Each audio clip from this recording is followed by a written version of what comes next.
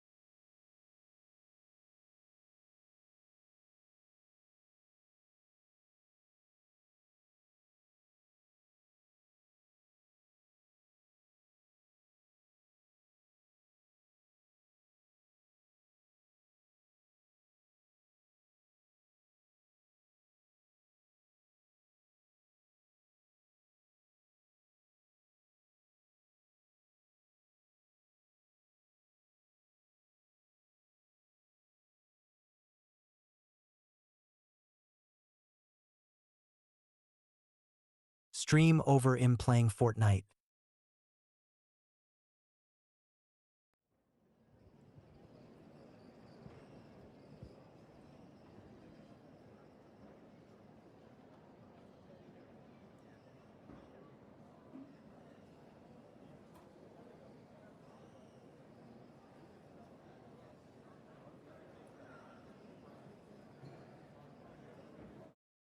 I am gay.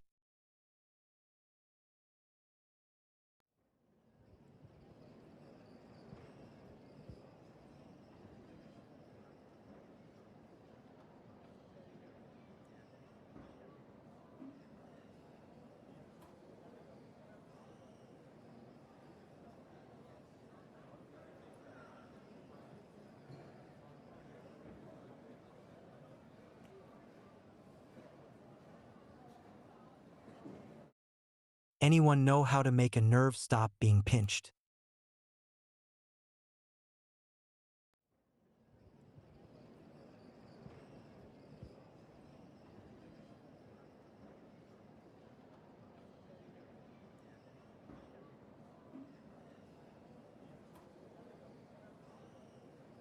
I'm on that good kush and alcohol.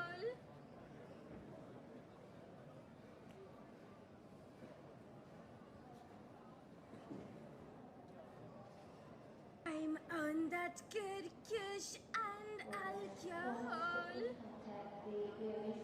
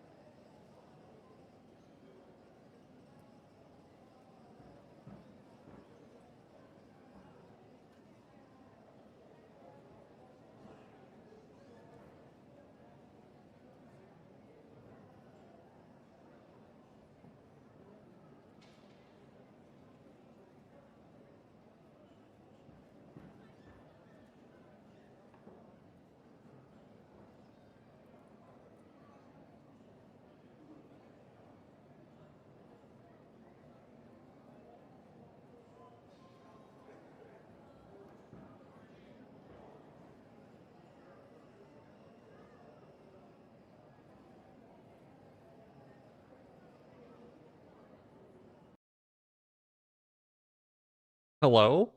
Hello? Hello? Hi everybody. Hi everybody. Sorry for the wait. Sorry for keeping you waiting 1 million, 5 million, 3 million, 8 million, 5 million years. It takes so long to turn on my computer and walk to the store and buy a bunch of peanuts.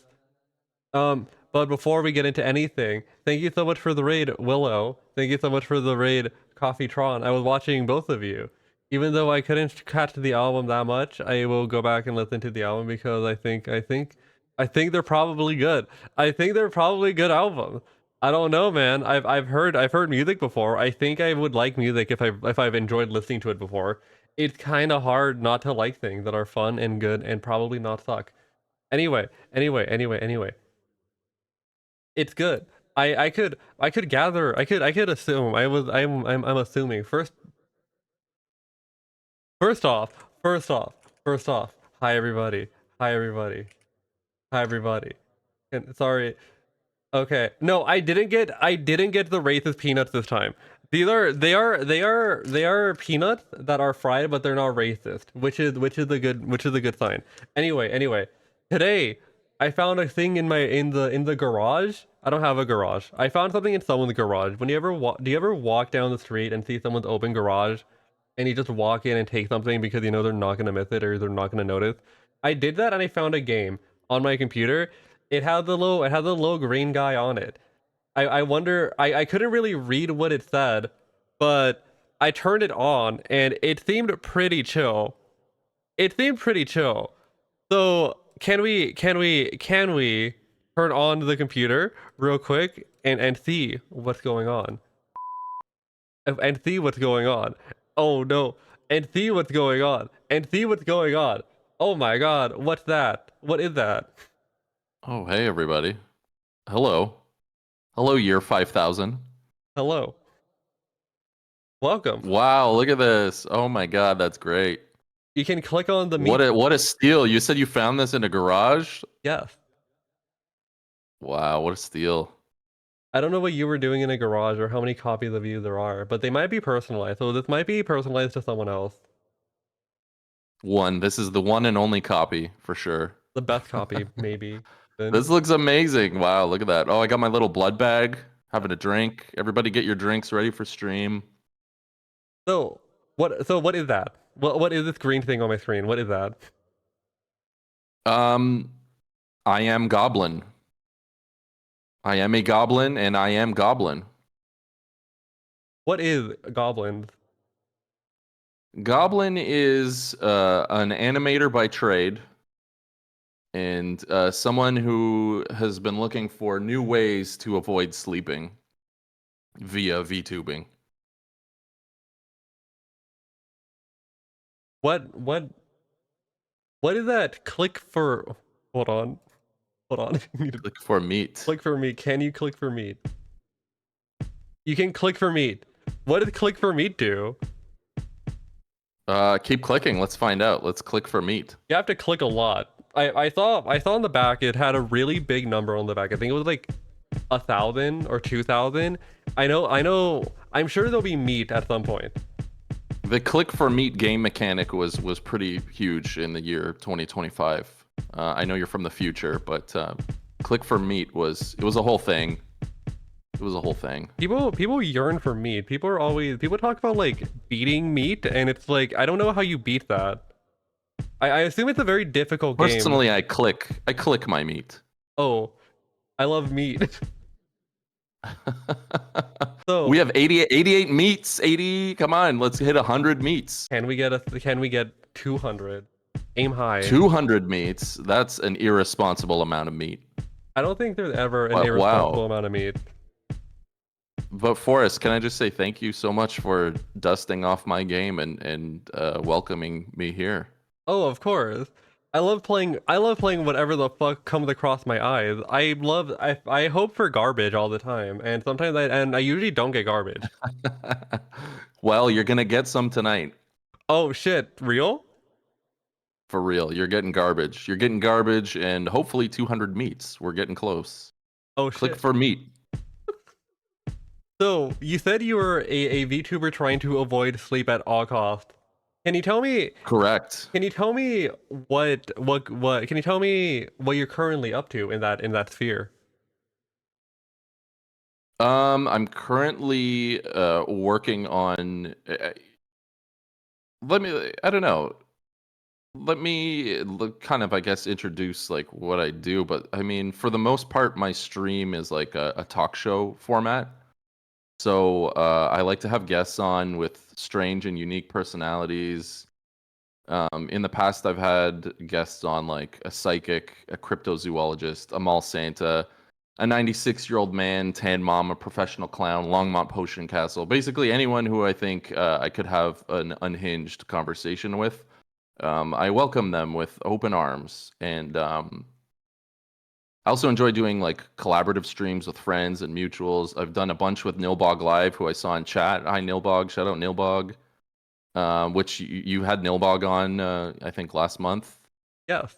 My concept of time is kind of slipping, so I think it was last month, which was a fantastic interview. It was so good. But Nilbog and I will come up with like a premise and just roll with it. Sometimes it's us just chatting. Sometimes recently we just did like an art stream.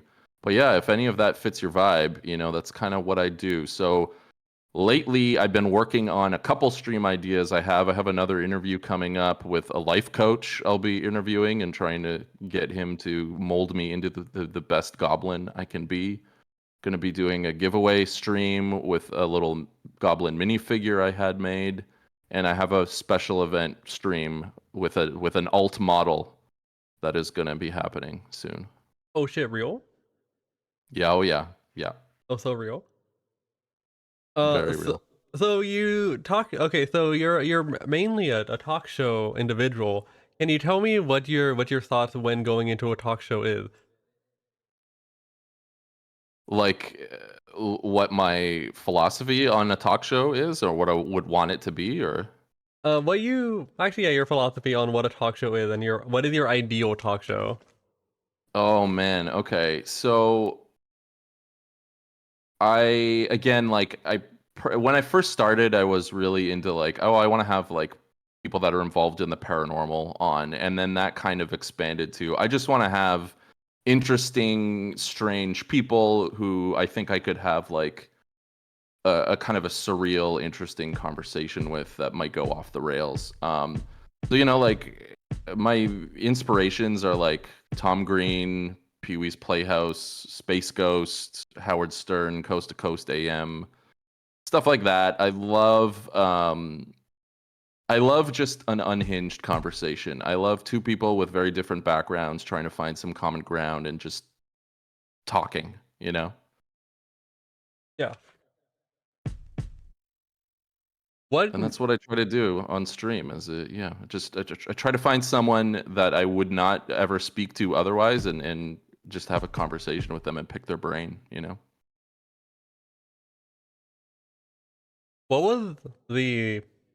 What made you get into VTubing specifically with the idea of going into a talk show? Um.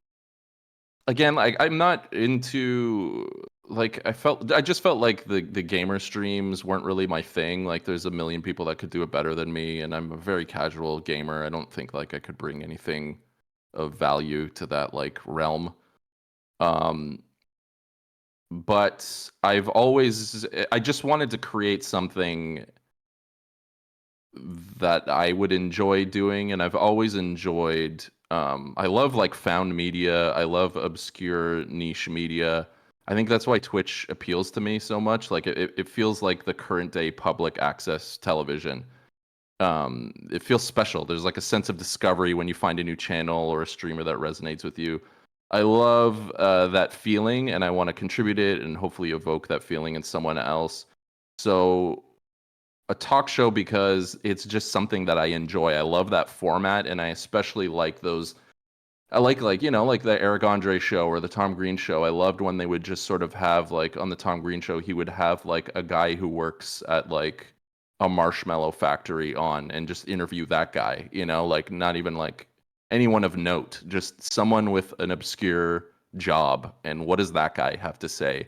And I just always found that like kind of fascinating and humorous and funny and surreal. So I wanted to channel some of that, you know. You talked about wanting to get You said earlier you wanted to get paranormal people on at the beginning of it. What was the motivation for that? That was just like I don't know, me just trying to have a starting point, like a focus.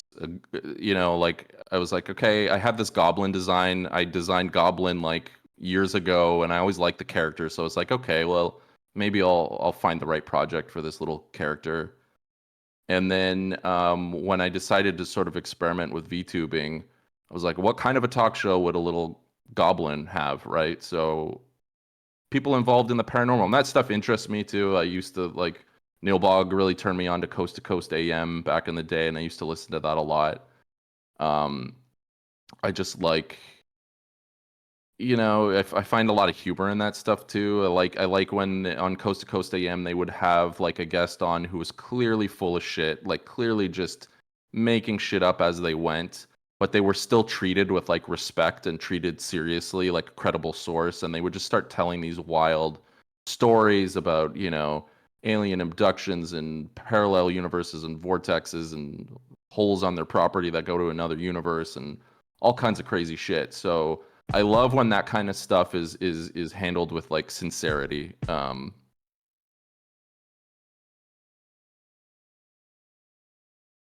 Before we continue, it is Women's Day. Can you name a woman? Oh, wow. Name a woman. Gobette. All right. Gobette. I will. She's the only female goblin I'm aware of. We're pretty like androgynous bunch. What do you think of women? I love women. I love men and women. I love people. I came out of a woman. So thank you, women. They're saying this nowadays. Before we That's what I've continue heard. further on, can you give a quick rundown of what you've mentioned can you give a quick rundown of what you do outside of the interviewing the people that you've interviewed? Well, I guess you already did Like that, huh? in real world, no, I can. No, I can. Well, actually, outside of all of this, if well, you're the whole okay to like, share. well, yeah. Again, like I'm an animator by trade, so like, my whole goal with this is to I love like the interactivity of streaming and VTubing. So I wanted something that felt like an animated series, that moved like an animated series. So like that's a big part of my stream too, is like you do like an amazing job with all like the interactivity of your stream. So that's like kind of an element I wanted to incorporate in mine as well, is like redeems that influence the set and the environment, and characters that will pop in, and reoccurring characters, world building, all that kind of stuff. So I just kind of wanted to take my animation brain sensibilities, whatever you call it, and kind of like inject that into VTubing.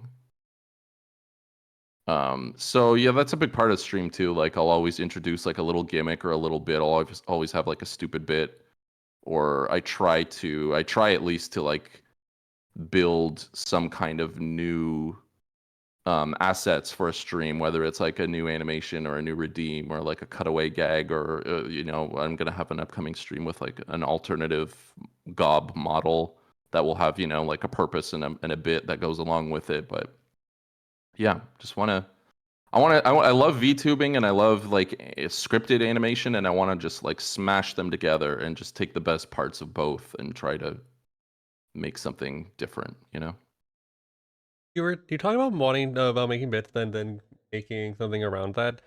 Do you have a specific thought process or a general process of coming up with the bit and what you want to do / incorporating into what you're doing in VTubing, such as when you were going drugs?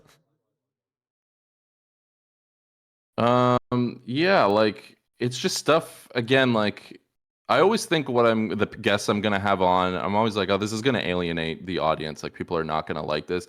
My creative process is actually very self-indulgent and selfish. Like I basically just do the bits that I would want to see, that I think I'll be entertained by, that I'll find funny myself, and then if anybody else who's tuning in like gives a damn or finds it funny too, then that's a bonus. But I don't know, I'm just kind of like creating, it's a love letter to all the things that I like. So like when I pick a guest or I come up with an idea for a guest, it's usually something that either a topic I find interesting or just somebody that I think would be funny to talk to and that I'll get a kick out of it, like, so I'm having this like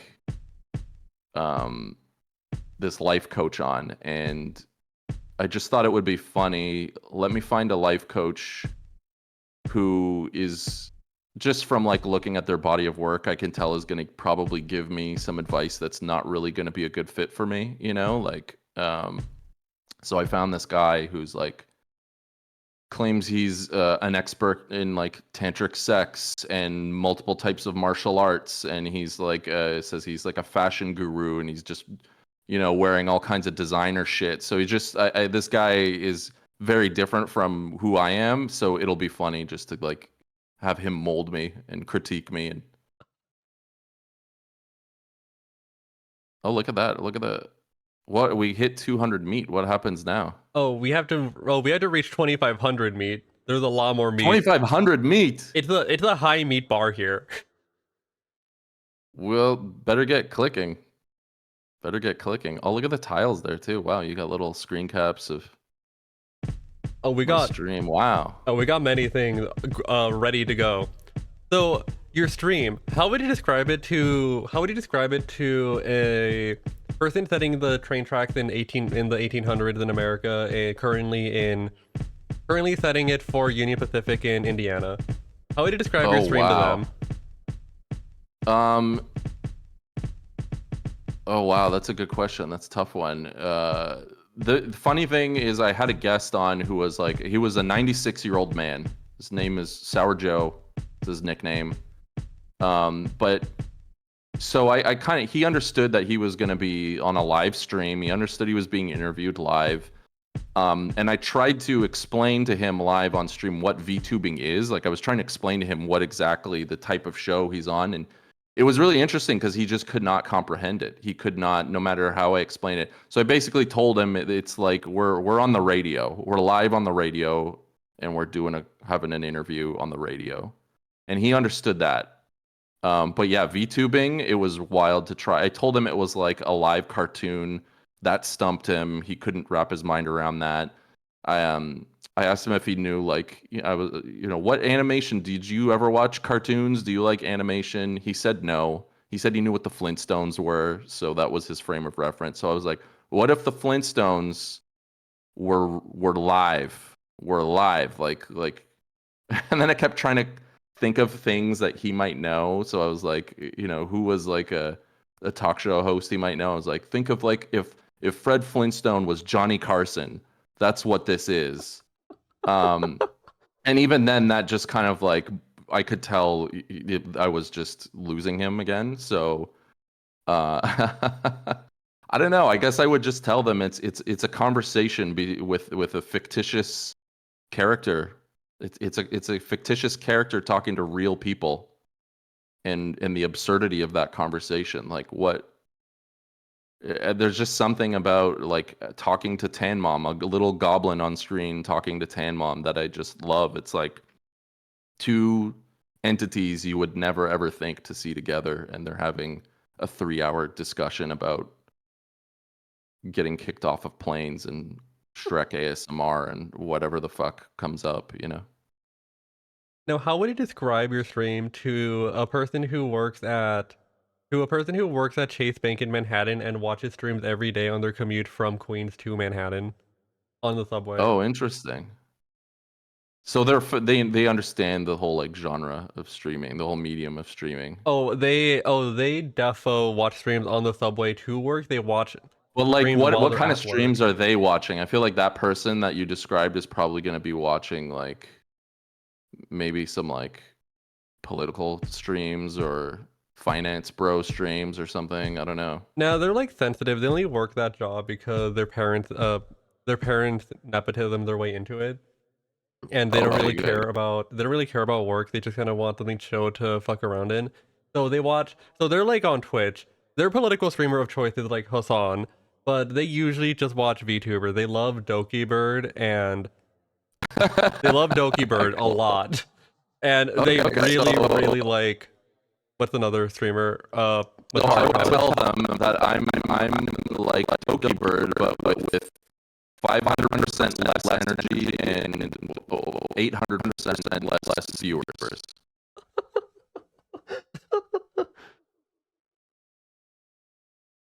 That's how I would describe it to them. No, I'm just. I always go straight to like the Space Ghost comparison to people, because that was obviously like a big inspiration. Obviously try to bring like my own perspective and voice to it, but it's like Space Ghost live. It's a live animated character interviewing people, and who doesn't want to watch that, People who suck and are boring. Exactly. So, what got you into the space of VTubing? Oh, that's a good question. So like about a year and a half ago, I was working on a project that was very chill. very low stress. Like it was one of the most relaxed productions I've ever been on. You know, work-life balance was at an all-time high. I actually had time to, you know, sleep and think and make my own stuff and create and work. And I was feeling really good, but then I was also noticing that the industry was kind of slowing down. So with that abundance of free time and this like motivation to learn some new skills creatively, I decided to experiment with VTubing. So I learned Adobe Character Animator, which is what I use for my rig. And I had a loose premise in my mind. And now, you know, a year and a half later, I'm fully addicted to VTubing. I love it. I think it's like, I can't say enough how much I think it's like this untapped medium.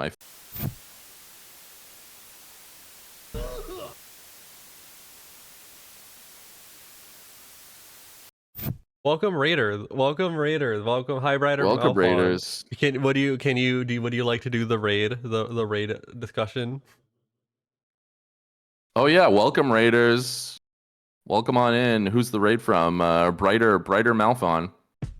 What did y'all get up to? Where were y'all up to? Assuming pregnancy. I'm a goblin from a computer game that Forrest found in a garage, and you can click for meat. Dusted me off, and here I am. Yeah, and make sure you click for meat. Correct. You might get meat. We need 2,500 meats.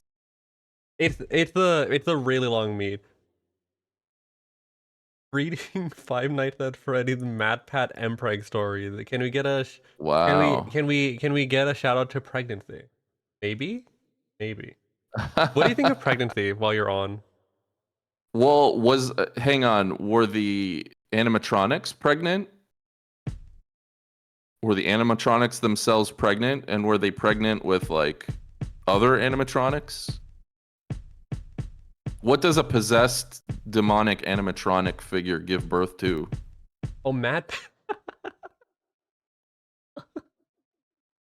Well, it's easier to envision MatPat pregnancy. I want to see an animatronic pregnant give birth to like the next stage in animatronic evolution. Do you fuck with the idea of a pregnant VTuber that you can use redeems to induce labor?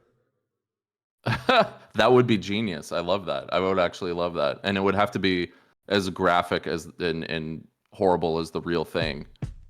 It would be a good way to like really, you know, throw the reality of birth on people. I don't know. I love that. I feel like there should be more stuff like that. That's like, to me, that's like the biggest strength of VTubing is the interactivity, you know? That's why, you know, people like you and Shindigs and people who really are like geniuses with Sammy, like, I think that's the way to go. And that's usually when I'm the most entertained is when there's an interactive element. So yeah, I mean, interactive birthing of a VTuber, I would be 100% on board with that. How many channel points do you think is worth induced labor? Oh wow. Well, I would want to make sure it was enough that it was realistic and it would happen, but you wouldn't want, or maybe you would. I mean, I wouldn't want that one to be spammed. I wouldn't want the birth redeem to be spammed. So I don't know, maybe like still pretty low, but maybe like 1,000. Maybe I'd say like 1,000 channel points to induce birth, or do you think there should be like a pool you contribute to? Oh, a pool. Yeah, I saw you could do like pool redeems now. Isn't that a thing? If we were pooling points, then I would say like we'd have to like make it a number that would really take some time. Maybe like anywhere from like 5,000 to 10,000. Ooh. It would have to be an event. It would have to be like, you'd have to earn it. You'd have to earn bringing new life into the VTuber realm. Now, do you think, I have two final questions about this topic before I go to something that doesn't suck. Do you think the VTuber birth should be C-section or not? Or do you think that should be up to the audience? Oh wow. Yeah, I mean maybe you'd have to pay more channel points for the natural birth, and if you just want to get it over quicker, then you could pay fewer channel points for the C-section. I think the C-sections would be like the shortcut. And Just get that VTuber out of there. do you think that the creature given birth to should become a prop in the future for future streams, or do you think they should just not talk about it ever again? A prop? Oh, that's so just brought into this world as a prop, as a device for a streamer. What a cruel existence. Yeah, they should be a prop. They should just, but also they should be a prop that's never acknowledged ever again. They should just sort of be like on a shelf or sitting in the corner and just with a blank stare, and they're never spoken about, and just have to exist as a prop. Real as fuck. This is what the elf on the shelf is. Yeah, that's that poor elf. I mean, I feel like I would give birth to something similar. Is that what 2,500 meats, guys? Give me all the meats, and maybe I'll give birth to a meat baby. I don't know. Yeah, there might be a live birthing on this stream, but I can't tell you if there is or isn't. Like that meat though. So I mean, with all this talk of live births now, you're getting my hopes up. Like I'm ready. I'm ready to give birth. I'm feeling my maternal instinct on Women's Day is National Women's Day is really starting to kick in. All the pieces are falling into place. I feel like this is the right time. I feel like National Women's Day is the perfect time real. to give birth live on stream. Speaking of baby fever, is there a specific streamer you'd like to point to for being an inspiration? / a specific stream? Yeah, oh my god, there's so many. I mean, Nilbog Live is sort of like my buddy. We go back a long time. We're close friends and stuff, and it's so funny. Like we're constantly brainstorming ideas and talking about what we're working on. And Nilbog definitely inspires me big time and gets my like creative birthing juices flowing. Yeah, I don't know. Big Nose Bug is one that really I kind of caught on to early on, and she also works in animation, and she brings a lot of her like talents and skills in animation to VTubing. So like that's really where I was like, wow, yeah, why aren't there more like animation professionals doing this? Because it's so like, I don't know, it's just the perfect medium for animators. So Big Nose Bug was one. Obviously Shindigs, Dead Sun Prime, who's another Unreal VTuber, Miss Lala, Takahata, Uoslab, Jal. I know you're really into music. I recently found this channel called The Fantastic Plastics. They're like a husband-wife band, and they do like a little live concert every Friday on Twitch. And it's amazing because it's like their whole setup, it's like video art. They do really amazing sort of almost like music videos, like video art music videos while they're playing, and it's very reminiscent of like Pee-wee's Playhouse. Like their vibe is very much like a musical Pee-wee's Playhouse, and I love it. Yeah, shout out to Big Nose Bug. She is iconic, and she's been so welcoming and cool and kind to Nilbog and I. But yeah, I would say my biggest sort of partner in VTubing is Nilbog. We're very much like feeding each other's addiction, constantly pushing each other to take on more projects and give up more of our free time. Real. So you were talking earlier about public access being inspiration as well, and I've had multiple people come on and talk about how public access has been a big thing to think about while streaming and how it feels like another era of that. I personally didn't really grow up too much with public access as a thing, so I'd like to hear more about what you mean specifically by that. That's a great question. I love it. And yeah, like I feel like there's a whole generation that didn't grow up with it. So yeah, Twitch is sort of like that now. I really believe it. Yeah, it's the public access cable of today. But I don't know, there was just something about it when I was a kid and it was always like late at night, and you would just find this programming, these shows that were so like they weren't polished. They didn't look like anything else on TV. They had zero production value, a lot of scuff. They were very niche. They always dealt with really sort of. They always had a really maybe unique or obscure perspective to what they were doing. And it really felt like a discovery. It felt like you were finding something that no one else knew about, that you shouldn't be watching in a weird way, like something that technically shouldn't be on TV, regular networks and producers and people who actually make polished content would never allow this to happen. So yeah, public access was just like a place for like weird shit to happen. And I specifically really remember discovering Tom Green. I grew up in Canada. I grew up in Toronto. So he was on in Toronto pretty early on before a lot of people knew who he was. And it was crazy because it was a talk show format. Again, big inspiration.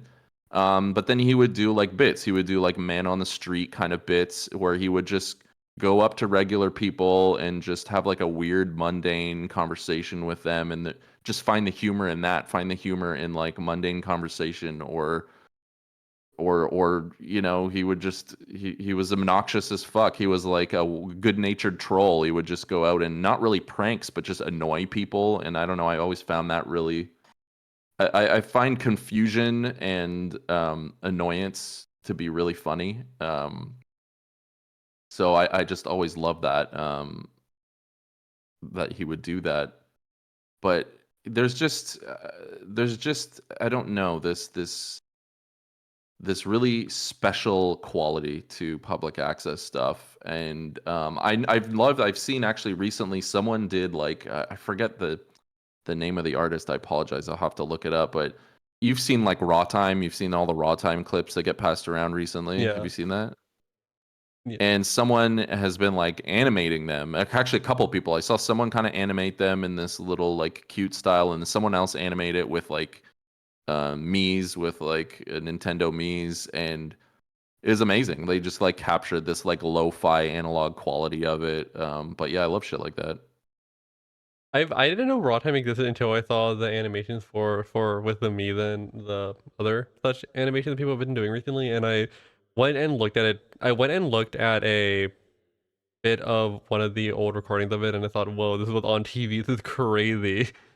Yeah, exactly. And it's like I only knew of it. I knew of it sort of before the animation because it would always kind of like pop up on like compilations. I used to love looking up like compilations of like obscure. I love like found media type of content. So there were some compilations that just had like random clips from bizarre public access shows from all over the country, and they're always regional too. So like a lot of it is lost. That's the thing too about public access. Most of it is lost media. Most of it you'll never know what existed.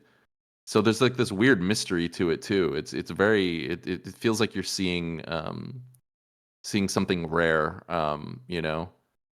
And now it only exists if someone back in the day like recorded it on like a VHS tape and now transferred it digitally. But yeah, like Raw Time, for people that don't know, Raw Time was like there's this goth girl who's hosting it, and it's like a music video. It's sort of like a music show, but the majority of the show is just her taking calls, and of course they're all trolls and they're all terrible and they're all fucking with her, but she's so calm and collected and so good at just like handling them.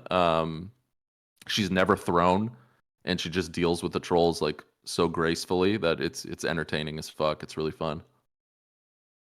I saw the only public access I remember seeing growing up when I was a teenager. I saw on YouTube a guy. Have you ever heard of Let's Paint TV? No, I haven't. So it's very strange. It's very strange. The guy also takes calls, but the thing is he's trying to teach people how to paint, but he's doing 3 other things at once. The one I saw was him walking on a treadmill while making a meal in the making a microwave meal while also painting stuff and taking calls. I love that. And see, I love that. To me, that's peak entertainment. I love shit like that. I love it so And much. he had the green screen, so his face is just infinite recursion behind him. And this was on LA Public Access. And he now See, I bet still, I'm jealous. Did you grow up? Did you grow up in LA? Is that oh yeah, sorry if that's too personal oh of a no, question, but I've been here my whole yeah, life. I'm jealous because I feel like LA would have had some of like the greatest public access crap back in the day. I'm sure they had so much weird shit down here. It's it's very interesting to see. That's the only one I'm aware of because he still streams on Twitch. Like Oh like wow, he's been okay. doing it for like 20 years.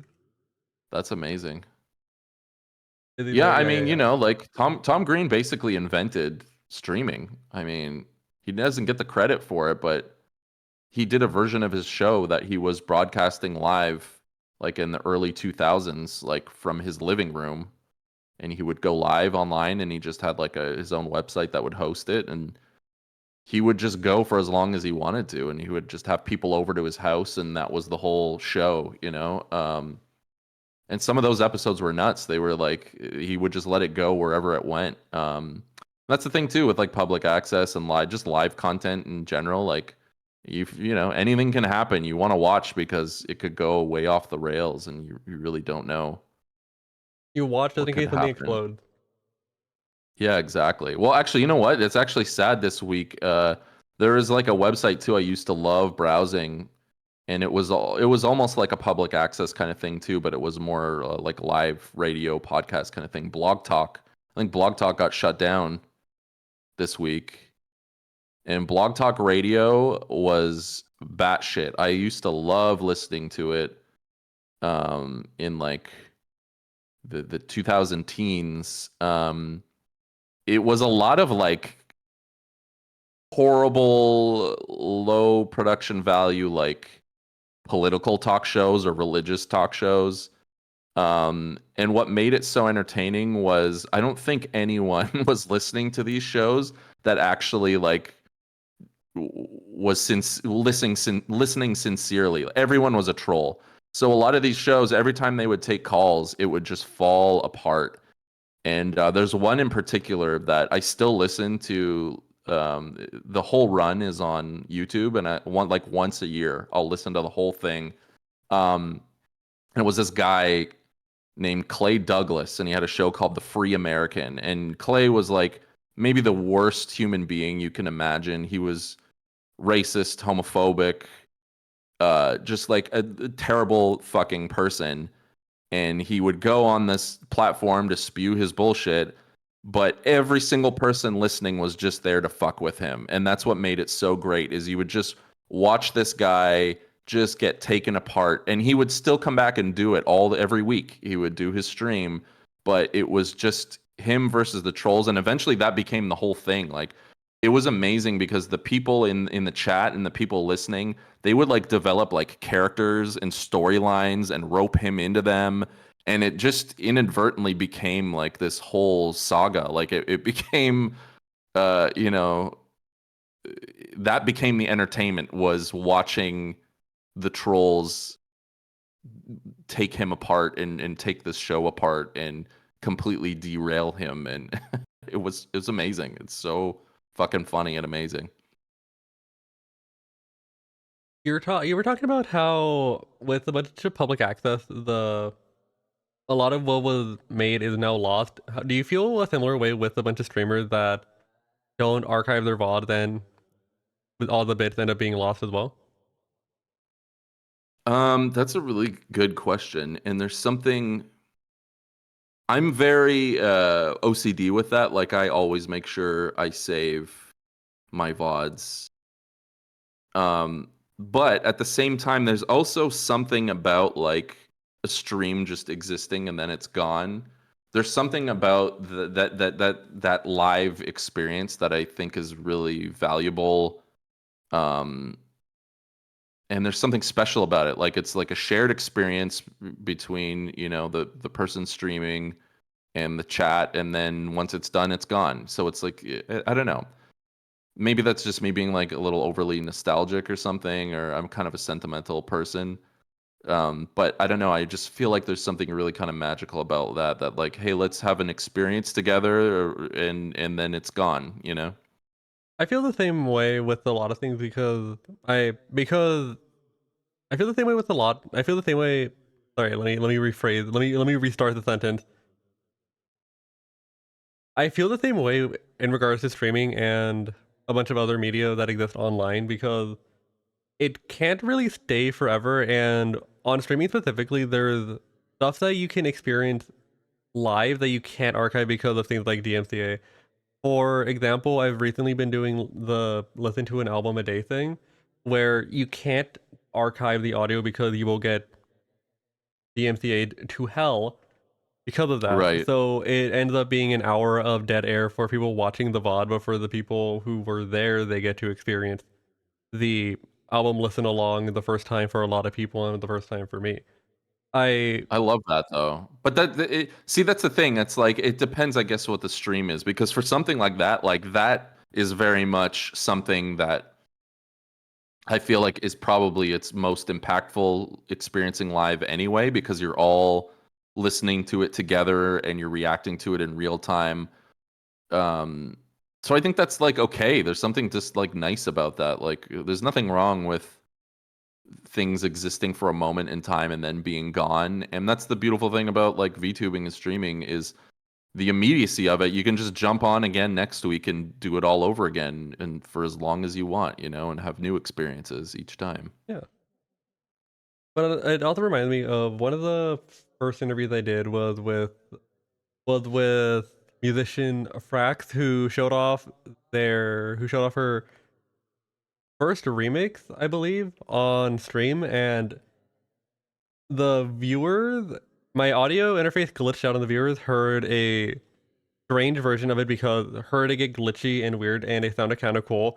But me and Frax could not hear it, and we couldn't go back and archive it because it was a remix of a very popular song. So that's Oh an wow. experience that only the viewer had, and I think that's really cool.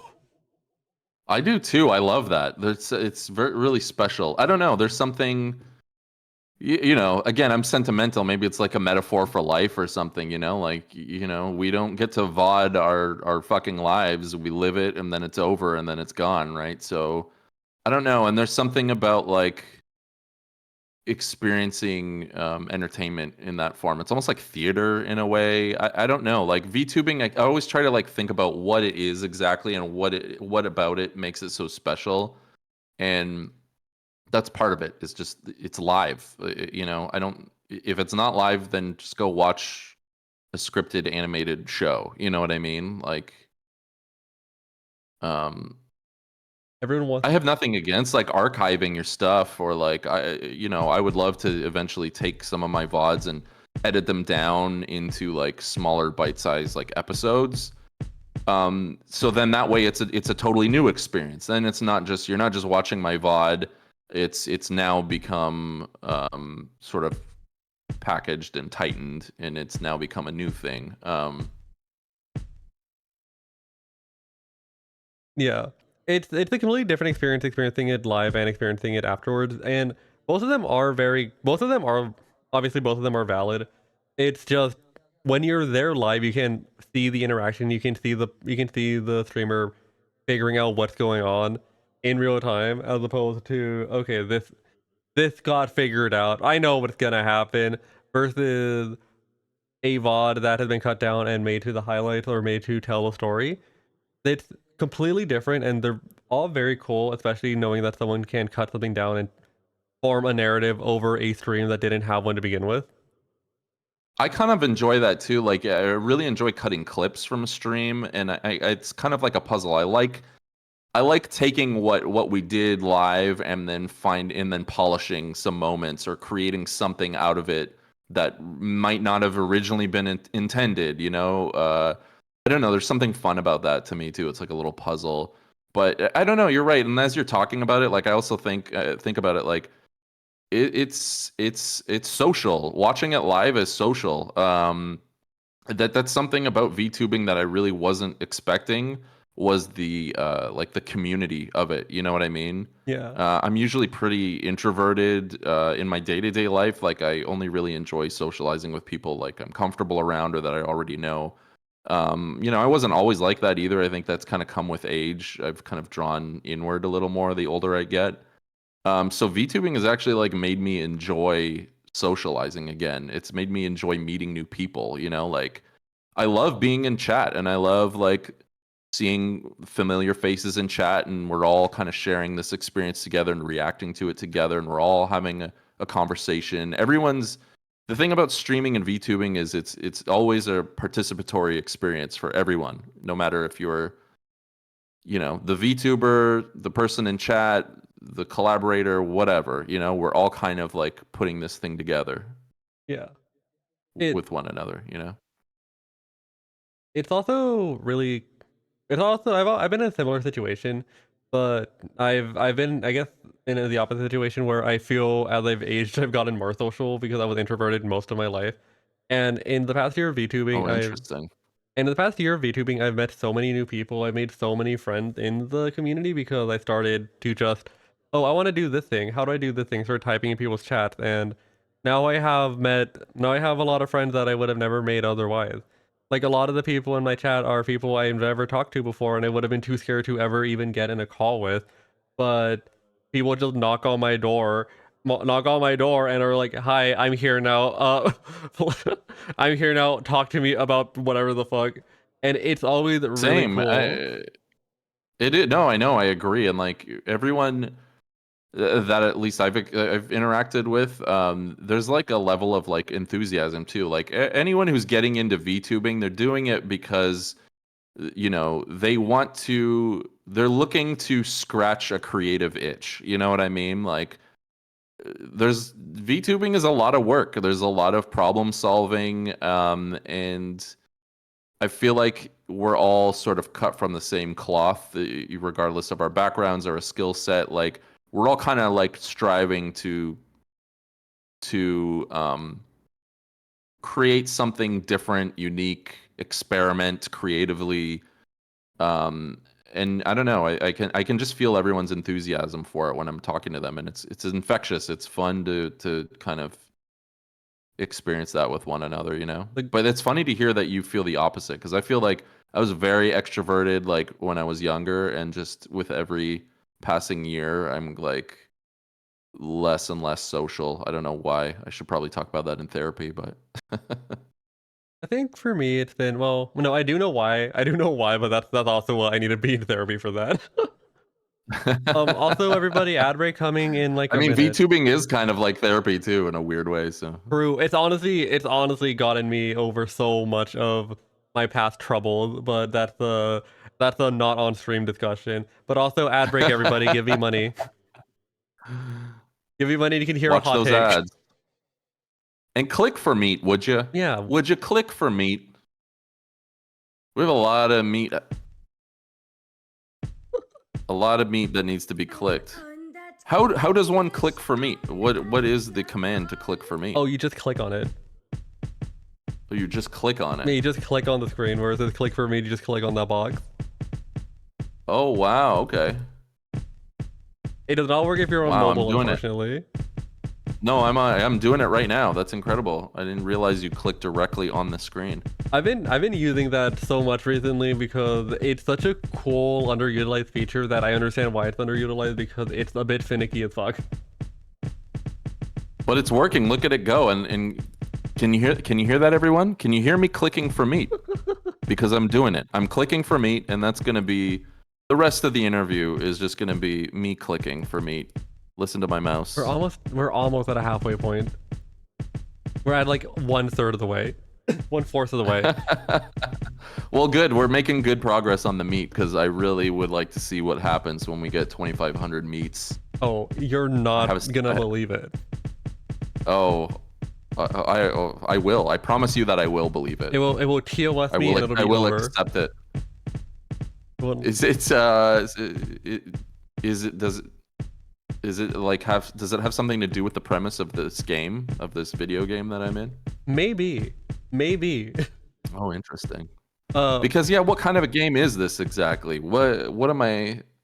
I don't know. So this is obviously from the past. So at some point, Goblin became a big enough hit that they made a terrible decision to feature me in a game.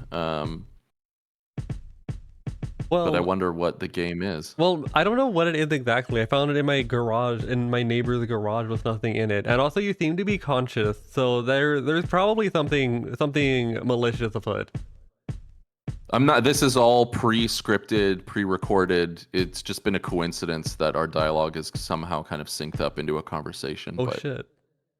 yeah, I recorded all of these lines 2,000 years ago, Real. hoping that someone would find it. What's your neighbor's vibe? What the neighbor you found? They suck and I hate them. I don't know their name and I've never seen them. Oh wow, okay. And you just went into their garage and took some of their shit? Yeah, why not? They don't know I what I like look it. like. I like They might even think I like live with them. You're gonna hear them out there. Where's my fucking goblin game? It was right here. I know it was here. Well, that's when you list it on eBay for an exorbitant amount of price, because if they care enough about it, they're gonna buy it back. Oh, nice. Okay. How much is the going price for the Goblin Meat Clicker game on eBay? Well, there's no name on this game, so I don't even know what to list it as. Maybe I should be like Meat. maybe I should be like a Facebook Marketplace old person and do bass drum, BASE. That's how you find the good stuff. Also, I like that I'm wearing I like that this is the PG version of me. I like that I'm wearing a loincloth in this game. Oh, that's been a big topic of debate on my streams, and it's been interpreted by different people in different ways. But I'm usually sitting behind a desk, and there's been a fascination about like what's going on with me from like the waist down. well, I just saw, if you want my real answer why a loincloth, because I saw the fan art and I was like, okay, loincloth. Loincloth, and Yeah, I there's don't have been enough different colors to make a interpretation. shapely ass.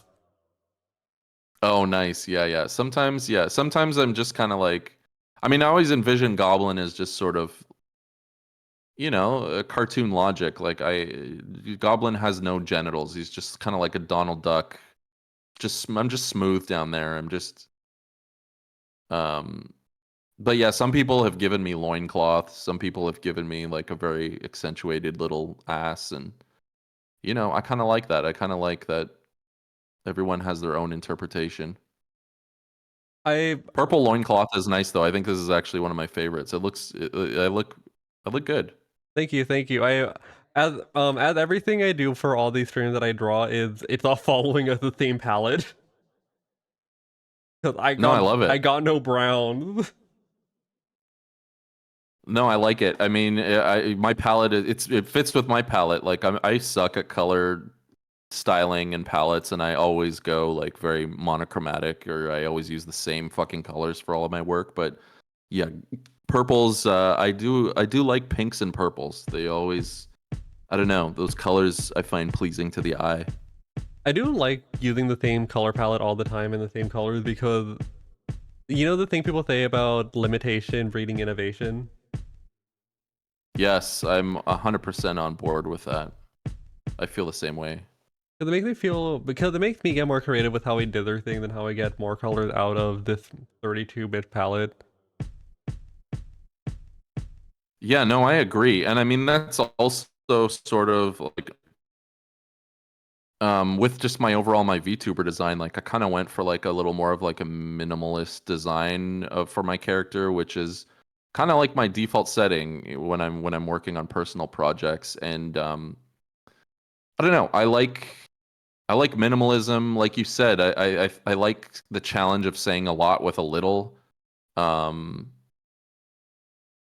it just helps me make choices too. Like when I know I'm not going to be throwing everything at it, every color, every detail. I can just make bolder choices. Yeah, and with the more limited stuff, you can do more with what you have there. It's like my motto is very simple, because like hell, I'm going to put 5 million jangly bits on me and animate that. No hate, but VTubers love jangly bits. There's like an unwritten rule that if you're a VTuber, you need 900 jangly bits. Everyone wants to jangle keys. It's like you have to have 50 different keys on it. It's like, no, you don't. Calm down. Like, I love the key. It's beautiful, but also, girl, I'm trying to watch the same. game. There's so much happening.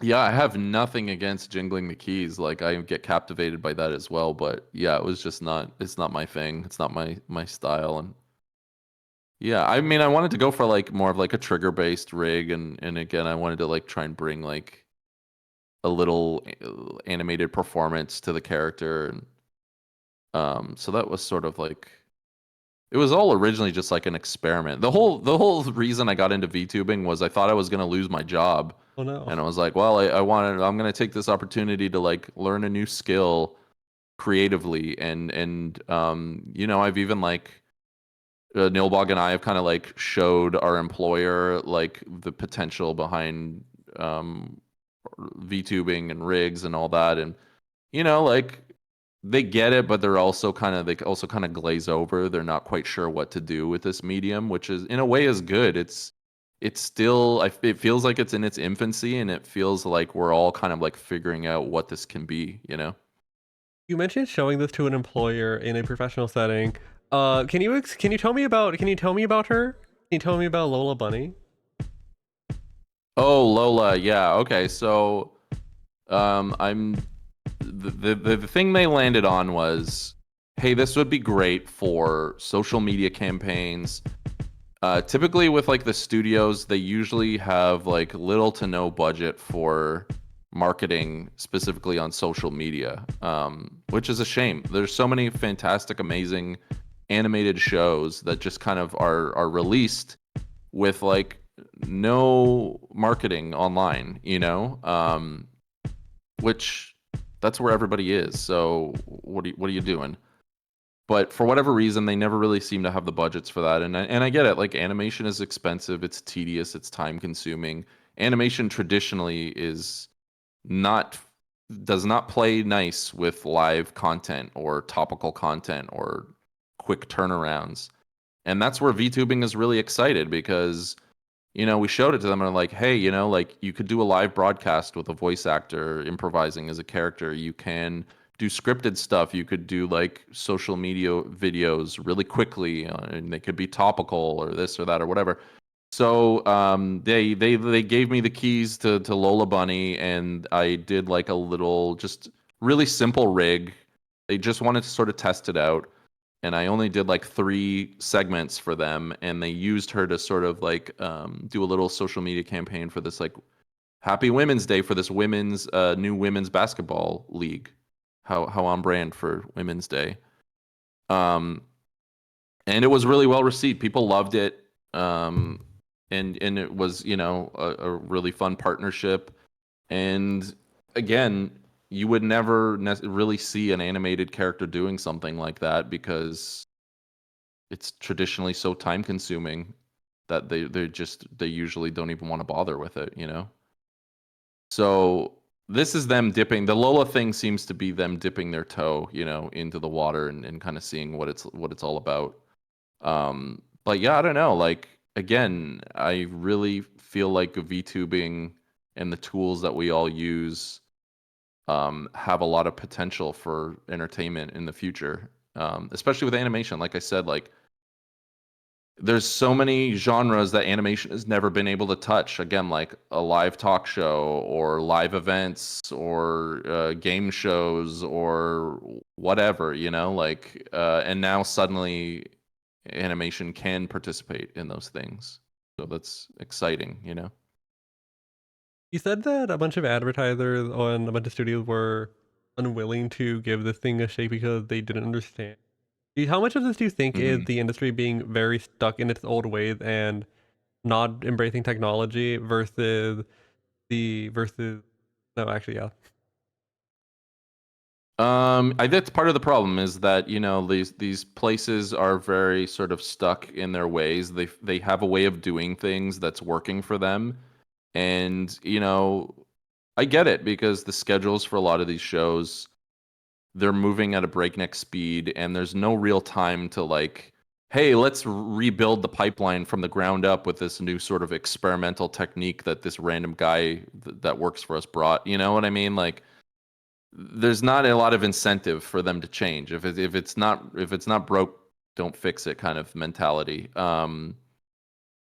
So yeah, I mean, for the longest time in animation, you know, Flash was like the industry standard tool, and then you know, Toon Boom Harmony came along, and even that still, Toon Boom Harmony has sort of been around for a while, and I still feel like a lot of studios are only now starting to fully embrace it. So it always takes time for them to embrace new tools. And that's why this is so important. That's why it's important that we do it here, because you know, we're the ones that are going to prove that it's viable. We're the ones that are going to show that this technique is something people should be paying attention to, and this is where we can play. You know, this is where we can experiment. And that's something I've learned over time too with my career, is just like, don't wait for permission to make something. I'll show them something cool if I think it's worth their time, but if they're hesitant or they don't want to do it, I'm going to do it anyway. You know what I mean? So I'm not going to wait for them to say, okay, yeah, you can do this thing. I'm going to go home and be a goblin in my free time, and it's fun and cool, and I think there's something to it, you know? Yeah. Do you think that this type of reluctance to embracing technology is primarily with big studios and big studios versus indie studios? Or do you think it's more of a country by country basis, or do you think it's a general industry wide type situation? Um, I think I think it's an industry wide kind of thing. I think people just in general just um you know, there's always the learning curve. You always have to suck at something first. There's always bumps in the road when you're learning a new technique. And when it comes to the studios, when it comes to learning something in your free time, the only thing that's costing you is your time, right? But when you're doing it in a studio setting, it's costing them time and money, so they're even more or less likely to want to like learn something new, because it's going to cost them money. They're going to have to train people, they're going to have to come up with a new pipeline, a new way of integrating these tools. um but yeah, you know, like, I think of like when the industry, and I wasn't around then, I wasn't working in the industry then, but I think of when it made like the jump from like analog to digital, like when they went from like cell painting to digital animation. There was a lot of reluctance then too, not just from the studios, but from the artists too, because the artists had spent so much of their time learning how to do things one way. And I get it. It's scary to learn something new, and it's scary to like, well, I'm really good at doing things this way, but now I have to learn this, and I might not be as proficient at it. So I get the fears. It's always scary to learn something new, but you know, it's the only way we're going to create new things and progress, right? Is that Tan Mom up there? Oh my god, there's Tan Mom. Speaking of, can you explain getting setting that up? Can you explain that? Hi Patricia. I love Patricia. Oh my god. I just noticed you put Tan Mom up there. That makes me so happy. Man, where do I even start with Tan Mom? Well, she left me a voicemail today that I haven't listened to. I always need to sort of like mentally prepare myself before I listen to her voicemails. Usually when I reach out to guests, I use like a burner number that I have like on Google Voice. That's usually how I contact guests. With Tan Mom, it was a total mistake, but by accident, I contacted her with my real phone number. And now she texts me, she calls me all the fucking time. I'm not even kidding you. I get maybe 4 or 5 voicemails from her a week, texts every day. And I don't answer most of them, but she still does it. She's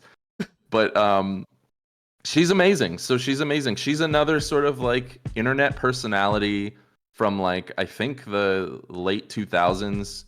she was on like a local news. She was one of those like viral videos of like a bizarre local news story. So the story was from like New York, and she had been banned from every tanning salon in the tri-state area. So she had been banned from tanning. And in the interview, they're interviewing her, and she is so ridiculously tan in that interview. It's just so funny. And she's talking about how it's an outrage that she's been banned, and it's totally not right. And it's, like they're, encroaching on her freedom, and it's her God-given right to tan. And she's an American. She's allowed to fucking tan if she wants to. It was just great. So she's always kind of like been around since then. She's had like this weird quasi celebrity since then. But she recently wrote a book, which I've been reading, and it's fascinating. It's like her life story, and I think most of it is made up, which makes it even better. She's really, I know you love music. You should listen to some of her music. She's released some really I don't know where she made incredible music. singles. Oh yeah. She's released some incredible singles. She's made music videos. I recently spoke to her, and for some reason, a German film crew has been following her around, and she gave them permission to do this, but she also does not know what it's for, which is amazing. So I'm not even shitting you. She has a German film crew that's just kind of following her around right now, and she doesn't understand them. They speak English, but with like a German accent, but she can't understand them. She doesn't know what they're doing. And that was kind of like similar to when I had her on stream. I had got a cameo from her to use on stream, and then she DM'd me because the cameo request was kind of bizarre. And she was like, "Why did you ask me for this? And who are you? And what's your story?" So then I started talking to her, and I told her, "Oh yeah, I do this like live stream. I'm an animated goblin." I gave her the full premise, and she's like, "Can I come on?" And I was like, "What? Fuck yeah, of course you can." And so she came on, and we spoke for like 3 hours, and it was the most. I don't even know what we spoke about. It just went all over the place. It was any topic she wanted. I was like, "Go for it." We tried to teach her about ASMR. She told us about the time she fell down a well evidently and was trapped in a well for like days, and she talked about getting kicked off a plane. She claimed she was kicked off a flight because she was too seductive, and they kicked her off the flight because they told her she was too seductive to be on the flight. Yeah, she has wild stories, and she's just one of the most interesting people I think I've ever met. And she's extremely wealthy. She has a beautiful house in Florida. She has a yacht. As far as I know, she does not have like a 9-to-5 job. She's just always kind of doing strange creative projects. But I love her. She's just the most. What I look for in my guests is I look for like authenticity, like people who are really unique, but like in the most authentic way, like unapologetically themselves. And Tan Mom is like the greatest example of that. If you don't know Tan Mom, I highly recommend you just Google Tan Mom and just go down the rabbit hole of all her appearances and videos and music and everything. And she's just so interesting to me. I love her.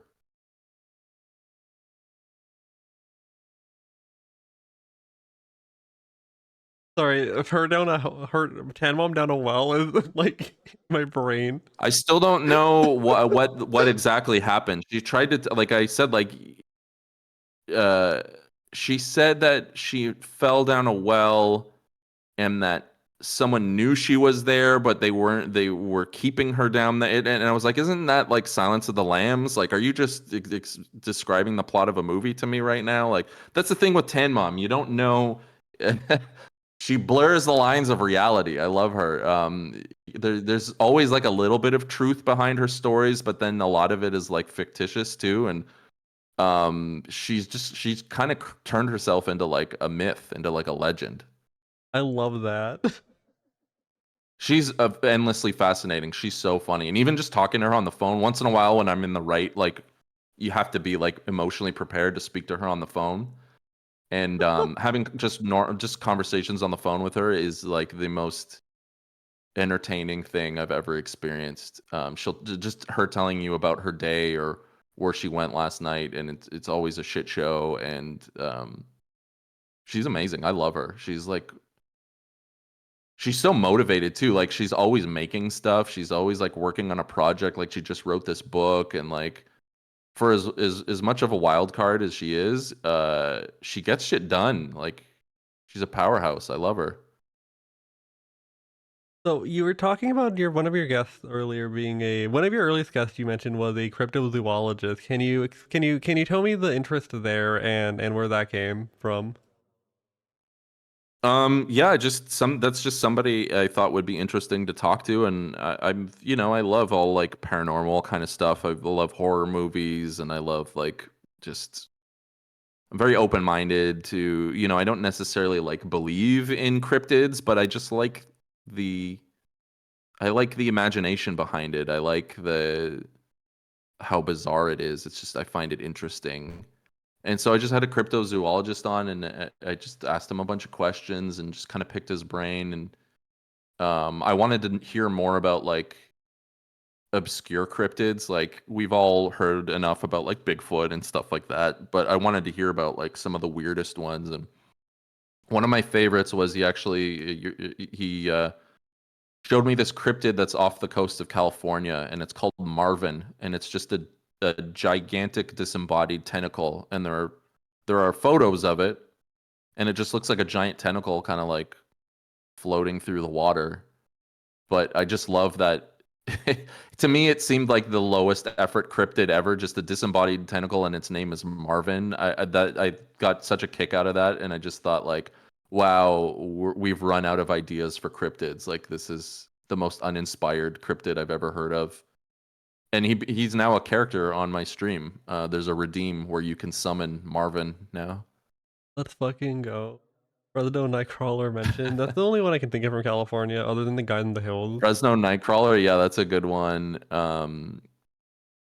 He had some interesting ones. There was one that was like, it was like a prehistoric tortoise, like a giant tortoise that's been sighted. I don't know which. Oh, that's a good question. Which cryptid would make the best VTuber? I feel like they would each bring a different energy. Like it depends what kind of stream. True. Oh my god. But that's a question for later, unfortunately. So speaking of streams, you were recently on a fire fundraiser stream with Nobog, Big Nose Bug, and Lala. Would you like to explain Yeah. what all? Yeah, that was really fun. That was all Big Nose Bug was really kind to invite us on her stream. We're all Lala, Bug, Nilbog, and I all live in like the Los Angeles area, so we're all kind of like living through the LA fires, and it was like, I mean, you were here, you saw what was going on too. It was just like my house. Yeah, same here. I could see it from like my front door, and it was fucking terrifying. Same. And it just felt like this collective trauma. Like I could feel us all stressed the fuck out. And so doing that stream was actually really cathartic. Like it felt good, obviously, just to like help our community and help the city that we love. But it also kind of helped me kind of get over the trauma of like the week we had just had. Because we kept it light, and it was just like a fun hangout, and it was nice. It was very cathartic. The premise was great. We discussed our early childhood cartoon crushes, and if people donated to the cause, they could submit like who their first cartoon crush was with like a picture, and we would sort of like critique it and evaluate it, and just kind of like have a general discussion about that character and whether we would, have a relationship with them or not, and just go down that, get into the weeds on that. I remember when the fires happened, remember when the fires happened. I went to go volunteer nearby for the fire near me, and we got turned away many times because we had too many volunteers, and there was something about like hearing that denial multiple times that made me feel really hopeful about everything going on, because it was It so is many people that they couldn't keep up, and they had enough supply, and then everyone was taking care of each other. It's like, whoa. It is really nice. Like, if there is, like I said this on the charity stream, but like if there was a silver lining to the fires, it was like as a Los Angelino, like seeing that sense of community in Los Angeles is like really rare.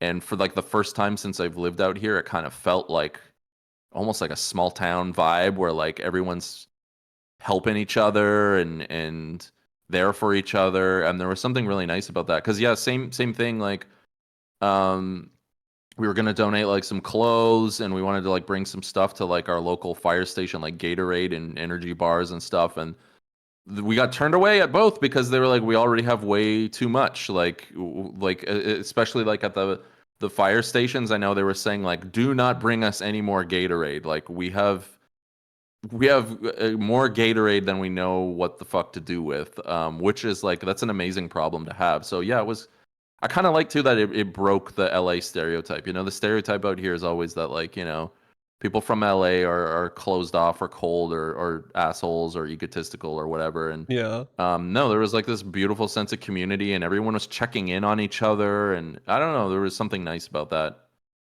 The LA stereotypes always drive me up the wall because it's always, please just leave the rich neighborhood. Yeah, I there's know. more I to the mean, city. it's usually an opinion formed by someone who was either here on a vacation for like 2 days or isn't actually from here. Yeah. I mean, it's insane to make any generalization about LA because you can find any type of people, any group, any community you want out here. Like, everything is out here. It is quite literally you can find the second biggest city in the country. yeah, you can find you can create any narrative you want. Find any circle of people you want and say, oh, it's that. Yeah. But yeah, no, that was really cool to be a part of that. And again, like, Bug is someone who like inspired me from day one. So the fact that, at this point we've had lunch together and we've hung out together, and she's been so supportive and kind and sweet, and she's just such a great person. I don't know, it's been really nice to like collaborate with people that inspire me, and I don't know, that I admire, That's how I feel. That's how I've been feeling with a lot of the interviews, because I low-key get a little. I don't know if it's starstruck, but I'm like, oh my god, I think you're so cool, and I'm talking to you for the first time, and I'm like, I need to calm down. Which I felt like with like most people I've talked to. No, me too. Like, I always get a little nervous talking to another VTuber because yeah, like they're all like in this weird like celebrity status in my mind. It's I've met a couple people that I've like in person through VTubing, and it's very surreal to like meet them in the real world. And yeah, it's funny. It makes me like nervous. I get all like nervous. I'm like, oh wow, it's so and so in the flesh. I've yet to meet anyone in real from wait. Yeah? No, hold on. I haven't met anyone through VTubing in real life except for the one time in a furry convention I went to the VTuber meetup. I was like, I want to see what's up, and I feel so bad because I looked so bad that day because my hair was fucked up because I ran out of the shampoo I had. Oh, that's always the day. That's yeah. You always. It's always those events where I'm like, oh, I forgot to you forget to shampoo, or oh, I ran out of deodorant that day or whatever. So I guess I'm just gonna It's always a bad dog hair it. day. The day you meet people. Yeah, that's true. That is true. I mean, fortunately, I only have like 2 little hairs on my goblin head, so it doesn't take much to style them. But Real. no, I didn't know. I've met like 3. I think I've met three people in person now through VTubing, and yeah, It's exciting. It's fun. It's like I said, like we were talking about earlier. Like it's just the socializing and the community and connecting with people is something I did not expect when I started this, and it's actually something I've really enjoyed. Yeah, it's one of my That I didn't favorite even think things. I would enjoy, really. But Speaking of VTubing, you seem to have made a model for VTuber Doki Bird of Garfield.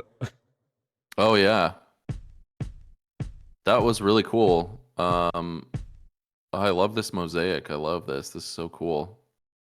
My life flashing before my eyes. Yeah, that was wild. Like, I feel that's the thing is like I was so not aware of VTubing until maybe like 2 years ago. And even Doki, like, I know she's huge, but I'm very like I was only slightly aware of her. You know what I mean? Yeah.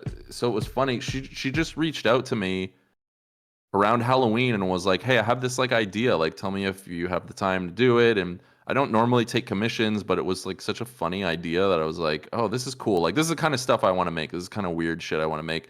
But it was basically for her Halloween stream.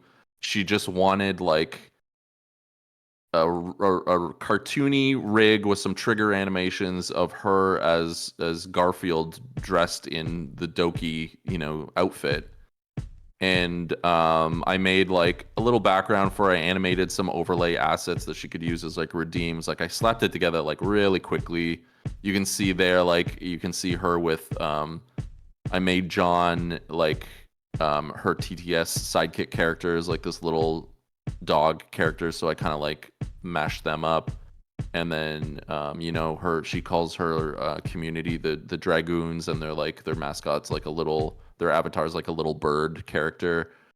So I made Odie like a dragoon, and it was fun. Like it just playing with her design and trying to capture the like 90s Garfield feel. Like I painted like this background for it and stuff, and it was really cool. And she was very easy to work with, and that was like a dream collaboration where someone has like a cool idea and then you feel inspired by their idea, and then they just kind of like let you loose to just do whatever you want with it. Like she had very little direction after that, which was really cool. She totally put her trust in me, and then her stream was amazing and hilarious, and was fun to see her use it. Throughout VTubing, you seem to have done a lot of collabs with other VTubers. One that I am very curious to hear, and I felt really bad that I missed because I was so excited to see it, but I got caught up with something, was your collaboration with Giop on Zillow. Oh yeah, that was fun. I love that premise so much. Yeah, that's the thing. Like, and you and I are kind of talking about this like before stream, but like, I love a good gamer stream. I have nothing against it, but like, I really get excited when someone comes up with like a really unique bit or premise, or is just doing something like, that's different. So Giop does like this really great Zillow stream where he finds just really unhinged, crazy home listings on Zillow, and then for like 3 hours we just go through them and just kind of like critique them, and he kind of surprises you with them.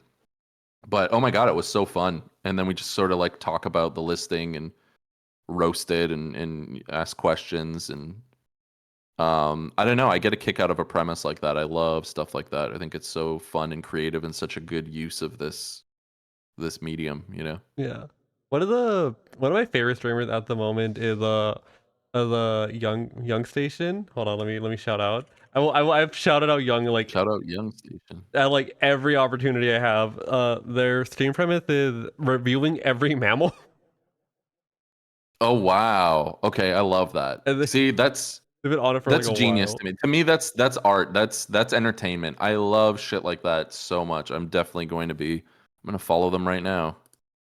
So they're reviewing every mammal. Every mammal, and at the beginning of each stream, you roll four.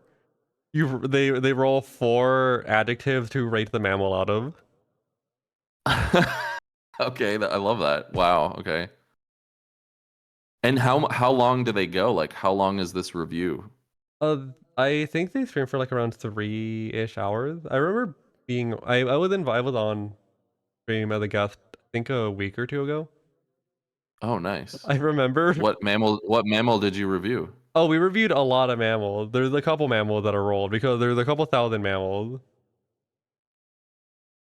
Oh, so it's not just one mammal per stream. Like there are multiple mammals. Oh yeah, it's review a mammal then roll another mammal. Okay, got you. I was like, wow, they're doing 3 hours on a single mammal. I'm like, that's wild.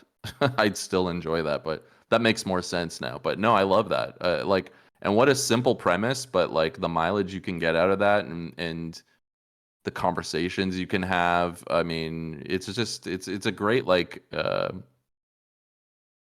I feel like it's a great like conversation lubricant to have like a loose premise like that, and then you just it could go in any direction.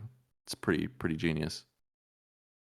Another stream viewer that when researching we call was bored with a Ouija board stream, which I'm not sure of the entire context because I was low key scrambling a little bit. But I saw the Ouija No, board. that I was was. like, whoa, that's awesome. Oh, thank you. Yeah. That was like a fun asset to build. It was like it would like track with my stylus. So like I had like a little animation trigger so I could have Gob like in a POV shot, like grab the planchette with his hands, and then I could use my stylus to move it around the Ouija board. And there was like some really simple like lim IK, so the arms would track with it and the movement, and it was fun. It was fun to like that's like a little goal I make for myself. Like with every stream, I try to build something new. I try to keep it interesting for myself. I want to bring a new element into each stream I do. Like even if it's a small asset, I just want to bring with something new to play with. You know what I mean? So for the Halloween stream, I had the Ouija board and would just like take questions from chat and we could ask the Ouija board. I had like a little quasi interview game thing with like a ventriloquist dummy on that stream, and yeah, I just that again, that's the beauty of VTubing is the immediacy of it. Like you can have an idea and you can execute it pretty quickly. And sometimes it works and sometimes it doesn't, but at least you can like get it out of your system, Yeah. It's like a bit of the immediacy and the bit of the you can just do so much. You can just do so much and just have it be done there. Yeah, exactly. I mean, again, working in animation, like it's such a slow, tedious process. So to have the like immediacy of VTubing, it's refreshing. It's fun. Another collab that I remember watching was one where you introduced beloved character Brad. Can you tell me Yeah, everybody can you loves tell Brad. me what's up with that? Yeah, Brad, there he is right there. Brad is an obscenely large cucumber. I was a guest on Takahata's stream at the Weary 101. And I love what he does too. I mean, that guy is just like such a great personality and just a great speaker, really funny guy, great at like improv and ad-libbing. So like when I went on there, like he's brilliant with like bits and he knows how to play along with a bit. So I've been on his stream twice, and each time I went, like I wanted to bring some like triggers, some animations, some little things to like spark a bit and just kind of see where it goes. Like I wanted something that we could use as like the seed for whatever a bit that we would do. So I figured like, okay, my idea was he's a bar, he's a bartender. His stream takes place at a bar, and every stream he asks, his guests what they would like to drink if they want a cocktail. So my stupid little idea was, okay, I'm gonna ask for like a cucumber gimlet, but then the setup for the bit is gonna be I brought my own garnish, I brought my own cucumber for my cocktail, and then I pulled out from behind the bar this like giant, obscenely large cucumber with the name Brad written on it in Sharpie and like kind of smeared a little bit. So I just let it go from there. I just was like, they didn't know I was going to do that. And part of it was like, I just want to see how they react to it. And then let's riff on that and see where it goes, which is fun. You know, that's part of VTubing is like this element of like improv, you know,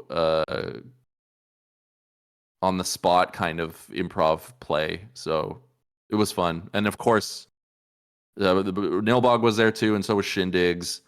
And so all three of them like ran with it, and it turned into like a really great bit. I loved how it turned out. It was fun. A lot of VTuber bits are like they can be born out of literally anything. Like one of the ones I remember watching from you was your New Year's stream with Nilbog, and it made me think of, wow, VTubing is so collaborative a lot of the time because it's so easy to talk to other people, and you can just it's honestly just improv theater with other people. It's always more fun with other people. Yeah, exactly. And seeing events like New Year or seeing events like Christmas or Valentine's Day, events that a lot of people don't really will either have plans for, or when they don't, they're like, oh, we can do this, is always a fun thing to watch. Yeah, I love that element of it. And then I mean, even like going back to Brad, like this is like the genius of these people and collaborating with them. Like Shindigs started creating like a TTS AI personality for Brad. So he was creating like and that turned into like, what's Brad's personality? So all of us started like brainstorming what his qualities are. What are the qualities of this cucumber? And Shindigs like made a little AI personality for it with like a TTS function, and then we could have a conversation with Brad. And you know, like none of that was planned. That was all just kind of like on the spot. And that's just fun. That's like playtime. That's like magical to see that unfold. And again, like, you know, I've done bits too that were complete garbage that sucked. Like that's valuable too though. Like sometimes it works and sometimes it doesn't. Sometimes I'll like work really hard to like build an asset or something, and I'll want to use it, and I'll be like, oh, this is gonna land, this is gonna be funny and great, and then it's not, and it sucks, and it's like, okay, well, on to the next thing. And you know, it's been nice with VTubing too, because it's kind of been teaching me to be like less precious with my ideas and less precious with like my art, which is tough for me, I think, at first, and it's still something I'm struggling with, but it's a good exercise in like, get it out, it is what it is, and then move on to the next thing. And you never know what's gonna like work and what's not, you know? Yeah, not all bits can be bangers, but that's okay. That's just life. Yeah, exactly. Or even like we were talking about, like when something, you know, when you have like a technical, you know, when something's like scuffed or glitching out, or you're having like an OBS fuck up, or you know, learning to like let go of control and just kind of like ride that wave, you know, I think is like a valuable skill and lesson. And you end up with a new bit because shit is breaking, or things that are does not it stress planned. you out though? Like when something doesn't go according to plan, like are you just good at like moving past it, or does it like stick with you? Does it bug you? It doesn't really bother me outside of the moment it happened.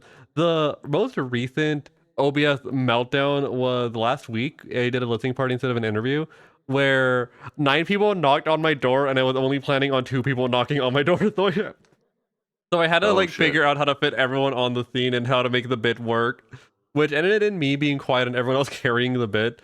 But it's not something that I was not opposed to it. I was very happy that it was happening because it feels like how do I say, like a love letter to the community, because it's just the community coming in.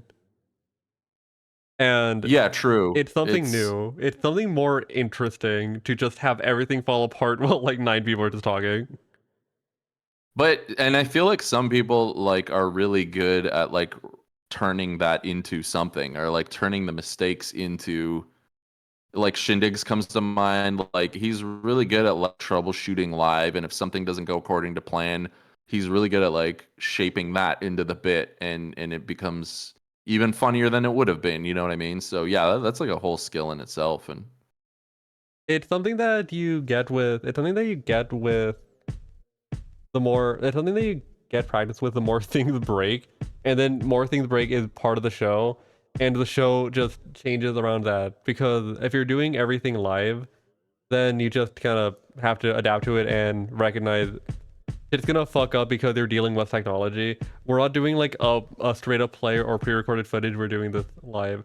Like, for example, the click for meat button, I haven't tested that because I can't test that off stream. It might not work if it reaches 2,500. It might just keep going. I mean, but I think it's gonna work. let's all click for me because I'm dying to see what happens. What is it? 2,500, right? 2,500. Well, we're getting there. We're under 1,000. Come on, everybody, gambling. click for meat. Click for meat. I want to know. I want to know. It's I love this mosaic too. I'm just admiring. Oh, look, yeah, you got me in the little bathtub. That was a fun. That picture I actually took for real. That was like a house in Encino I went to an estate sale at. oh my god, And, high roller. Yeah, no, I know. It was crazy. Like, I actually love that. That's actually been like a fun thing that I've kind of discovered around like LA. Like, I don't even necessarily buy anything, but it's like a fun thing to do when you're like bored on a Sunday and just go browse. They have all these like weird estate sales at these like amazing, bizarre LA homes. And again, it's kind of, you know, it's usually like the home belonged to like an elderly person who passed away. And, you know, they usually had like an interesting career or hobbies or something. So you go into this house and it's just like this weird time capsule with all their junk. And I don't know. I find that interesting. There's something interesting about that. But anyways, this house was like very 80s. This bathroom was all like pink tile, had a pink bidet. It was, you know, a carpeted bathroom, which you don't see very often anymore. Yeah, like it was really amazing. Like I was being a weirdo, like just snapping pictures in that bathroom because I was like, oh man, I could use this for something. And then sure enough, I put Gob in that tub and we discussed it on Geop's Zillow stream. Did they by any chance die of mold exposure? I don't know. I surprisingly, it did not smell very musty in there. But yeah, like, I don't know. Carpeted bathrooms, I can't believe that was ever a thing. Like, that just grosses me the fuck out. You know, all around the toilet too. Like in the bidet, it was just like carpet. I took a close look. I saw no stains. So whoever that lady was, she looked after her carpeted bathroom very well. I saw a carpeted bathroom recently, and I was so confused why the bathroom had carpet because I just thought to myself, this shit is gonna get moldy in one day. I'm sure if you pulled that carpet up, it's probably like a whole fucking ecosystem underneath it. Like, but yeah, they're getting more and more rare. You don't see very many. I think, I don't know, maybe like 80s, early 90s it was popular. I think most people who had carpeted bathrooms at this point, they were probably forced to remodel because of like mold and Who wants mold? Oh my god, we're almost at 2,500. People are grinding that button. Grind the meat, everybody. Click it. Click for meat. It's nice to see people's houses when you go to there because you can just see like, oh, a person lives here and they are very interesting. You can very much tell what they're interested in, and you can see a life that isn't yours captured. So I don't know. It's a little magical, even if it's a scary house in a museum, because it's like, oh, someone bought all of this and this all meant something at some point, even if it was just for 3 seconds. I like that stuff. Again, I don't know. I always wonder what part of me that's speaking to. Like, again, I'm like a very sentimental person, but like I've always been fascinated. And again, it's why I chose the format I did for VTubing. Like, I love people's stories. Like, especially when they're like unconventional or unique. Like, I love interesting personalities and people's stories and backgrounds, and there's just something really, whoa, oh my god, it's meat. Meat. Looks like some ground beef, possibly some ground turkey. It looks like ground beef though. I'm not sure what meat that is. I just know it's ground. We did it. Meat has been. It's just ground, whatever it is. It's maybe a little bit of everything. I I love that though. It's I want to squish it. I want to sink my fingers, my little goblin fingers into it. Meat has been achieved. Congratulations, everyone! You clicked for meat, and meat was delivered. And it didn't break, surprisingly. It worked. I know. Congratulations to you, Forrest. It click for meat worked. We're testing this live. We all go live. Apparently a way I can test this is just like hook my shit up to someone else's stream and just start clicking around while they're live. It worked though. I mean, and look at that. It looks beautiful. I wish meat was real. So as we talk about meat, we haven't breached the big guy topic at hand, The big guy topic. Oh shit! Here we which go. is your shout out Nobog. You and Nobog seem to have intertwined paths for a very long time. Can you We have. tell? Oh, fuck. Wait. Oh my god! Look at us. Oh, why are you still here? Oh no. Oh, look at us. Are we holding hands? We're holding hands. You could potentially be holding hands. I'm trying to figure out why there's two sprites of you on top of each other. Oh yeah, look what's happening. Oh, is there another sprite? What? Yeah. Hold on. See, this is the testing it live. See, where are you? No, Wait, let's where- do it. Let's see. Let's turn it into a bit. Let's. Hi, Nailbog friends. Yeah, Nailbog's probably so sick of listening to me gush over him. But you know, I love Nailbog. Yeah, we've been friends for. Oh, look at that. Oh, wow. Oh, my little buns. You did it. Wow. Shout it out. Even when I'm wearing a loincloth, each cheek fully accentuated. So beautiful. I love that I'm just like admiring our friendship. Well defined. Everyone shut up for a second while I just lovingly gaze at Nilbog and I and just think about friendship. Yeah, no, Nilbog and I went to animation college together. That's where we met. Then we moved to LA together around the same time.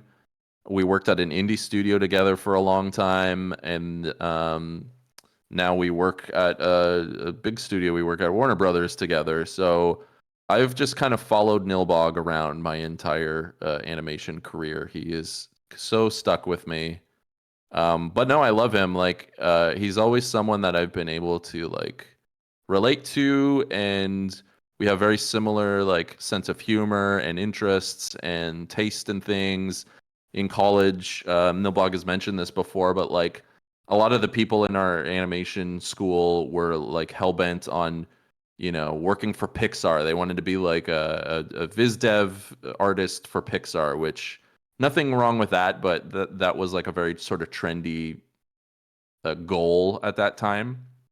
That was like peak Pixar, you know, around that time. Whereas like Nilbog and I always had like a little more like cartoony sensibilities. We were, you know, a little more into like cartoony slapstick kind of animation. So we related over that, and then yeah, we've been friends for ages. And then when I started doing the Goblin stuff, I like brought it to him, and I was like, "Hey, like, you got to get in on this VTuber thing because this is fucking fun." And he's incredibly talented with like Blender and Unreal, and he's done incredible things with his model. If you don't know Nilbog, check him out. He has my favorite like, I forget who said it, but someone said he's like a Dark Souls Fozzie Bear, and I think that's like my favorite description of Nilbog's model ever, and it's so accurate. He has like this lovable Muppet quality, but he's like, you know, some haunted goblin armor. But yeah, and I feel like VTubing has actually like brought us closer. I feel like we've always been good friends, but I feel like we've bonded in like a totally new way over this. And you know, I feel like him and I have had discussions, and we talked about this kind of stuff about like not letting your job or your job as an artist or your title or whatever it is sort of like define you creatively. And I think I don't want to speak for him, but I think VTubing has kind of rejuvenated us on a creative sense, and kind of like um, brought some excitement into our creative lives, if that makes sense. Yeah, VTubing keeps us young forever. Yeah, it's just been something that we bond over, and he's super fucking talented, and we're always bouncing ideas off each other, and it's fun. It's playtime, you know. How did y'all meet? Oh, I heard Um, the other perspective, but I want to hear the other perspective. we met in college, and I don't maybe I'm terrible, Nilbog. Like, did Nilbog give the exact moment we met? Because I don't even think I remember I can't pinpoint the exact moment we met. Um, I'm also terrible. I can't remember. Nilbog, did you? Yeah, I remember we met in like in first year, but I feel like we became a lot closer. Yeah, yeah. I feel like we kind of became closer and closer as each year went by, and I think we really sort of hit our stride as friends. I think in our third year, because I remember the third year at our school was like when you do like a group film together, and Nilbog's group, you would all sort of like pitch your idea for what the film should be to the group, and you would vote, and we all voted on like whose idea they would pick. And Nilbog pitched like a brilliant idea for his group film that was selected, and I remember talking to him a lot about that. Um, but yeah, he had like a very cartoony sensibility, and I was always really drawn to his work and his art, and I was inspired by him from day one, because I always felt like Nilbog had already had some experience like in the animation industry, and had like interned for places and done stuff. So like I kind of looked up to him, and I was like, oh wow, he's doing all this cool shit already. And yeah, now look at us. Look at us up there on the screen. Best friends. Um, Yeah, Nilbog did one of the voices for my fourth year student film, my fourth year independent film. Um, oh my god, I always forget about that film. But can we kiss? Uh, always. real, The question is, can we not kiss? I don't think. I think we're incapable of not kissing. real as fuck. Oh, with streaming, who got into it first? I mean, all happened sort of at the same time. I had started. We were both like talking about it, and then I started with Goblin, and then I kind of showed him what I was doing, and then he started building Nilbog, and so it's kind of been like I would say that we definitely were like working on it at the same time, and then it was like a total pleasure to help, and an honor to like help him with his debut, and we had like a fun little plan.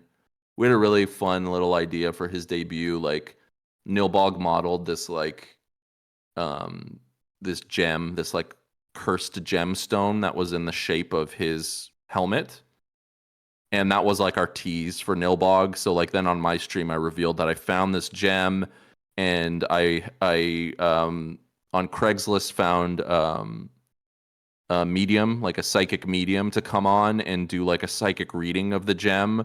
And this was all real. She was a real psychic medium. Um, she totally she thought the gem was real. We sent her pictures of it, and she was like, "Oh yeah, look at this thing." Um, so she did a psychic reading of the fake Nilbog gem, and that was sort of like the setup for his reveal. So she had revealed that it was full of this energy, and I was not the original owner, and it's ancient, and blah blah blah. And then the following stream, we used the gem to summon Nilbog, and brought him into our plane of existence, and it was magical. It was really cool. You two have been in the But that was really fun to have the psychic on, and like, yeah, she was real. She was she was giving what she thought. She was giving a reading of what she thought was a real cursed gem, which made everything even more like confusing and authentic to people, which was really fun. I think I remember seeing a clip of of Nobog coming from the ashes. I don't know what the word is on on Twitter. I feel like a year ago or more than a year ago. I don't remember the passage of time, and I was like, Yeah, he "Whoa, was like Donald." born from the flames. Yeah, he just kind of like rose up. We used the gem to summon him, and then he just kind of like appeared from some like hellfire. Um, which is funny for like a cursed demonic character. Nilbog is also like the sweetest goblin armor around. You could not find a nicer set of goblin armor than Nilbog. Real. Yeah, he kind of dropped the hellfire bit. I know. I don't want to like. That's not all of our lore is suggested. All of our between Nilbog and I, we always kind of talk about that, like what our lore should be, or how we feel about being married to like specific lore. And I think Nilbog, especially, again, I don't want to speak for him, but like I think that what we landed on was like it's kind of fun for it to be up to interpretation and for it to like evolve and change over time. Yeah. That's how I approach mine, even though mine was initially for me, I was trying to play more into it, but now I feel like playing more into it is mostly just doing it on. I feel like playing more into it is mostly for when I do videos, and then the stream is just like Yeah, some other stuff. Nilbog just said it should just be whenever whatever's funniest, which is true. True. Like I respect people who like stick to their bit and like stick to their lore and like are always in that headspace and stay in character. I have a ton of respect for that. But like I kind of like dropping it when it's convenient. So like even Goblin has some like some very, very loose lore. Sometimes I'll be in character. Sometimes I'll acknowledge that I'm a goblin. Sometimes I'll address myself as a goblin. Other times I'm not. I'm just the person behind the goblin.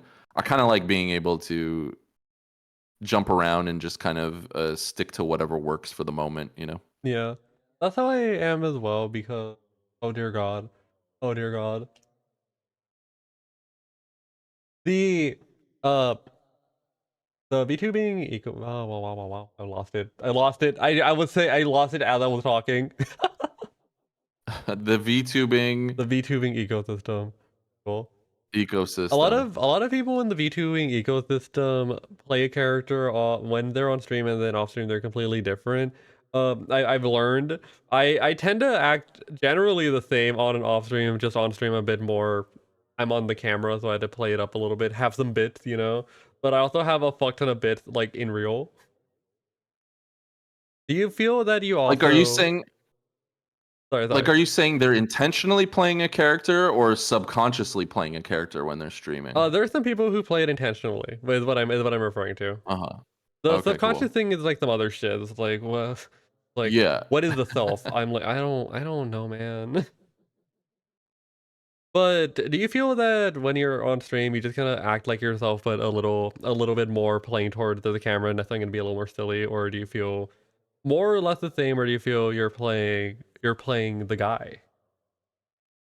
I always sort of end up just being myself, and I also kind of prefer that when I'm watching people. Like, again, I really admire the commitment to like storytelling and lore and when people stay in character.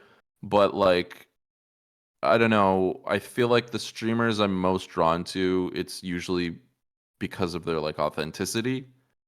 And again, it's just interesting to sort of like see someone be that's the thing with all of this too. Like it's a pretty vulnerable art form. Like you're really putting yourself out there with VTubing. You're represent it's a very raw representation of like your psyche in a weird way. Like that's also kind of a cool thing about VTubing is you can be whoever you want to be. And even when people are playing a character, it's revealing something about them. You know what I mean? Um where but for me, I don't know. I'll drop the goblin bit. I'll usually do the goblin bit when I'm interviewing someone because a lot of the time my guests don't know they're talking to a cartoon goblin. They know they're on a live stream, but they don't know that they're speaking to a cartoon goblin. So I try to play up the like humor in that and drop hints and so I'll play the goblin role when I'm interviewing people, and then I'll usually drop it after the interview. But You can also tell a lot, but not tell a lot, but it's also telling of like when someone's model is what it is because you picked the creature. Why are you the creature? Why are you why are you why are you a goblin? Why are you a cartoon dog? yeah, Why are you a big it breasted is. It's beautiful like a woman? Rorschach test. No, I know. I think even subconsciously, I think it does reveal something. I mean, there was a little bit of intent behind picking a goblin. Like, again, I knew I wanted to do like an interview format. I knew I wanted to have like strange and unusual guests on, and I knew that it would be not like they're in on it, but not fully in on the joke. So, my philosophy is I never want to make fun of anybody. I never want to like mock my guests or have fun at their expense.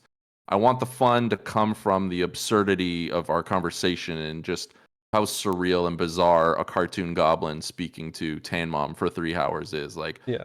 I don't need to, I want it to just stand on its own and be entertaining just because it's a bizarre situation. Yeah.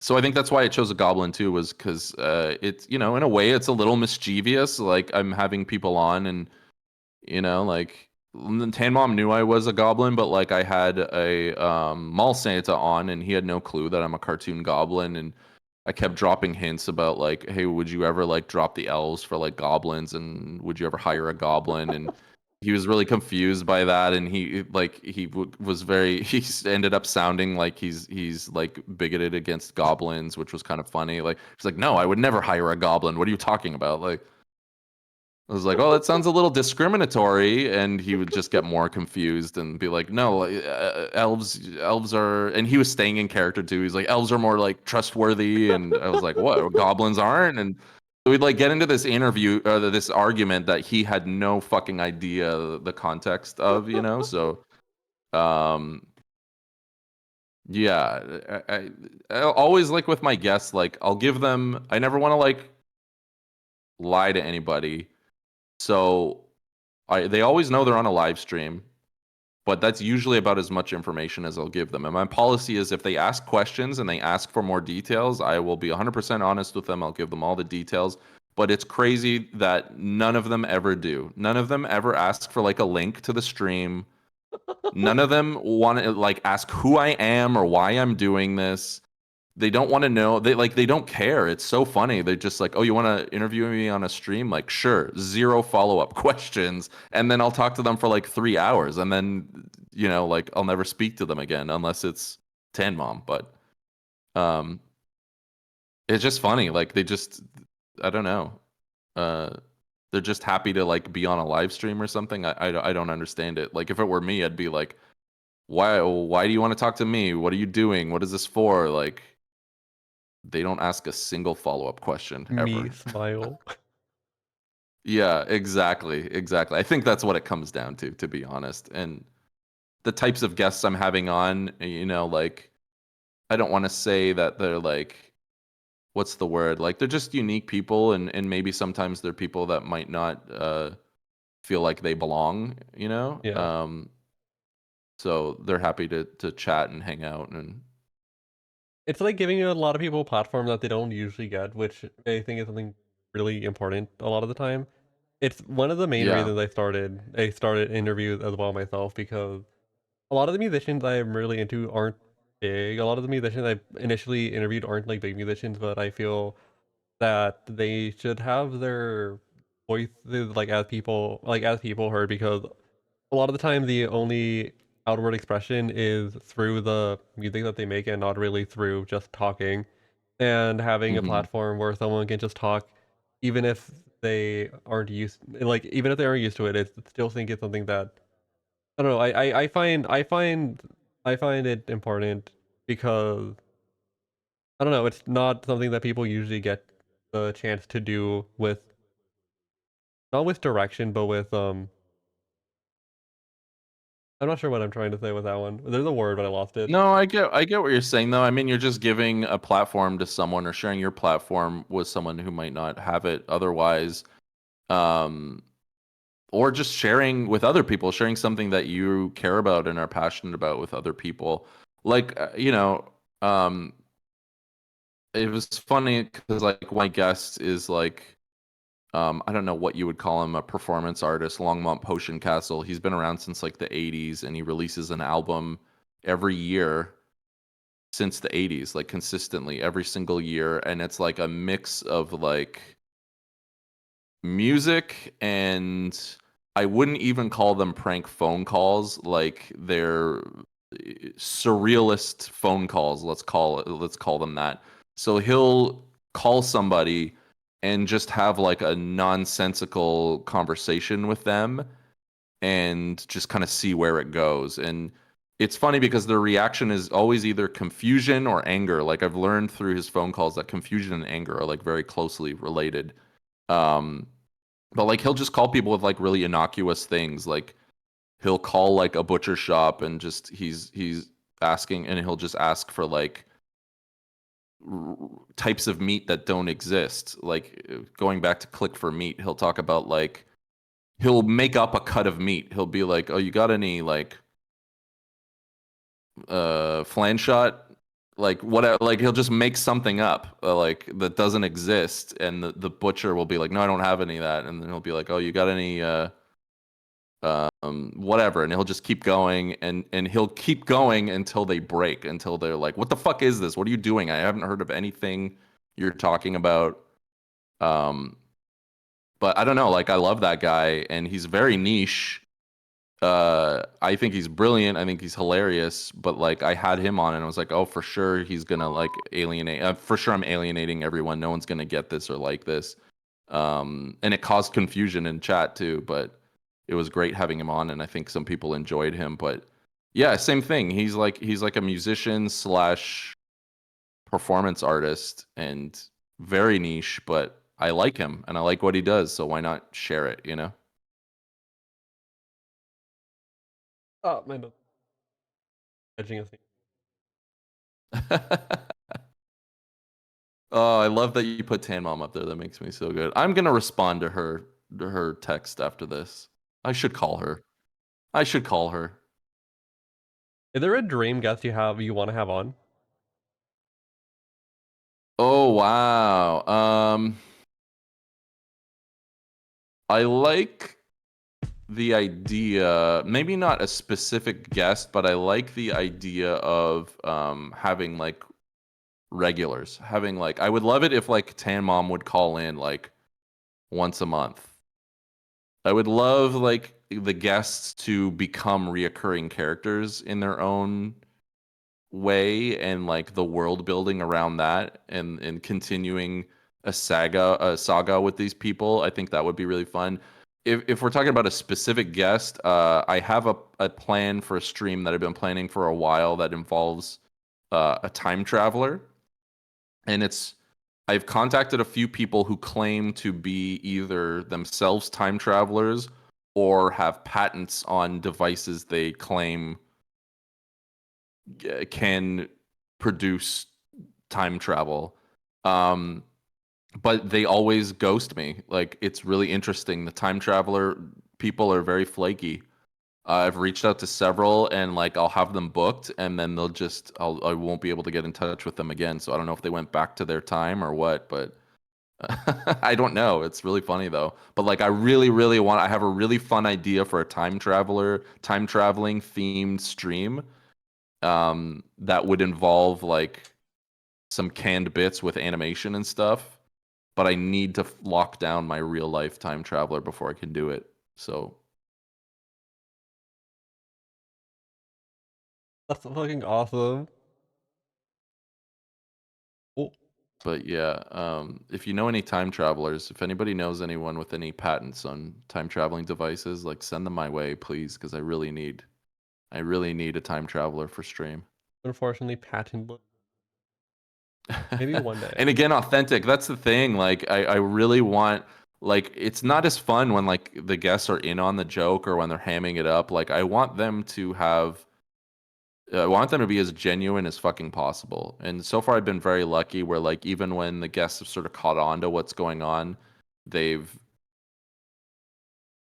either not they didn't try to like ham it up, you know what I mean? Like they didn't try to be like, oh well, I'm gonna play a character now too, and I'm gonna like try and be funny or do whatever. It's like no, like I want it to be a real natural thing.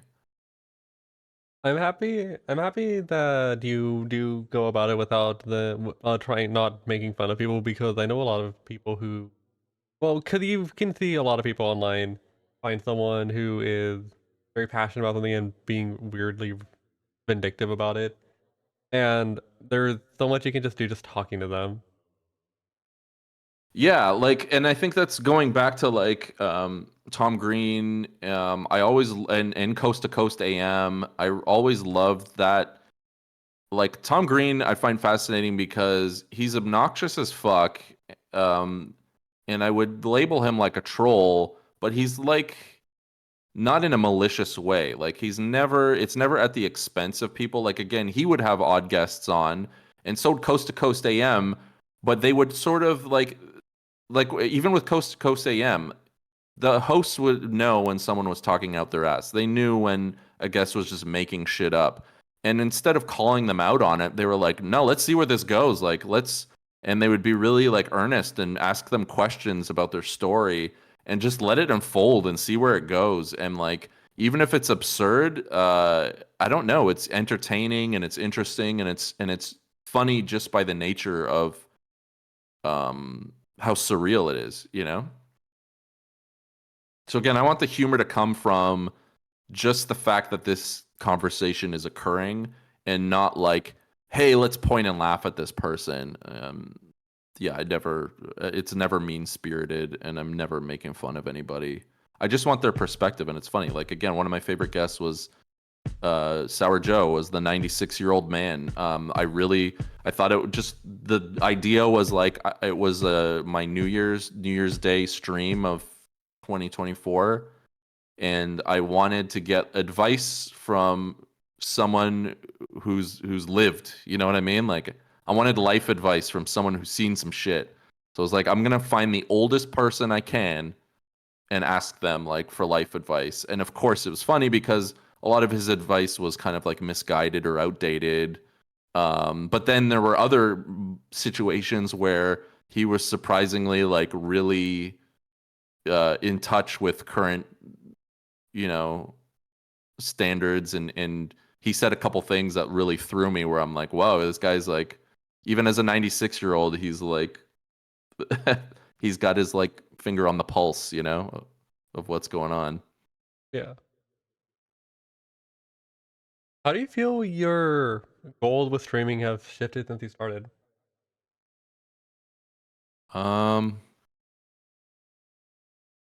I think, I mean, I've never really had like, maybe this is a bad thing, but I've never really had like long-term goals with it. So they've always been short-term goals. Like initially it was just like, I just want to try this. I just want to try a stream and just see how it goes. And if it's possible to, you know, build a rig in Character Animator that I'm happy with. And then once I did that, I was like, okay, well now let's see if I can have a guest on and interview somebody. And then, okay, and then it was, can I build some like interactive elements, and then can I do some collaboration? So it's always been like these incremental goals getting to the next step.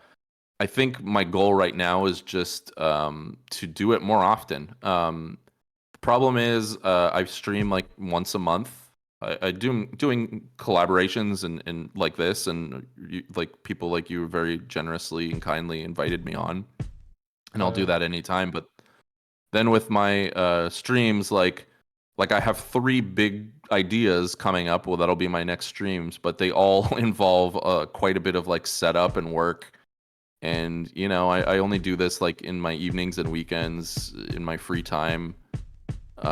Yeah, I work full time, but then I also do freelance work as well. So You know, I'm often up till like 4 a.m. working on shit, and it's unfortunately it's usually just like whenever it's done is when I'll be able to stream that idea. So in the future, my goal is to just, I don't know, somehow get a little more regimented with things or prioritize this and just make more time to do it more frequently.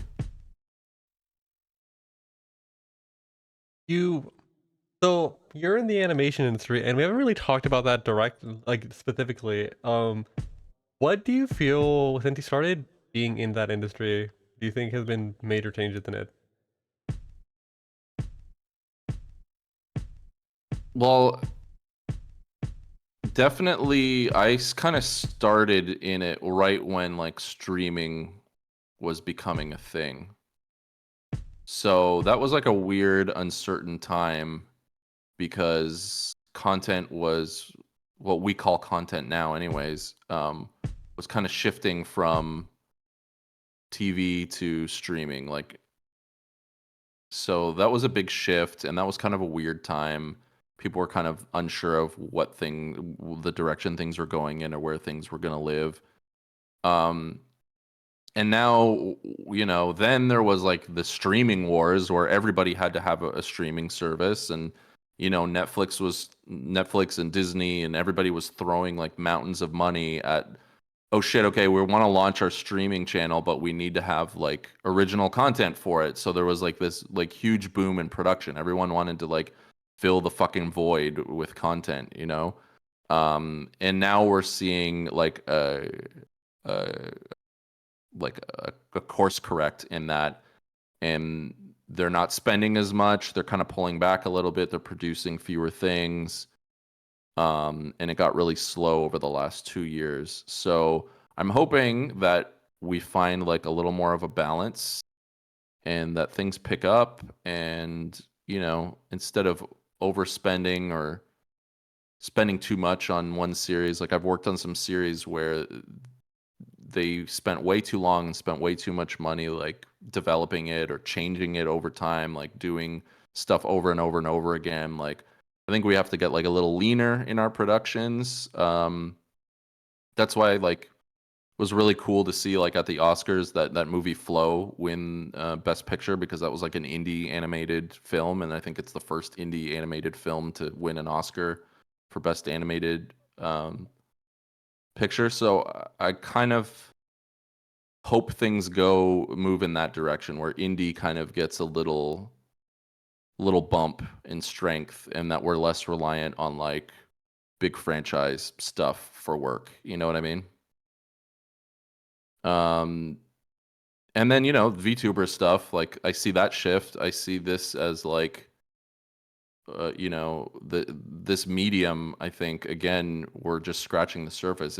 I know it's been around for a minute, but I feel like it's still relatively new, and I feel like it hasn't come close to what it can be. I think there's like so much untapped potential with VTubing. So I hope to see that grow. Um, How do you think that yeah.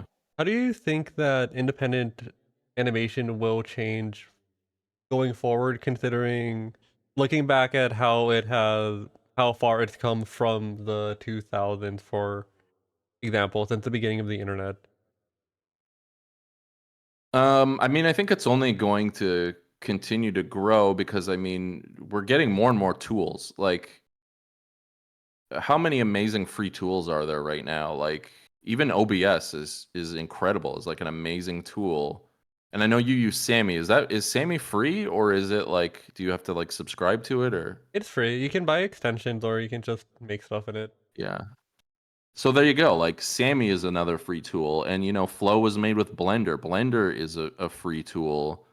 Um, there's so many, you know, and like PNG, anyone can create a VTuber. You don't need like thousands of dollars to commission a rig. Like, you can create a PNG tuber for free. There's PNG tuber softwares that you can use, software you can use. Like, um, so I think the future is like really positive for all things indie. The catch is that when when it becomes so easily accessible, there's going to be it's going to be oversaturated. So that then becomes the trick. So yeah, anyone can make music now and release an album online and find an audience. Anyone can stream. Anyone can create a film. Anyone can create anything they dream up now for nothing, for just their skill and time. That's all they need. All the tools are there. But then yeah, the problem is there's so much of it, and how does one thing stand out from another, or how do you make sure that what you made doesn't just get lost in like a sea of content? And it is kind of overwhelming, like when there's so much out there, it's harder to find stuff. And we can't possibly consume all of it. So, there's a bit of a catch to it, like, and I don't know what the answer is to that. I mean, it's overwhelming, but I think it's important that everybody has like a platform to be creative, When interviewing the past few people I've interviewed about who are also in the animation industry, I believe it was Mosey who said that a lot of the industry is people just know each other because it's not as big as you would think. Do you think that VTubing has attracted a lot of people in that industry? We're trying. I mean, it's so funny. Like anyone that'll listen to us yap about VTubing, like Nilbog and I have become like the fucking VTubing sales team. Like whenever we're discussing it with someone who works in animation, we're always like, yeah, and like in a way, we're almost like trying to convince them to get in on it too. Like, I don't know, because again, like I love what I do, but I haven't felt as creatively fulfilled as I do by VTubing in a long time. Like it's really exciting for me. And again, like I look around and I see like what you're doing, I see what Shindigs is doing, I see what all these people are doing, and I see more creativity and innovation in the VTubing sphere than I see in the animation industry. So while I love the animation industry, I feel like this is like this is indie. This is what indie is to me. It's like this is like I don't know, just the animation sandbox to experiment. Like we're all free to just like experiment with really weird ideas and think outside the box. And there's so many people that are doing shit that I've never fucking seen before, which is wild. It's amazing to see all of that. But yeah, we've definitely been trying to like encourage fellow animators to get in on VTubing because while there are like a handful of us and we're meeting new people all the time that work in animation that are VTubing, I'm kind of shocked that there aren't more animators that are getting into it. And I think that would be valuable to have them in this sphere. And I think they would get a lot out of it, like creatively. Because yeah, I don't want to be defined by my 9 to 5. Like I love what I do. I'm very lucky that I get to like make cartoons for a living. But at the end of the day, you're fulfilling someone else's creative vision. And I want to be free to like make my own dumb shit too, The ultimate goal of every artist is to make $1 million a minute. Yeah, You fuck exactly. around. Just want to fuck around, I know. Well, it's funny because I mean that's what I do. Like I go to work and I look forward to coming home so that I can work some more on my own shit, like it's maybe not the best for my health and my sleep schedule, but I don't know. It excites me and it keeps me going and it makes me feel like fulfilled. Cuz yeah, for a long time, especially when you're like a younger artist, you feel like your career and your job title is sort of like what is like your measure as an artist. It's sort of to an unhealthy extent, I feel like, and this is true for a lot of people's careers, but it becomes it defines you. It becomes like this is who I am as a person, and my worth as a person hangs from this thing or this title. I don't want to do that anymore. I don't want to I don't want to look for my value from my day job. Yeah, I know that's the thing, especially precedent in America because we put so much value in that sort of thing. Yeah, it's like the first question you ask people when you meet them is like, "What do you do?" And that's not true in many other places of the world where I visited. They don't give a shit. They don't care what you do for work. But yeah, we put like so much fucking importance on it, and especially in animation, like when I first started, I thought like the measure of success is if you have a show or you're a director or you're this or that, and kind of bullshit because I've since held multiple directing positions, and while some of them I enjoyed more than others, like it's also like it became more of like a management job and less of like a creative job. You know what I mean? You're managing like a team and you're dealing a lot more with like producers and the management side of things. So I don't know. I'm still figuring it out, but It does feel from someone completely outside of this industry, it does feel a little crazy that that like I've interviewed 3 people in animation back to back. and I'm sure their sentiment was like similar, right? Yeah, because uh, because a lot of the stuff hearing about the industry are very similar to what Nobog has said and what Mosey has said about just about it, like as a thing you do. Yeah, and I mean, I think that's probably true for like a lot of.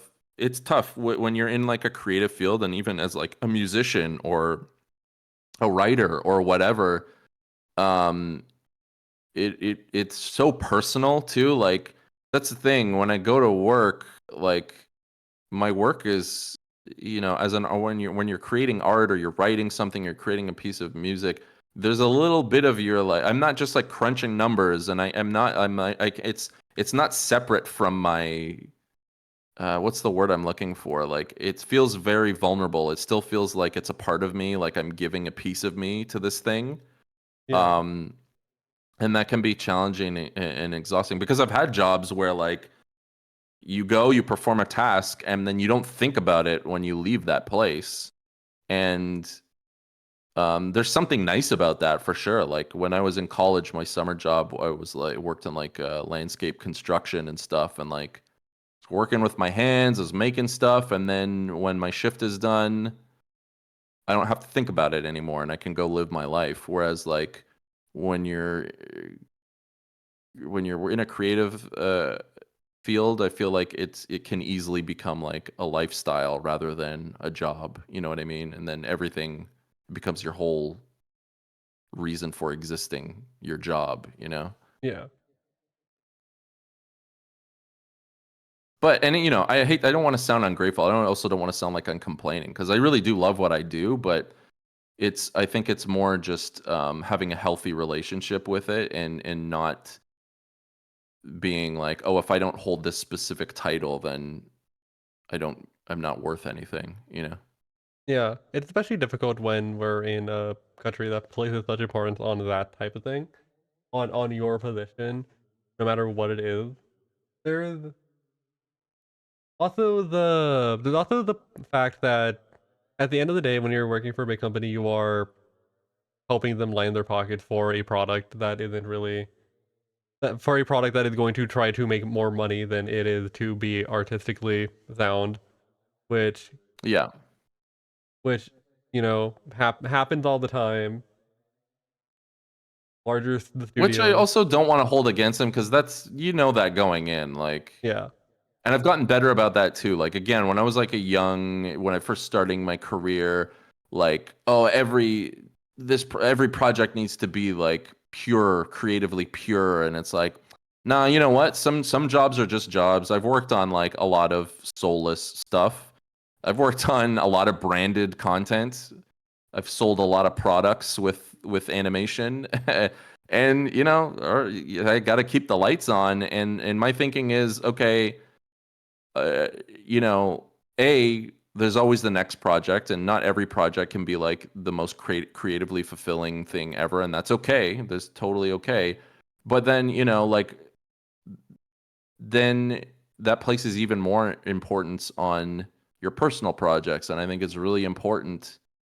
If you want creative fulfillment, I don't think you should expect it from, a project you're doing for like a mega conglomerate, um, you're always going to find the most gratifying levels of like creative fulfillment when you just make something for yourself, or draw on your own, or have a little side project or whatever. Like, that shit's so important. You got to make time for that. And we go back to streaming.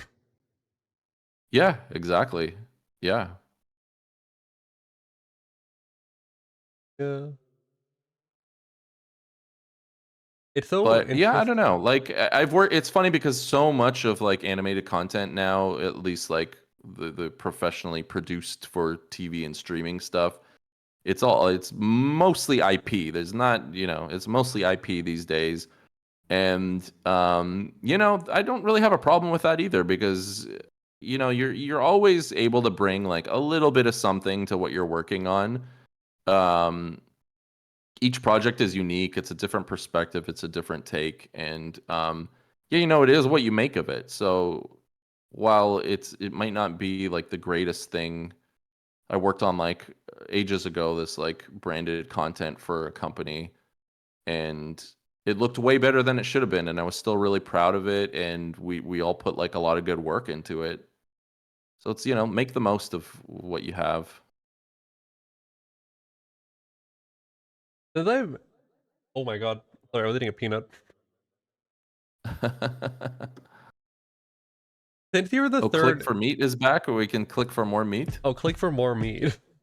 Click for more meat. Since you're the third animator I have interviewed, I think this year, that's crazy. That is wild. I must ask the Rolling Stones interview with an animator question, what the like interview, the standard question they give you.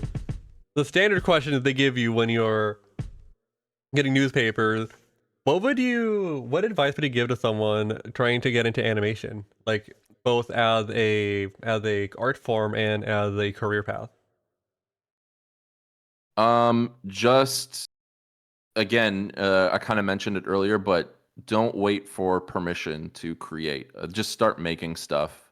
Make a short film, make like funny clips to put on like TikTok or Instagram or whatever, like little short animated clips.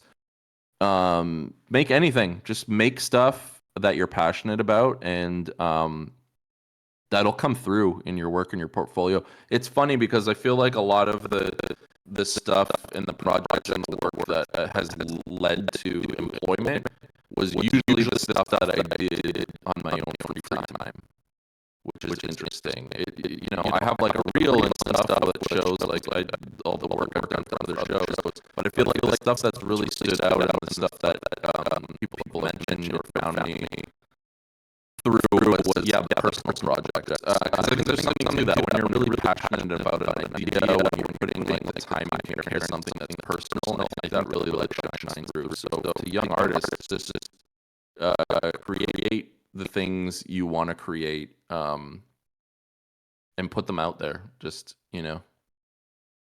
Apologies for the OBS audio crunch. I cannot fix it. Lol. It is just a problem we have. Well, test. I think we're good. Yeah, we're good now. We're good now. That's fine. Let's. My brain. Is there anything you wish you had known earlier in regards of animation or with streaming that you wish you did? I honestly wish I just had discovered VTubing sooner. I feel like I'm making up for lost time. Like, I wish. It was funny because I've heard from a lot of people, like a lot of people seem to have gotten into it, and there seemed to have been like an explosion in VTubing during COVID. And I wish so badly I had discovered it during that time. I think I would have like really helped me through that time, and also just been like such a positive use of all that free time sitting at home. When did you discover it? When did you start? I discovered VTubing like in 2016 because Oh I was wow. into like anime idol stuff, and I found Kizuna Eye very quickly. But I didn't start streaming until 2021 because I had a post get very popular on Tumblr and Twitter, and I had a very popular stream the first day. I was like, I'm gonna keep doing this, and then I kept doing it. Nice. But I didn't Oh, I miss really Tumblr. but I didn't really engage with the community at all. I was just kind of in my own hole, broadcasting to like just myself for I want to say till last year.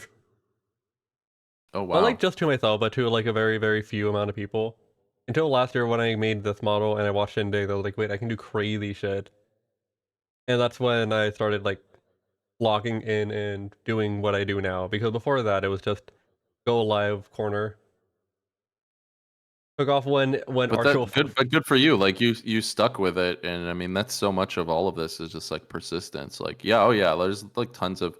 I'm still pretty new, and there's like lots of aspects of it that I suck at and that I want to get better at, and I'm sure I will through practice. But um, no, good for you. Like that's like to give it a chance to grow and to like let the ideas evolve. Like that's so cool that you like yeah, like it evolved over time for you and that you've sort of found something that clicked, right? Yeah, I'm very patient. I stuck through being like, I don't know what else to do. I don't know what else to do because for the longest time I was like, I don't know what to do with streaming. It's not because felt like I wasn't going anywhere because I wasn't going anywhere for the longest time, and I was like, I know I can do more here, but I don't know what it is. The only idea I had was draw some more UIs like I do now, and just make that the thing. And then I learned, wait, I can just code things. The big inspirations were Shindig, then Jam, then Taijiro, and then Hmm. now this is what we're doing. Yeah, I mean, and that element of it is really rare. It's such like an amazing skill, and you still don't see a lot of that. But when you do, it's like it's fucking magic. It's amazing. Yeah, I don't know. I love that's why I was so excited to come on here and talk to you because yeah, this like format is so unique and like the level of interactivity that in the work you put into it, like it shines through, it shows. It's really amazing what you're doing. Thank you. And I was excited to have you on as well because I'm very interested in animation, and I think what you do You is should really I mean, cool. super talented. I mean, like and you're doing it. This counts. To me, this is a form of animation. This is like a what VTubers are doing is like if not animation, it's animation adjacent. Like it's a new type of animation. Like, you know, stop motion, CG, hand drawn, VTubing. I kind of put it in that sort of a category, you know? Yeah. The only I have tried to like get better at animating because I have done like proper like frame by frame stuff, but that was mostly for game assets. I want to incorporate some more of that to here, but oh my god, I don't know how to do it. I have ideas of something I want to do, but the more I talk about it, the And you less I'm can gonna do it. and you can keep it simple too, and you can kind of at first like keep it sort of like puppety, you know what I mean? Like it doesn't need to be like this crazy fluid dimensional animation. Like even what I'm doing with Goblin, like I'm purposely keeping it really simple, just Oh, of course. you know, like so I can do things quickly. But also just because I feel like that's the look. I feel like it just kind of works within this realm. So yeah, like that's something I've had to sort of learn is like not everything needs to be perfect right out of the gate. Like, you know, sometimes just getting it done so that you can move forward with the idea and on to the next one is enough. But trying to I don't know, I feel like VTubing's cool with that. Like it kind of makes you drop the whole like perfectionist thing. Yeah, because once again, you're doing it live. Not everything is perfect live, and you adjust. Even in like theater, you have to constantly adjust because sometimes you forget a line, and the person you're acting with has to adjust to it. How much preparation, like when you're coming into a stream, like do you take like a ton of notes into a stream with you? Nope, I just click the go live button and try to figure out from there. Yeah. Yesterday, At first, when I first started, I was like, I gotta make notes and I gotta have like a whole like outline so I know what I'm doing. And no, that's not the way. I mean, some people do that. That's not for me. Like yesterday, I went live because someone asked me to play a game with them, and I did that. And then after that, I was like, oh, I had to do the daily album. I'm going to listen to the album. I'm going to do the daily with the person doing the daily album, and I want to have some visual stimulus. But I was like, no, I need to work on the interview for today. And I was like, I was thinking for like 20 minutes. A lot of my streams are me just thinking and talking to myself for like 20 minutes, going like, I hold love on, that though. what can I do that But isn't that's the spoiler? creative process live. That's amazing. Yeah.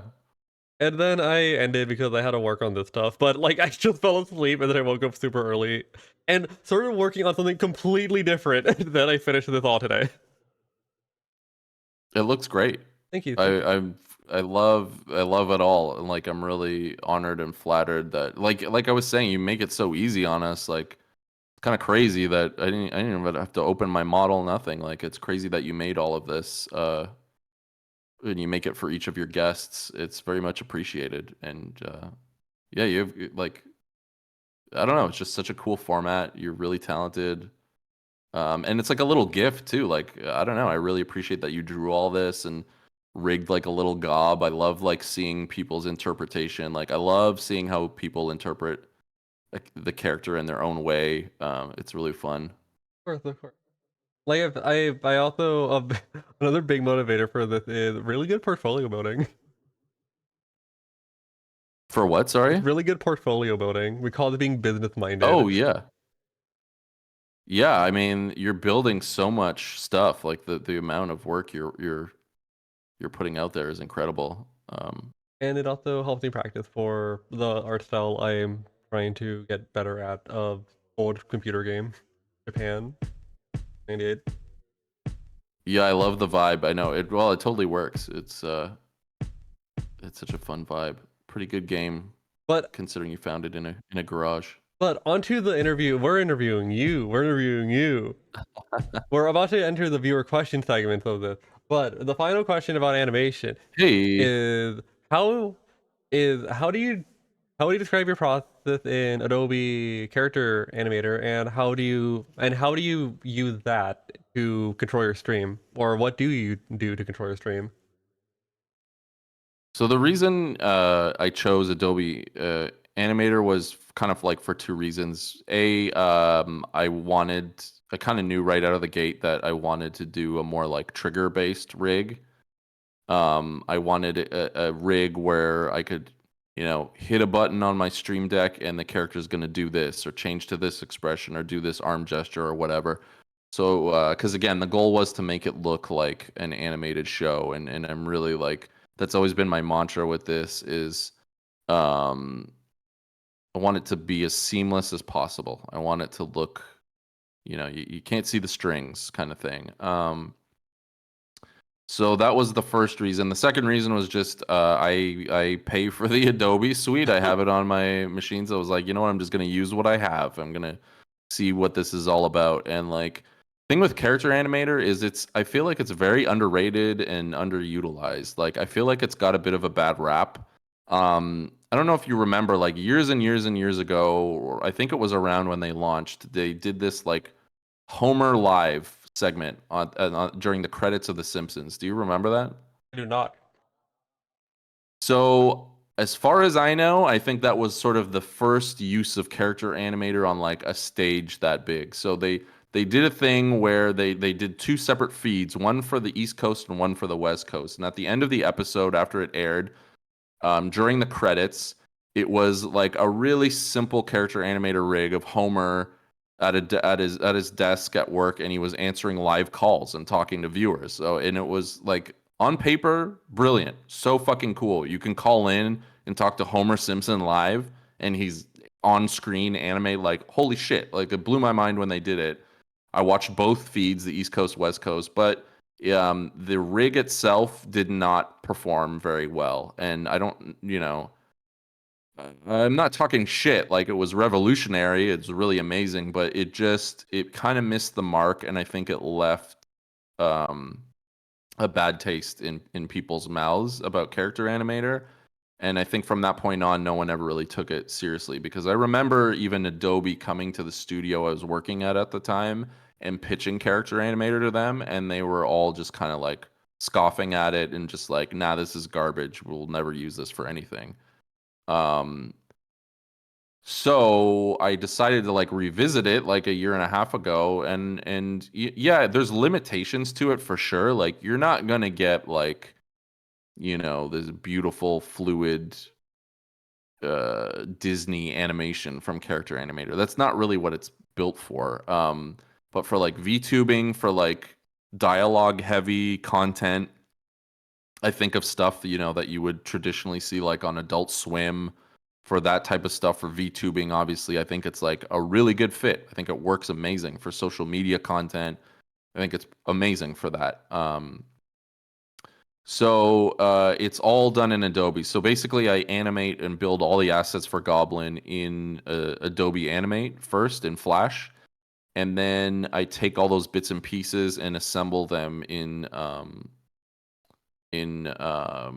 Character Animator, and rig it. And like, there's a lot of really cool tools in it. You can do like LimIK, you can do draggers on a character. So like, to puppet things. That's how I did like the Ouija board. They have a lot of really good like physics behaviors that are actually really cool. They have a bunch of behaviors that and tools that I haven't used yet, but that I'm definitely going to utilize for like future streams. Or like, this alt model I'm building kind of utilizes a couple things that I haven't used before. But yeah, I don't know. I honestly, like, anyone who's thinking of like experimenting with character animator, especially for like VTubing, I say go for it, because it's underrated. I think it's really cool. I think it's a really great tool. I think more people should use it. Are there any streamer that are currently influencing your approach?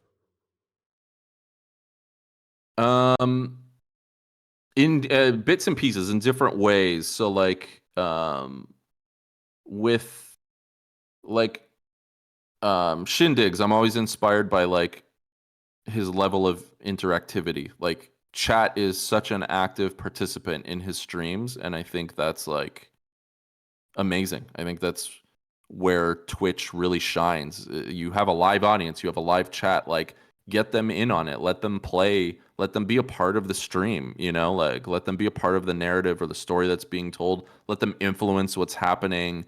That's like half the fun. Is you're an active participant. You're not just like a passive viewer.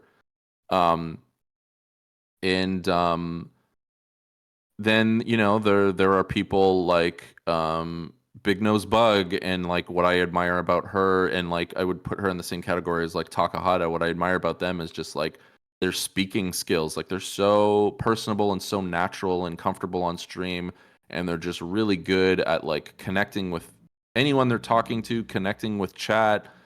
I admire that. I admire someone like Jal. I always bring him up because his streams, I fucking love the chaos of his streams and just like the sheer imagination of them. I love how he utilizes redeems. Like, I think redeems are also like a really fun thing that aren't that aren't I feel like their potential hasn't been met. Like, there's so many cool things you can do with redeems. So I've been trying to build more and create redeems that are like interactive or change something about what my environment or my character, or you know what I mean? Like, I love like redeems that are kind of like not just overlays, but sort of become a part of what's happening. You know what I mean? Yeah. Um, but yeah, and then obviously someone like Nilbog, where again, just the like experimentation. And Nilbog, I love that he's using like like so many different techniques with his rig.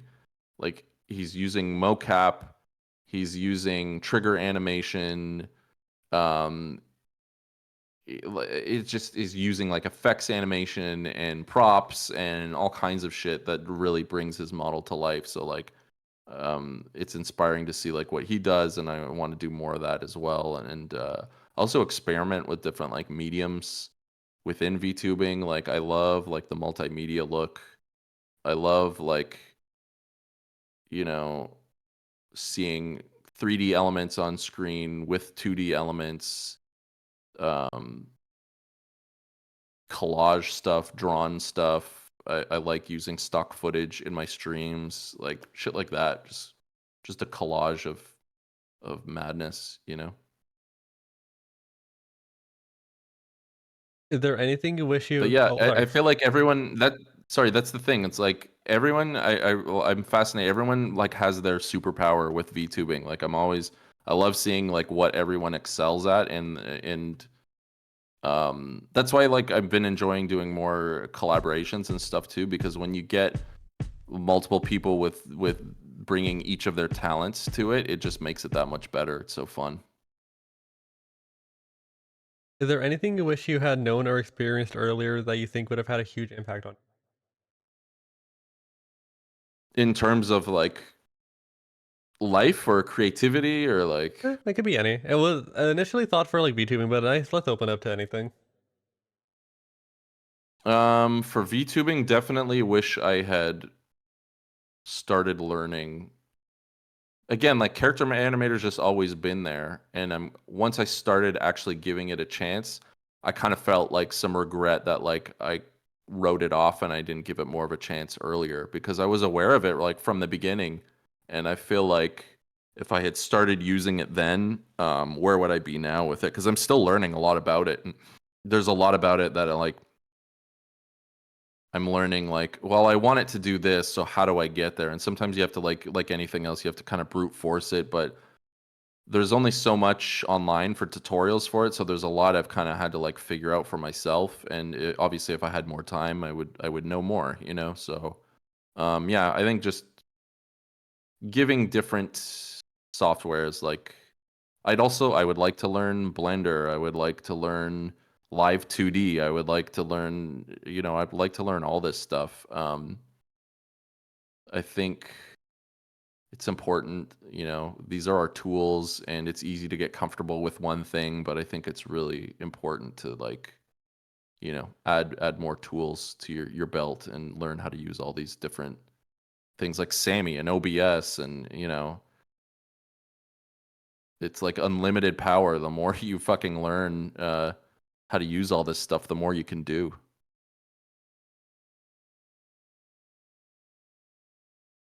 And now I think it's time to move on to the viewer question part of this.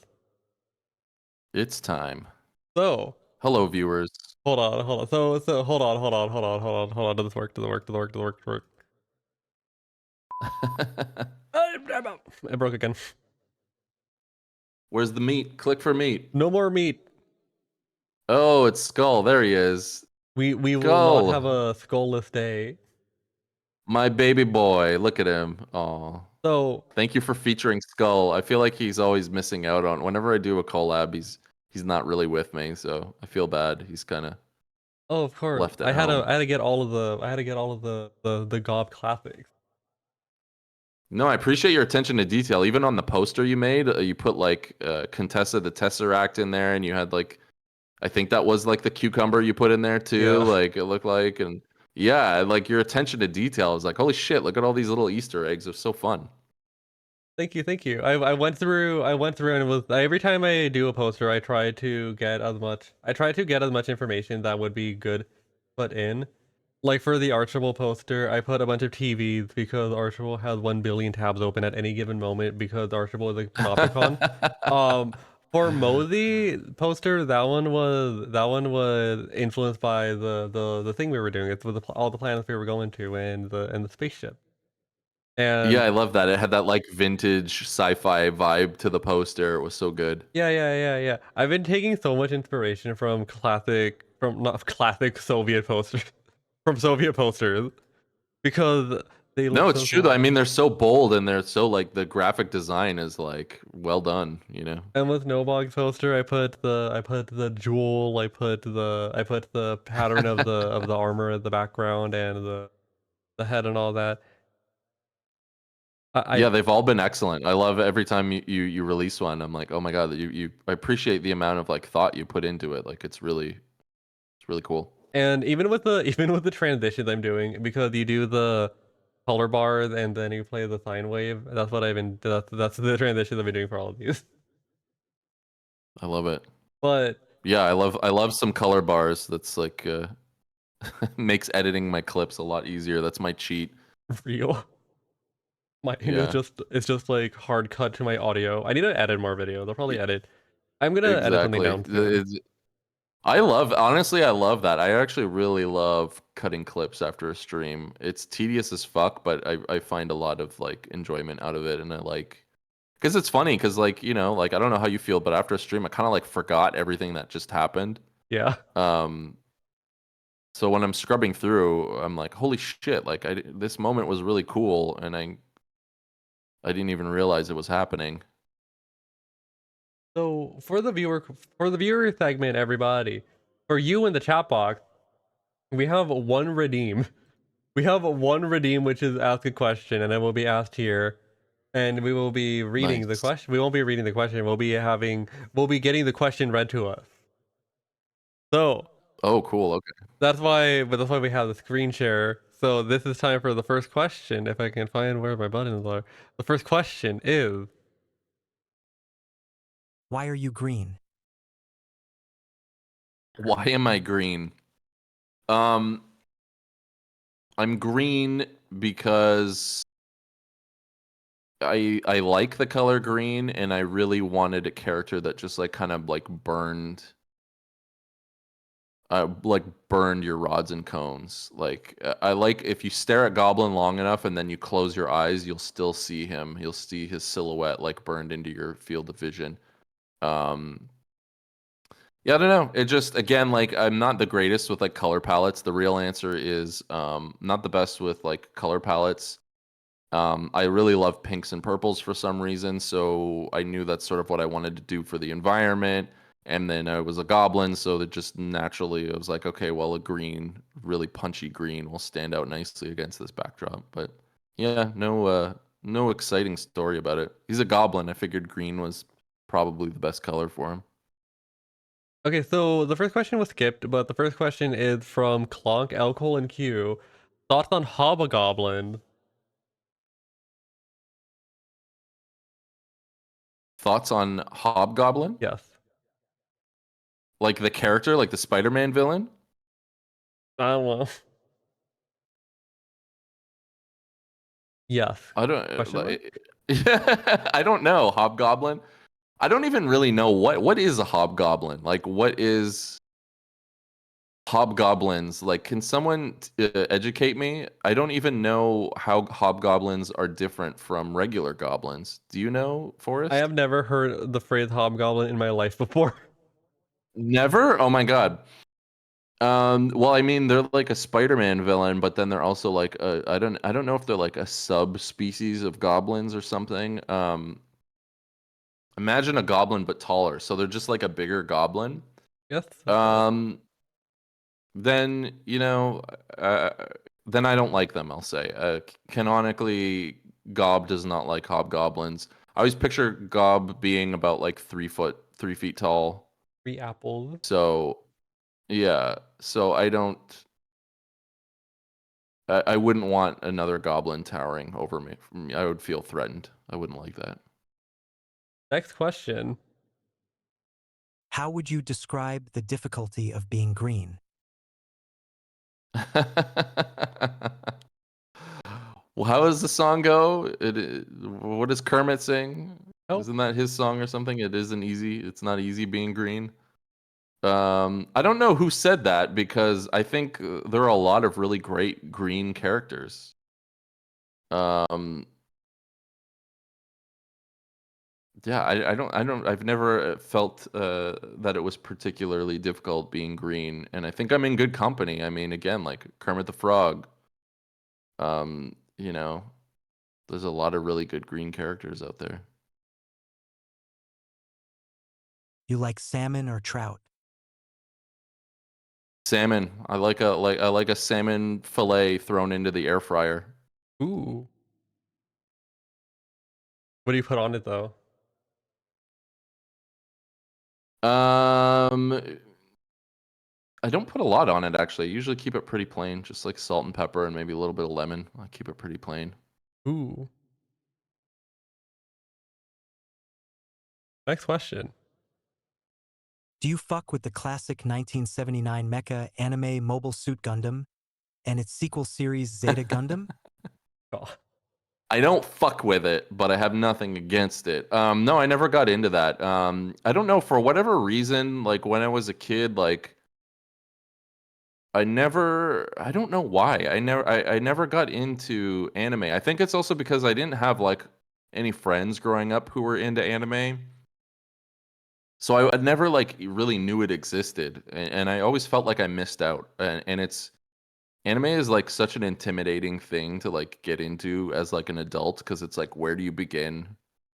Um, but yeah, I don't know. Maybe I'll get into it a little more, and I've slowly started watching some stuff, but like I'm ashamed to say that I'm very clueless when it comes to anime.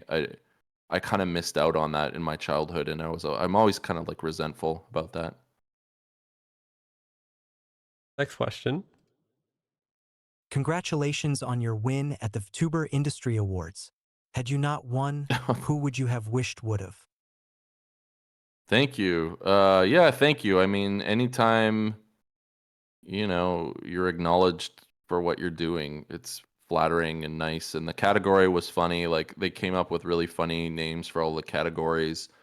What I like about what they did with that, like I know there's a lot of these like indie VTube award things, but what I really appreciate that theirs really focused on like the artistry behind VTubing. Like every category they had like a category for like editors and music and all kinds of stuff. So it was very focused on yeah, the artistry. And so my category was why would you do this? The why would you do this award.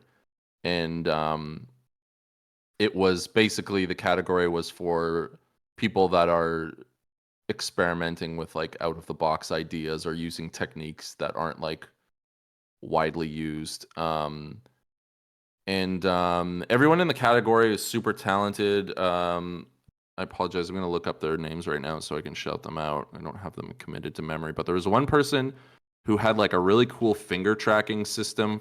They play the guitar. They have like a music stream, and they play the guitar live on stream, and so they have like a finger tracking system that allows them to their VTuber to like accurately play the guitar, you know, with what they're doing. So that's pretty cool. Let me look up their. Sorry, bear with me 1 second while. Yeah, Cha. Their handle is Chaorz. I don't know how to pronounce it. CHAORZZ is their channel name. But yeah, they're like a musical VTuber who plays the shreds on the fucking guitar. Way cooler than me. Another person was the other nominee was Mary VT. Mary_VT. On Twitch, their handle is Mary_Fortune. And they had done like an art exhibition, like a VTuber art exhibition. I think it was like a virtual VR type of thing. But it was like pretty cool that they held like an art exhibition in a virtual VTuber sort of context. And then the other nominee was again, I don't know. They go as Mordecai, but then their Twitch handle is MDXCAI. I don't know how to pronounce that, or even if you can pronounce that. But their setup is absolutely fucking bonkers. And honestly, like I thought for sure they would win. I was kind of shocked that I did because I was like, this person's nuts. And Forrest, you probably appreciate what they do, Oh, but they yeah. basically built like they're streaming from like a game. Like they built like an entire video game just to stream from, and like they have enemies they can fight. They have an environment they can traverse. Like they are a literal VTuber video game character. They exist within a real live video game with a combat system and everything. So uh, I'll be honest, I don't know why they didn't win. Not to throw myself under the bus, but I was kind of shocked. But yeah, if not me, I would have. If I was voting, I would have given it to Mordecai for sure. I fucking love watching Mordecai stream. I haven't watched him in a while, but every time I do, I'm like, oh my god, you've added so much. Yeah, it's crazy what Mordecai's built. It's pretty unreal. Like engine. Yeah, and it's like I love that it's like they can kind of pick the vibe. Like sometimes they're just sort of like chilling in their environment. Other times they're out running around. They're like they can kind of go anywhere in their environment and just like hang out. Like it's again, like that's what is so exciting to me about VTubing is like the interactivity of it. Like it's fucking crazy. And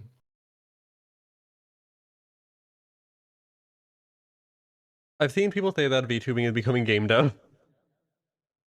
it is. It kind of is. You know what it is? It's kind of becoming everything merged into one. That's what's exciting. It's like this weird nexus of fucking animation and game dev and streaming. It's kind of everything. It's performance art, it's animation, it's game dev. It's fucking everything.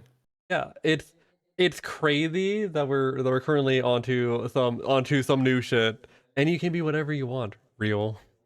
Well, Nilbog just said it perfectly. VTubing is the closest thing we have to Ready Player One, which is totally true. Yeah, that's the thing. Like, that's the other thing that I really love about it is like, and I know like a lot of people like really want to protect their like anonymity on with VTubing and stuff, but that's the thing. It like gives you the freedom to represent yourself the way you want to be seen. Like, you can literally be anything.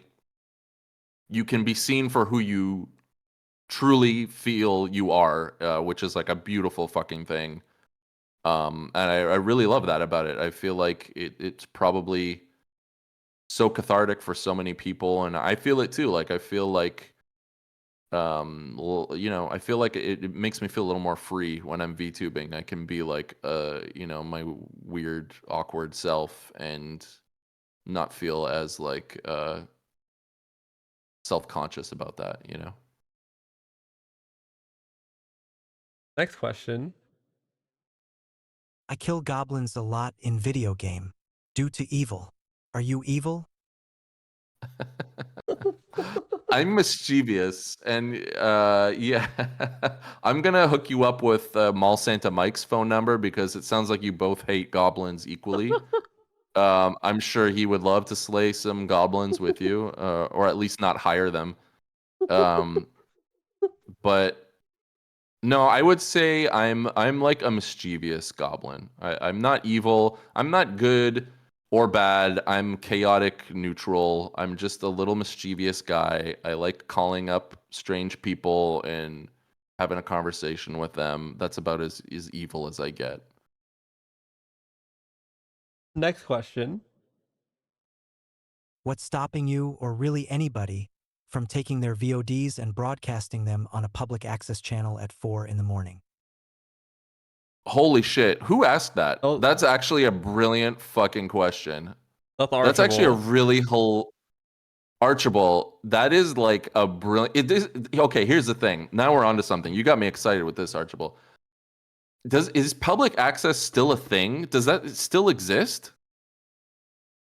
It might. Does anyone know the answer to that? I don't know. Maybe in like I feel like it exists in like Europe or like Brazil.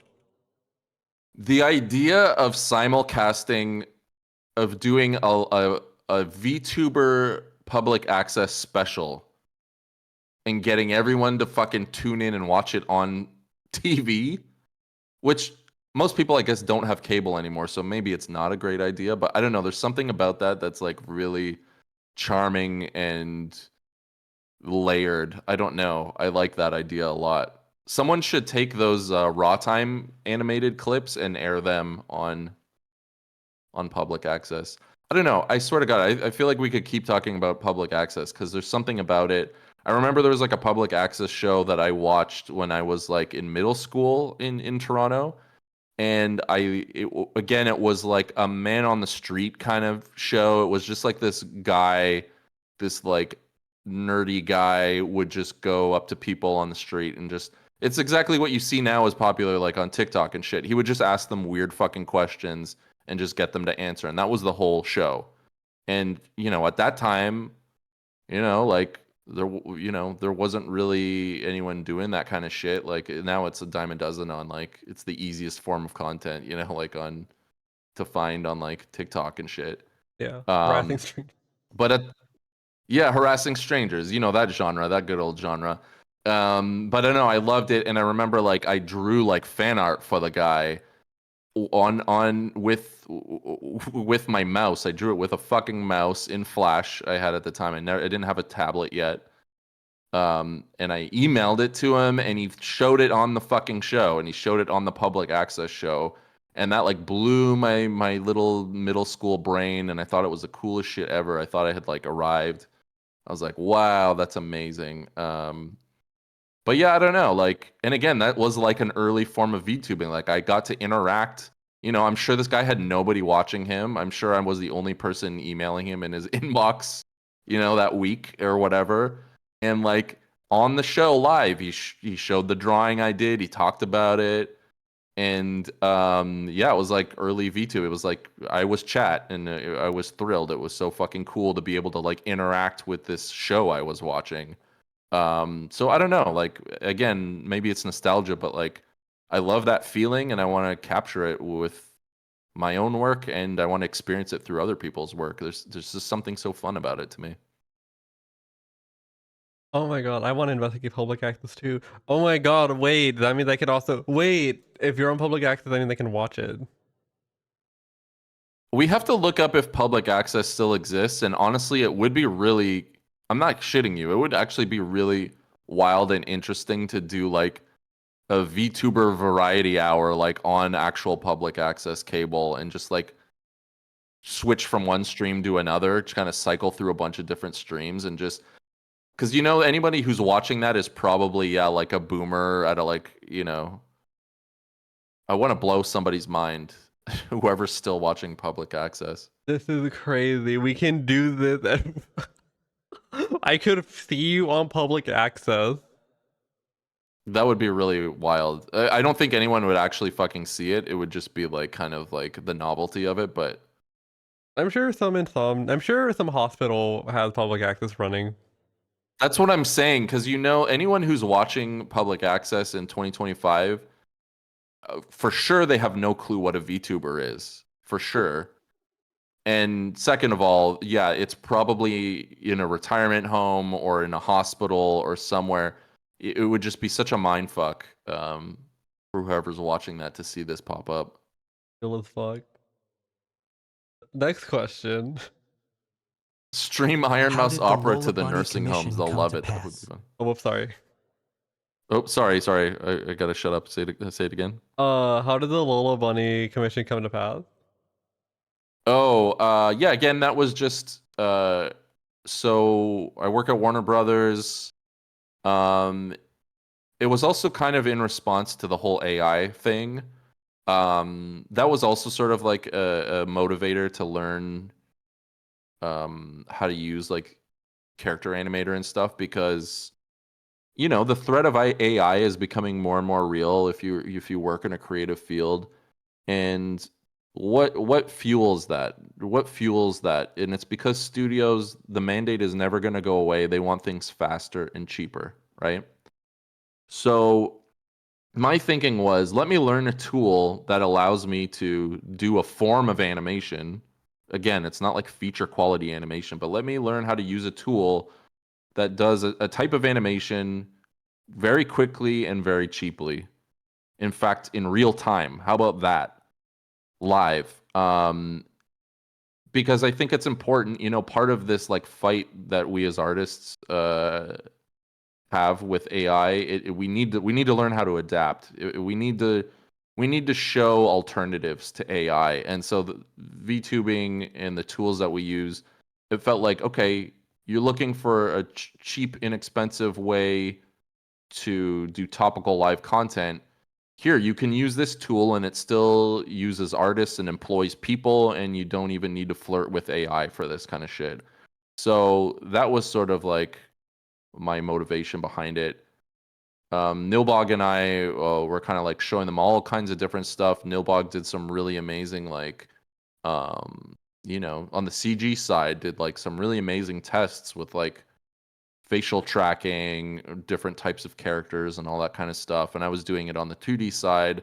So we just kind of presented them with like, hey, look, here's some examples of the shit you can do. What do you want to use it for? And yeah, so with the Lola thing, they're like, yeah, we want something that moves and looks like your like goblin character, but Lola Bunny, and we want to do like some Instagram, lives and stories with her kind of addressing camera as sort of like an influencer type of character, which perfect. That's like a great use for it. So that's how the Lola thing came to pass. Yeah. That sounds like honestly like an awesome way to advertise. Yeah, and it went really well. Like it was the spots were cute, and they're nothing. Oh, Gesundheit, bless you. Whoops. That's okay. Yeah, they were, nothing like crazy fancy. I had to put it together really quickly, and it was like a very sort of rudimentary rig, but it worked. And they gave me the VO. They needed to turn them around really quick, and they gave them to me, and within a day, I gave them, like 2 minutes of content within a day, which on animation terms, that's a miracle. Like 2 minutes of animation, even just dialogue animation in a day is like moving a mountain with the typical tools we use.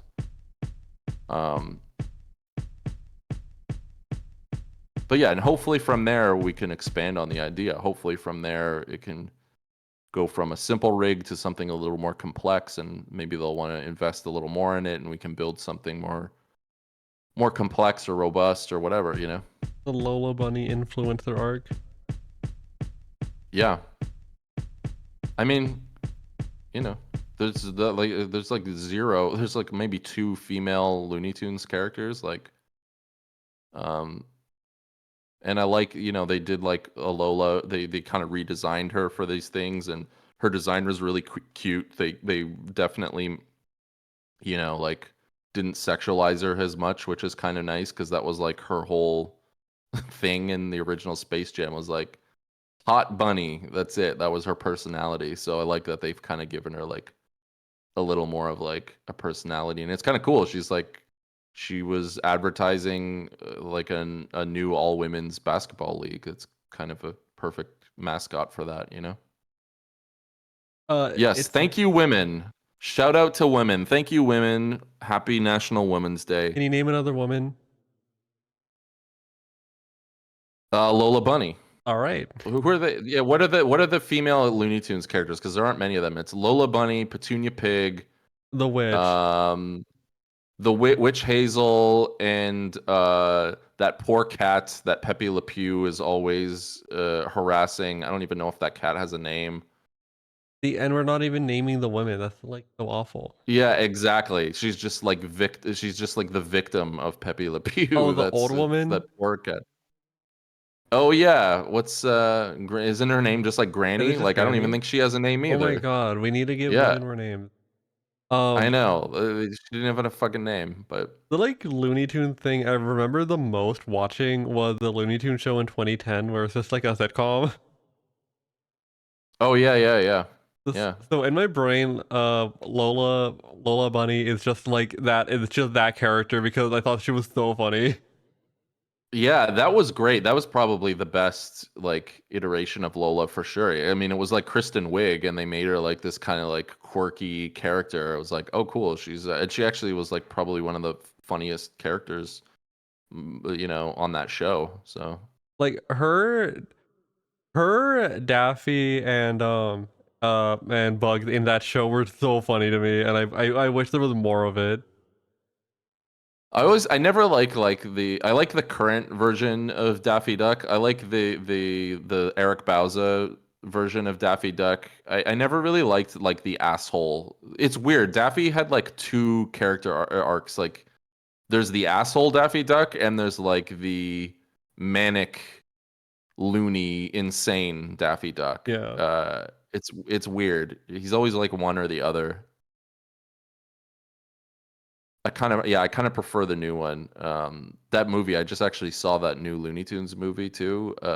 They did like a screening at work, and I encourage everybody to go see it because I think it comes out in theaters next week. And holy shit, if you're a fan of animation, of like fun, funny, expressive animation, like go support this thing because holy shit, it's amazing. Like every shot in this movie is so amazingly animated. Tons of like really funny slapstick physical comedy. It looks fucking amazing. I like the oomphy typing. I hate Looney Tunes with the Bugs Bunny icon. Next question. Will you Get be out the of here if Goblin you hate it. O'Brien to Forrest's Gay Leno?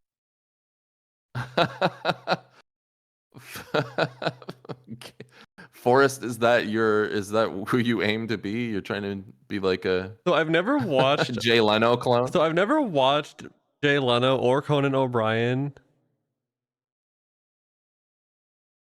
Never? Never. Who's the guy? Oh my god. Who's the guy? I don't remember this guy's name. I just remember that like a YouTube video. I think it was a Red Letter Media video said the only thing you should be hosting is the Parasite. What's his name? Oh wow. He had the ride at Universal Studios Hollywood. Oh, Jimmy Fallon? Yeah. Yeah. I don't know. The current batch of like late night people I don't watch at all. Like, I don't know. I was like Conan. I never really watched a lot of late night talk shows. Of all of them, I definitely enjoyed Conan the most. I saw him once when he did a show from like Toronto. He did like a week of episodes of his show from Toronto when I was like in high school. And like I went and saw that, which was pretty cool. I think I went to a taping of Leno like when I first moved to LA, and I don't remember anything about it. I was never like into Jay Leno. It was just like I'm in LA, I got to go see like a taping of a talk show. So I've never considered that that is um, something I can do. I did, yeah.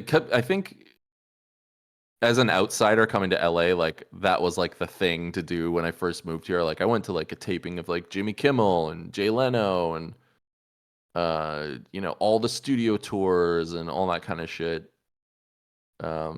I was like, hey, Hollywood, I gotta experience Hollywood, you know. You go to Hollywood and it's like kind of overpriced food. But Oh like, yeah. and then you I get mean, a food truck. the first time I went to like Hollywood Highland, I ate at the McDonald's there, Ooh, and it was not good. Yeah, and it really fucked up my stomach. So the that was my first experience with Hollywood cuisine, was like a rancid Big Mac. you get really good food in Hollywood if you're not on like Sunset. Yeah, like go to West Hollywood if you want to have like a nice meal. There's some cool places there that have like good food and stuff. And Yeah, I will forever be mad at going to Pride a couple years ago, like a while ago, and going like, oh my god, there's pho like near me, and I don't need to go I don't need to go back home to get it, and it was so bad. oh, it was no good. It was That's a not bummer. good. There's usually good food. There's good food in that area. Oh, Yeah. there is. It's just the pho in that one place that I think is probably shut down now. Not good in West Hollywood. However, there's like a Japanese place there that's like so good. I don't remember the name of it though. Yeah, I don't know. I was never really like picky with food, and especially when I was like first moved out here, I would eat at some pretty like terrible place. Like That'll happen. the studio I worked at when I first moved out here, their location was like right in Hollywood. It was at like Hollywood and Vine, literally was where their studio was. And so like every day, that was my like reality, was every day going to work in like the butt crack of Hollywood. And man, the shit I saw there was just crazy. But then also the food that I ate was garbage. Like I remember there was like a place we would go for lunch, and Nilbog would go there, and I think they had like a B rating or an A minus. I think it might have been a B rating, but it's like we ate there all the time. I'm like, why are we eating at a place with a B rating? I definitely would be rating all the time. Yeah, this place looked, it was crazy. Like they had like crazy paintings of burgers on the wall that looked like they were painted with someone's hands. They look like just someone had just like rolled in paint and then like done some coke and then painted like a giant fucking hamburger on the multiple burgers on every wall of the restaurant I need to go here. in like poster paint. I don't even know if it's still there. I don't want to say No. the name of the place. That's I don't want okay. to get you in trouble or get me. That's But okay. it's like it's just like a burger place, and it had a B rating, but for some reason I think, didn't they have a burger there too that was actually called the Band-Aid burger? That's awesome. Nilbog? Or was it the nuts and I think they had like a nuts and bolts burger and a Band-Aid burger. They had like weird fucking names. That sounds like a millennial Yeah, burger place. one had a tongue in it. Yeah, one of the like burgers painted on the wall had like a big tongue coming out of it. I am Yeah, that so place was wild. I don't fascinated. know. Now thinking back to that, I'm like, why did I fucking eat there? Like, it's so disgusting. But like, no, we were just so nonchalant about it. It was like, oh, B rating, whatever. I mean, I never got sick from it, so it couldn't have been that bad. For me, the like food, or it's like I need to eat food, and I don't. For me, the food, it's like I need to eat food. I don't care. I don't care. I just want a meal. Is just go to In-N-Out because it's cheap. Especially when I was in Yeah, I mean, even college. In-N-Out though, In-N-Out like bumped their prices up now too. That's crazy. Yeah, but it's still like not that much. It's still cheaper. It's crazy to me that like how expensive McDonald's is now. Because I hate to say Right? it, but I love everything in moderation. Like that's kind of like my philosophy for like dieting and stuff. Like, you know, a little McDonald's here and there, fine, fuck it, I'll do it. But like, I don't know, man. They've gotten really expensive, and I'm just like, it's not even worth it anymore. You know? It's like In-N-Out, you still get like a combo for $9. Yeah. Now I think it's like 18 for like a combo, At McDonald's? depending on what it is. That's McDonald's is crazy. expensive That's now. crazy. The other fast food place I know that is like still relatively cheap is like Popeyes. And I think no, Jollibee is like kind of whatever. Popeyes, yeah, Popeyes is pretty cheap. You I can like get like Popeyes too. a combo there. I Food. appreciate it. They're building a what is it called? There's like this new burger place that I really like. I forget the name of it. Um, but yeah, LA. I mean, there's burgers everywhere. I don't know why. Coming back to the B burger, I don't know why I ate a B graded burger. There's literally like good burgers on every corner of Los Angeles, and I chose the one with the shitty rating. Shout out that one burger place I ate, I think in Boyle Heights. That was just like on a hill, and then like I like fucking tripped on the thing. I was like, because I forgot I was on a hill. Oh man, did you drop the burger? I didn't drop the burger. I dropped a single fry.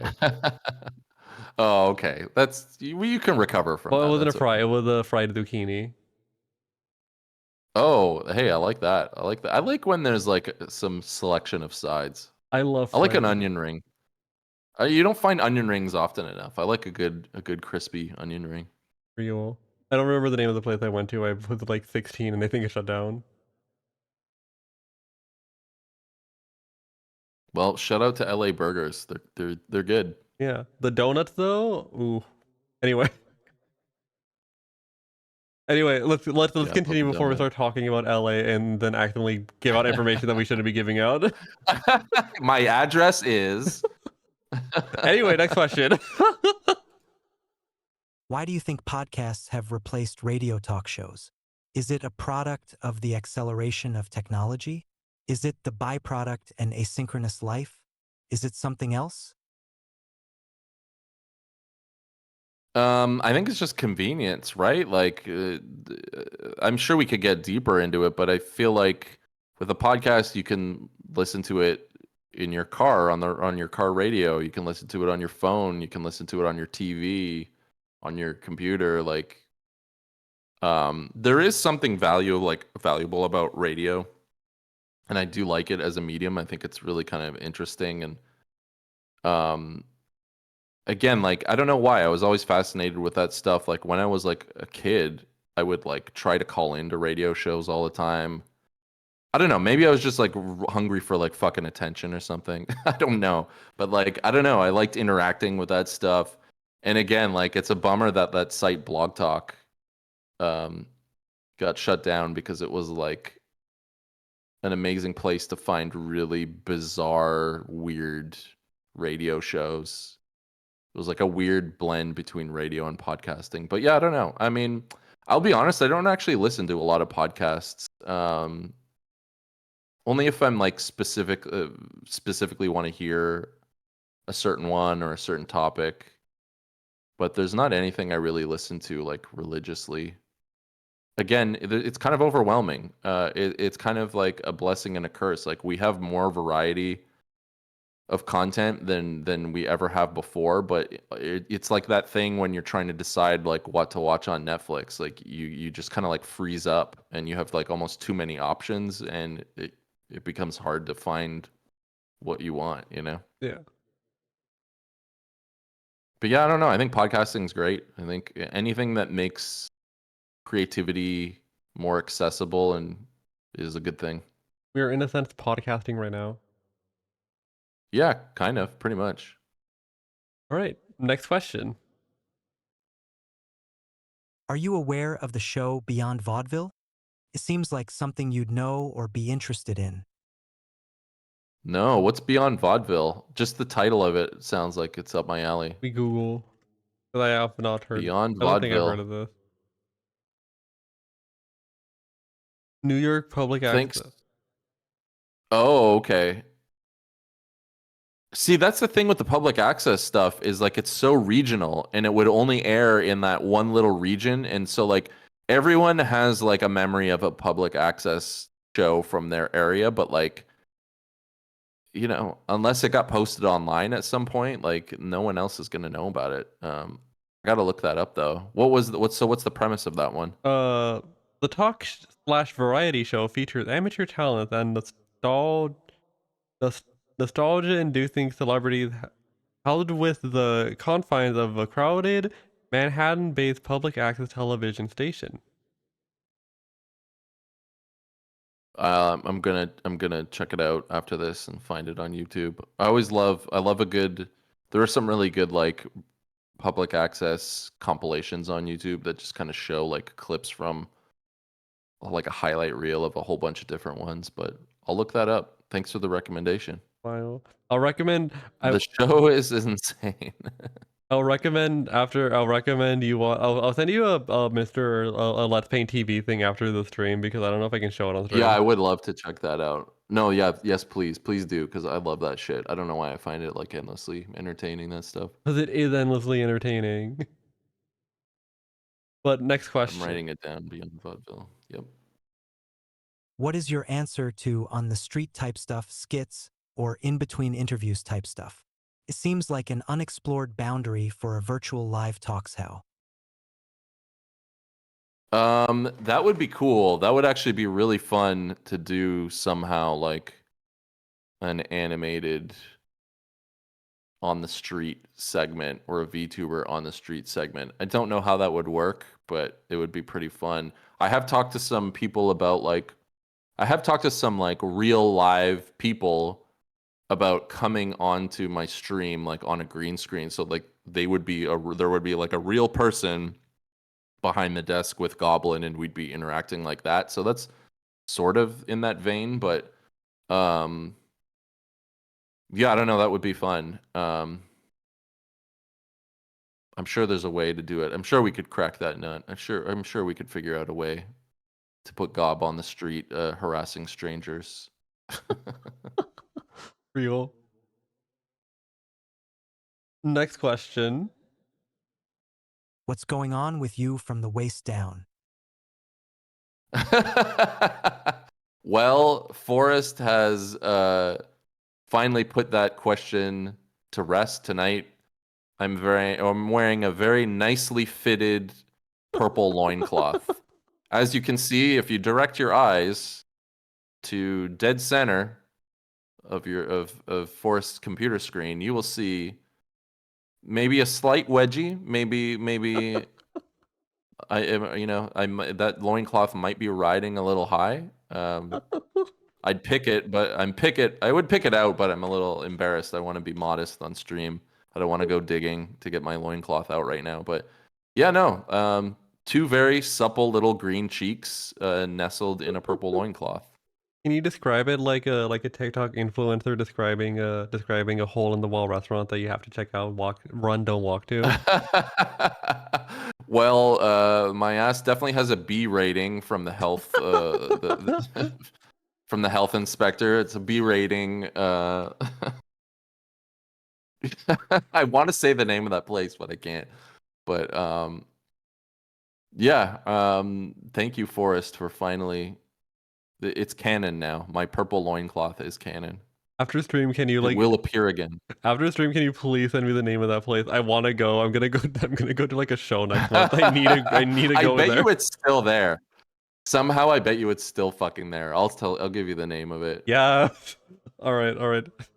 Next question. At the very least, you gotta like Google it and find like the pictures of like the paintings on the wall because it's like outsider art. It's like madness. It's like if Jackson Pollock like painted a burger, it's just a mess. Well, in a way, aren't most VTubers committing outsider art?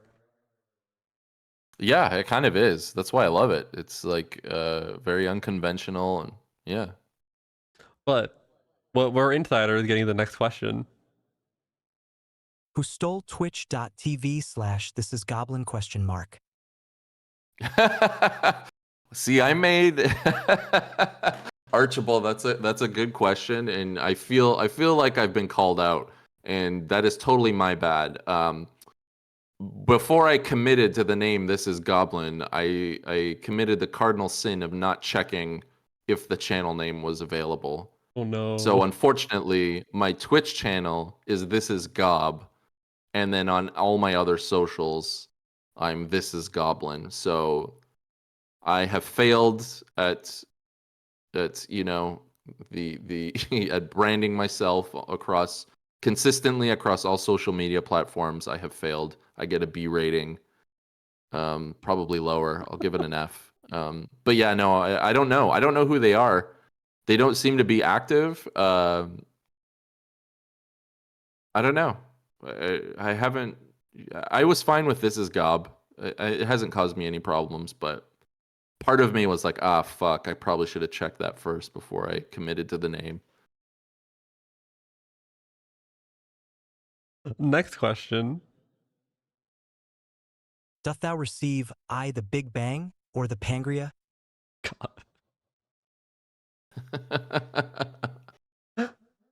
What is Pangria? Like with all the continents and shit. Isn't it Pangea? Or was Pangria like after Pangea? Hold on, I like eating plants and shit.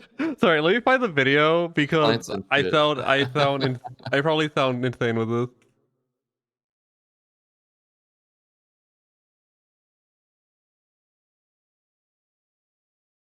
Pangria. Okay, thank you, Archibald. Okay, thanks, Archibald. Let's check it out. 1, 2, 3.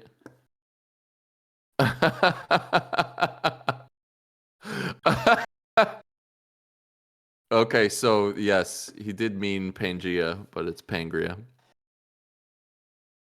Yeah, I love the idea of Pangea. I mean, I always wonder, like, are the continents going to reassemble back into Pangea one day?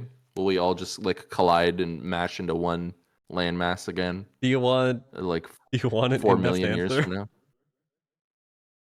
Do I want an answer? Like oh, this is kind of like within your wheelhouse. So yeah, sure. I was studying for a master's for geology for a bit. Oh, here we go. Uh, Perfect.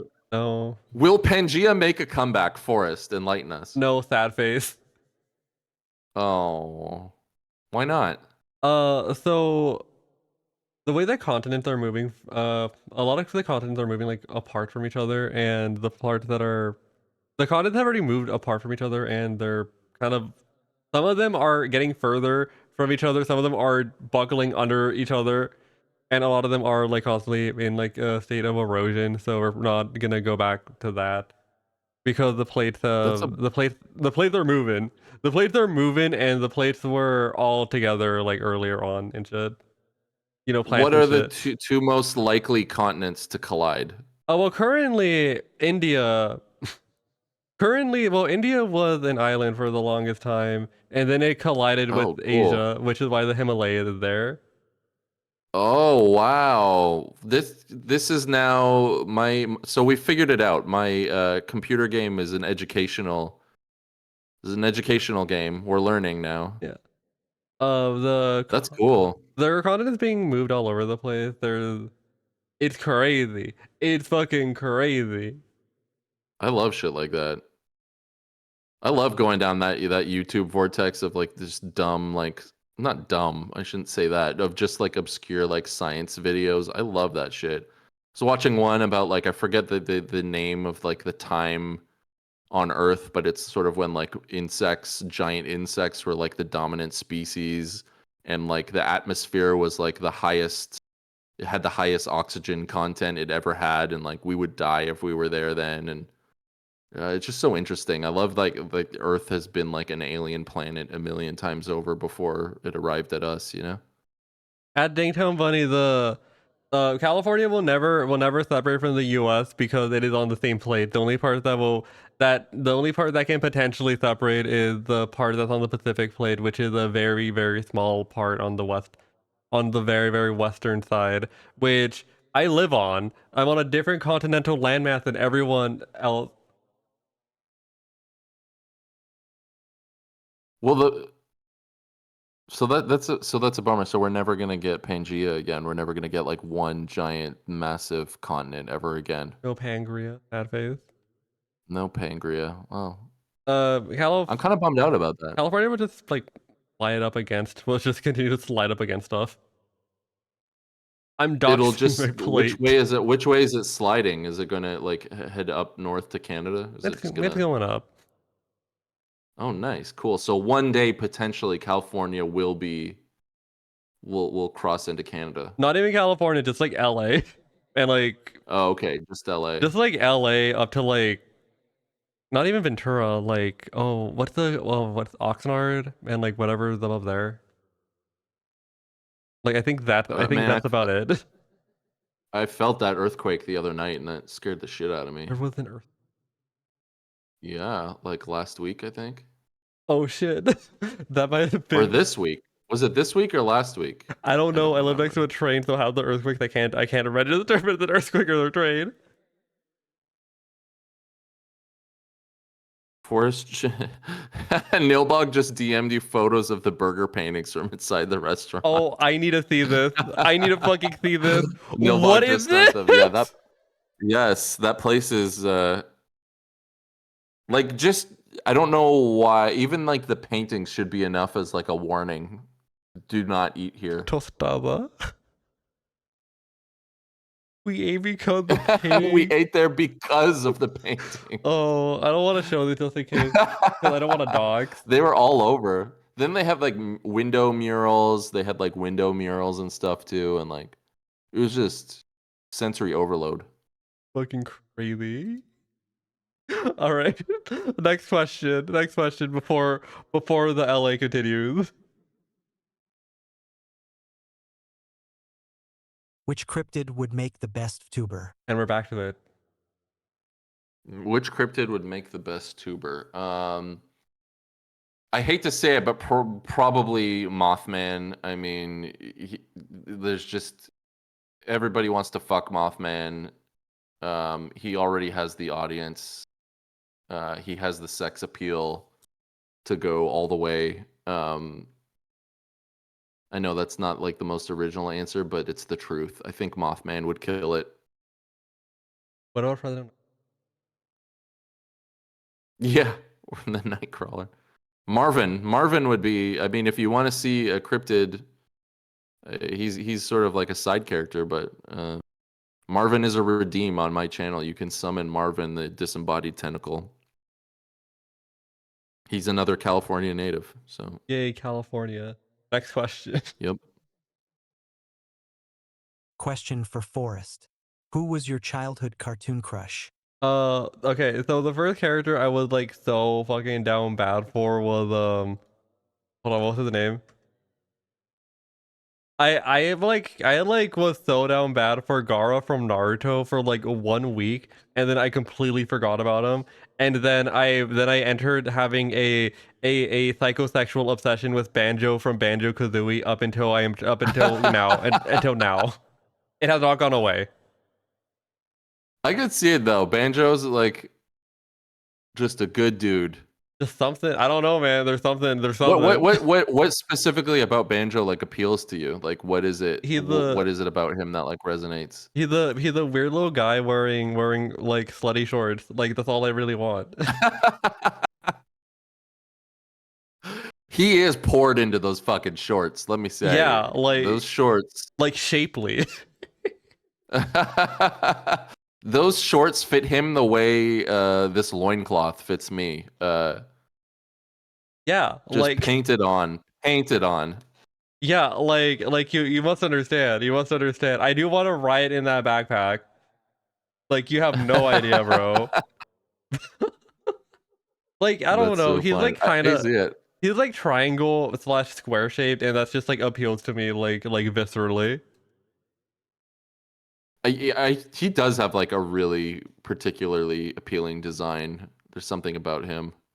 Something about him, man. Yeah, he's built. He's pretty built too. Like he's got a good body. Real.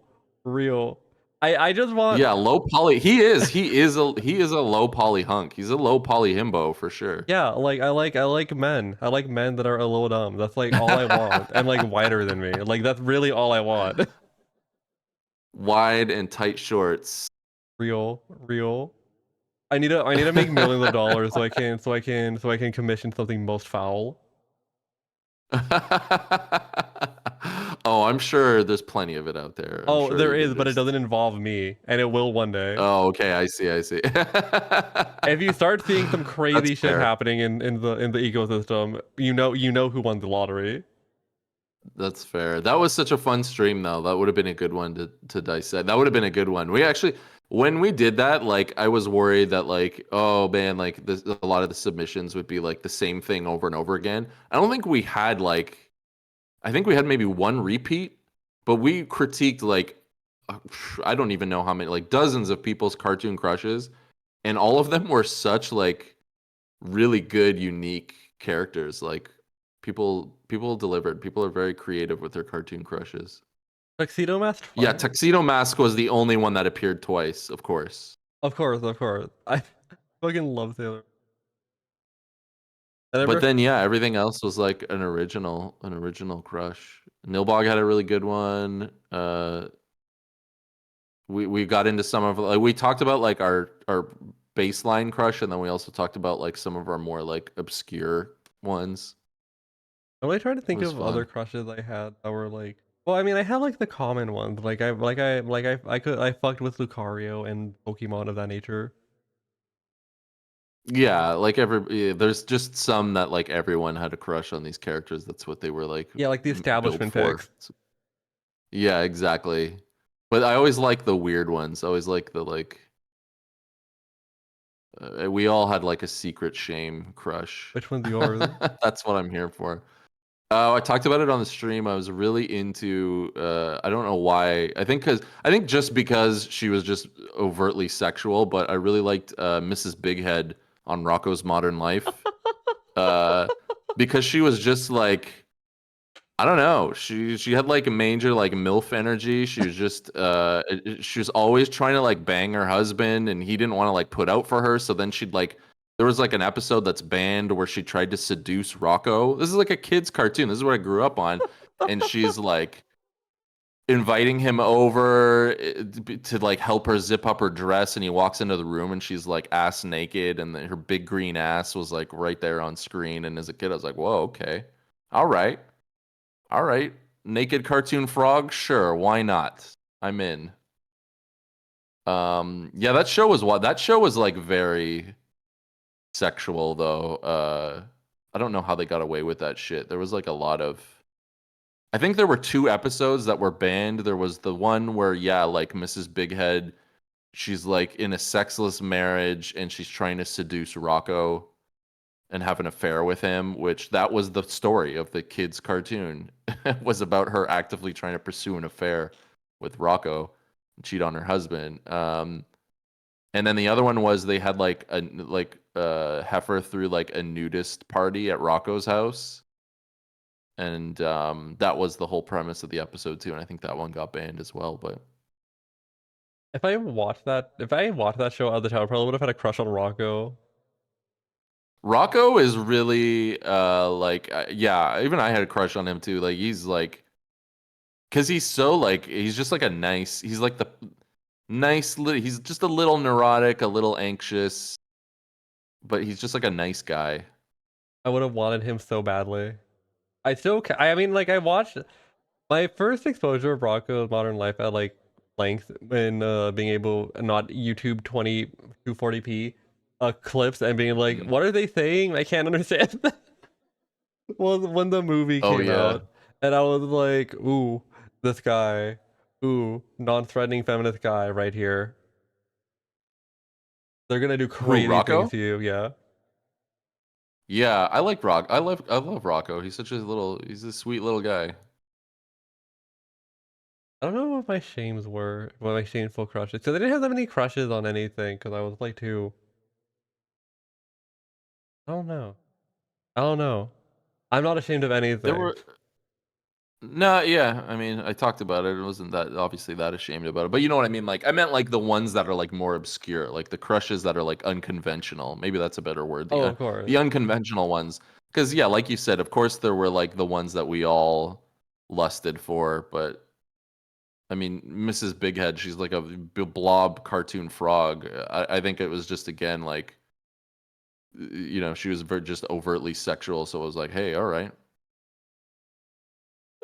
So real though. Oh yeah, the movie did have a trans character. Yeah, that's right. The Big Head's the Big Head's kid wasn't so originally I think there's her name was and Rachel? wasn't that character like an animator too? Isn't that character like an animator? Yeah. That's what the reboot or movie. It was like, oh, I was an animator, and then my parents were kind of weird, and now I'm at the taco truck, I think. Rachel, that was her name. Okay, cool. Oh yeah, Wacky Deli. I don't remember the movie. I remember it coming out and then I think I watched it. I remember that, but I don't know, maybe it wasn't. I gotta rewatch it. I love the original series. But yeah, it was very you know, it was there was a lot of like degenerate stuff going on in that original series. I love how bouncy and round it is. Like, I wanna like actually watch it. Yeah, I mean, actually, honestly, Rocco's Modern Life was like a big inspiration for like my um like when I was a kid for my drawing style. Like I used to draw those characters all the time and when I would like design my own stupid little characters as a kid, like I would try to like channel that Rocco's Modern Life design style. I didn't think what it was for me. I think it was in Sergeant Frog. Oh wow, that's a good one. Oh, wait, that's probably a less normal crush I had. One of the Sergeant Frog characters that I don't remember which one.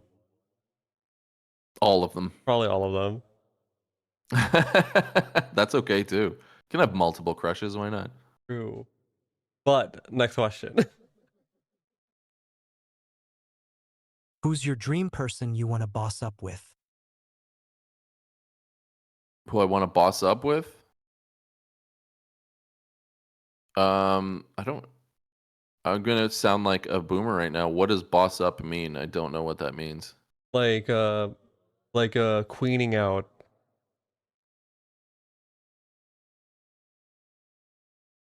Oh man. Collab. That's the word. That's the word. Again, I'm gonna give like my little sentimental answer. Nilbog and I have brainstormed so many fun ideas that I am so excited and anxious to get to. So I want to do more collabs with Nilbog.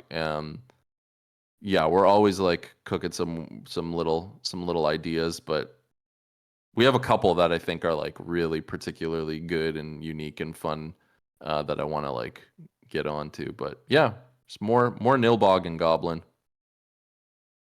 Give the people what they want. More Nilbog and Goblin. What a little cartoon duo we've become. like salt and pepper. Salt and pepper. Sugar Yeah, and that's diesel. us. Baking soda and vinegar. Yes, What are that's other us. what are other combinations?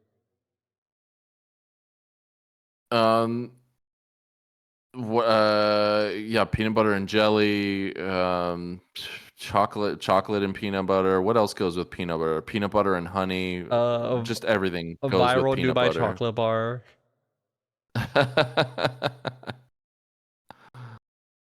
How sugar and I think they made a whole song. Yeah. Okay, my bad. I thought that was a good one. That is a good one. Uh mayonnaise and Peanut butter.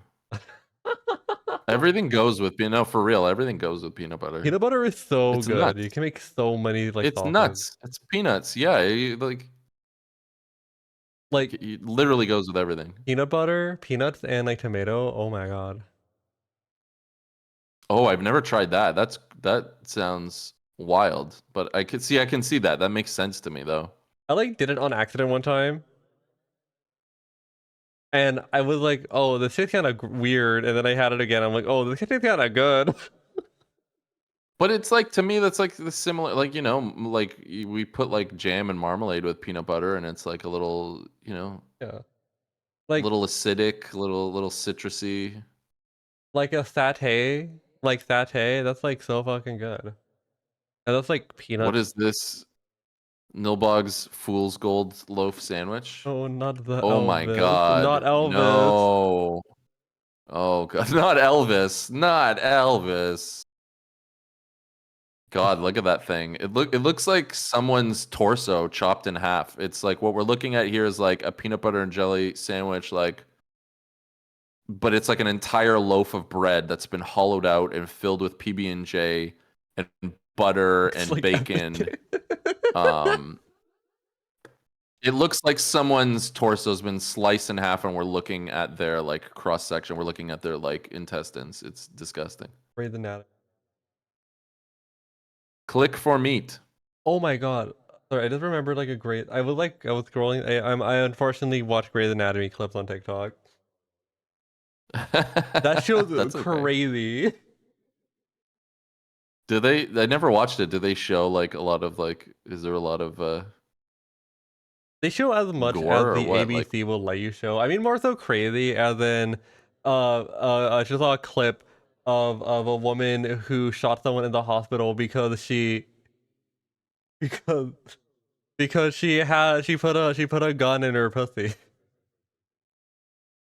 Oh my God, that was on the show. That was like a premise. Yeah, Holy shit! and it shot the person Wow. next to her. And I'll Our story. Wait, hold on.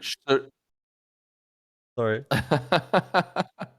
So she put the gun in her pussy and then shot it, and it hit someone else? Yes, it shot on accident, but it hit someone else.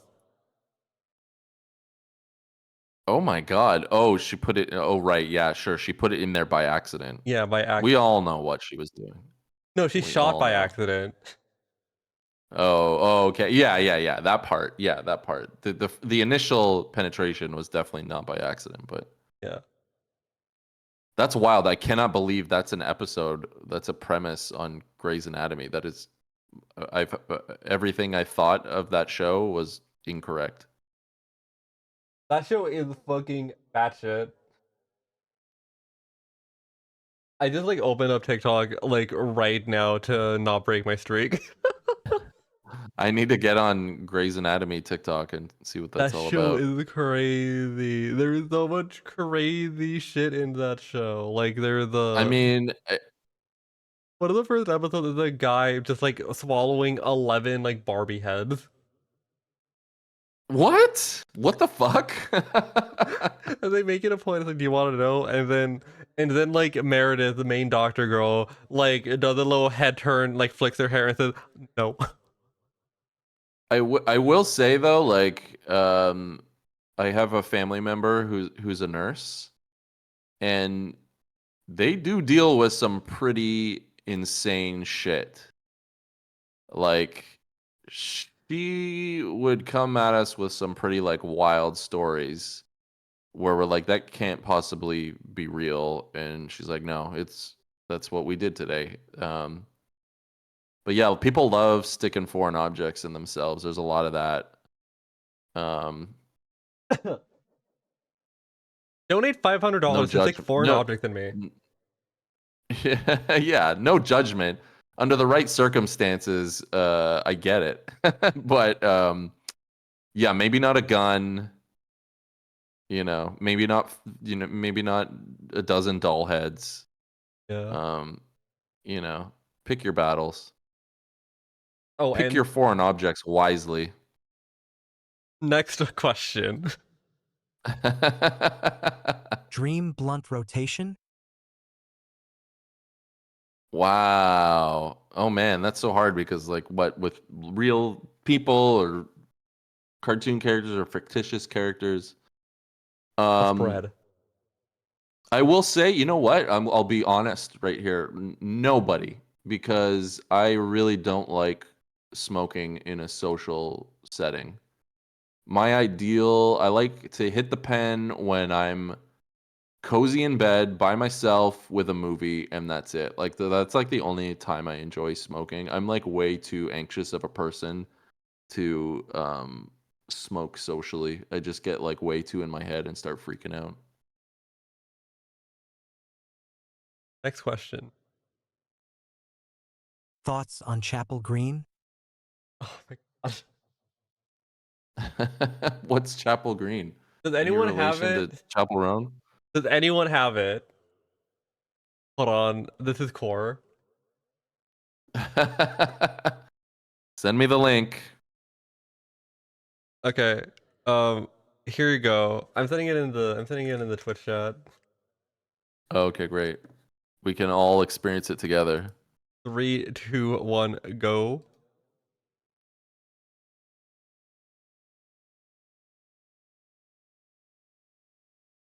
Oh, I like this.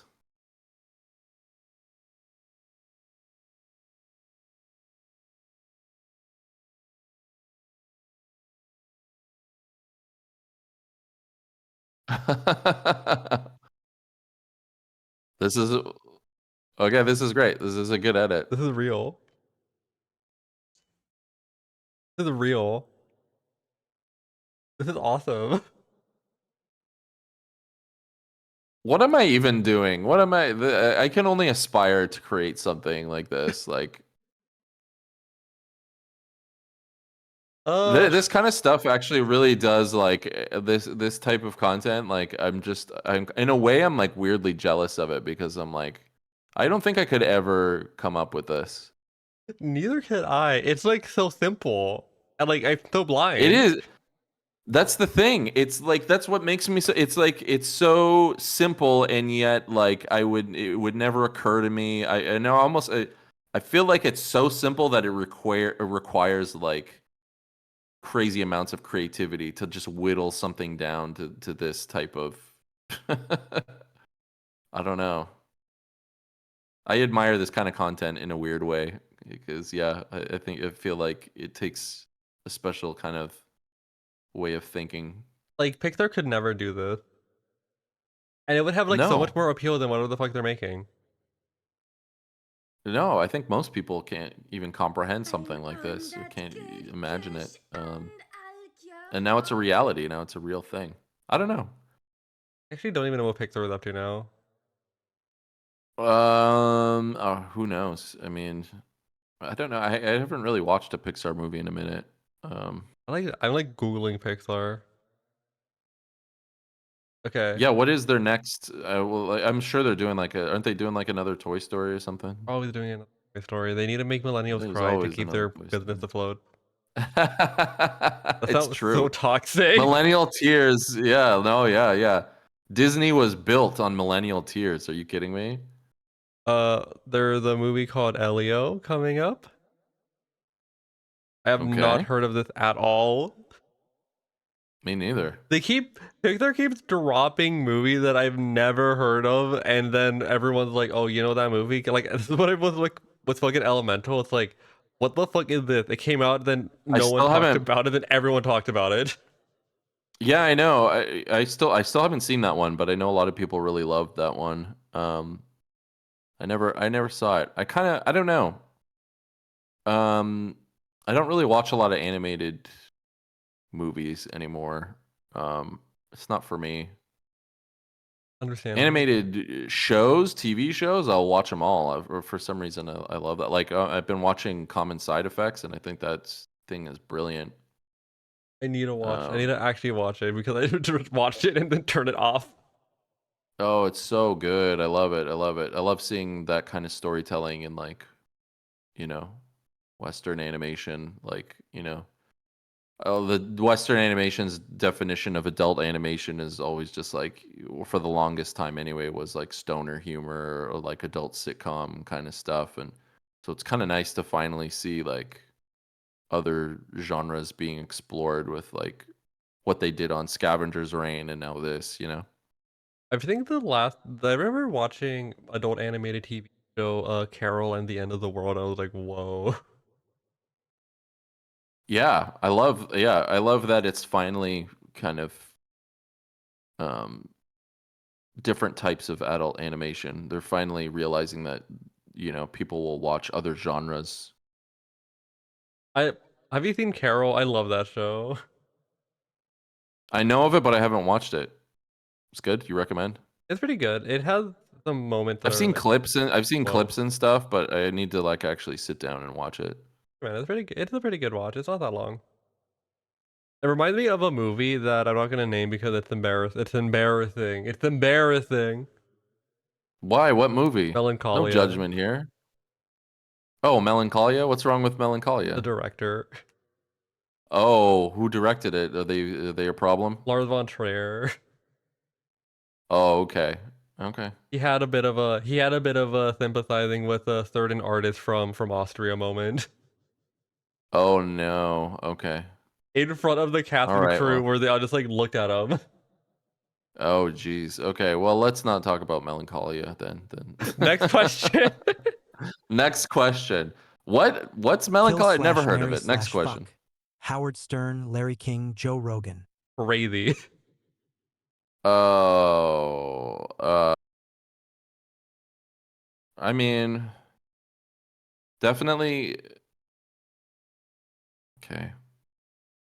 I would marry Larry King, fuck Howard Stern, and kill Joe Rogan. I think it's pretty self-explanatory. I think you all know why. Understandable. Yeah. Next question. Have you ever had a tummy problem that was really bad you were on the toilet for more than an hour? Oh, yeah, of course. I mean, toilet time is like a vacation. Even if I'm not having a tummy problem, let me sit there for an hour and you know doom scroll and play mobile games, and it's like a little vacation. Going to the bathroom is like a mini vacation. That's how I see it. You're free. You're temporarily free of all of life's obligations. You don't have any responsibilities when you're sitting on the toilet. So make that shit last for real. Literally, make that shit last. Remember, everybody, if you Sit work, there. always Go save ahead. your Sorry. shit for when you're on the clock. Oh yeah, that's the best. Is when you get paid for it. Sit there till your legs go numb. That's my rule. That's my technique. You're on the toilet. Oh my god, next question.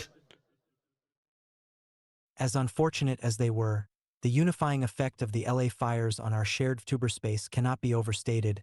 Why do you think fellow animators and VTubers took so swiftly to the digital to combat the tactile? I think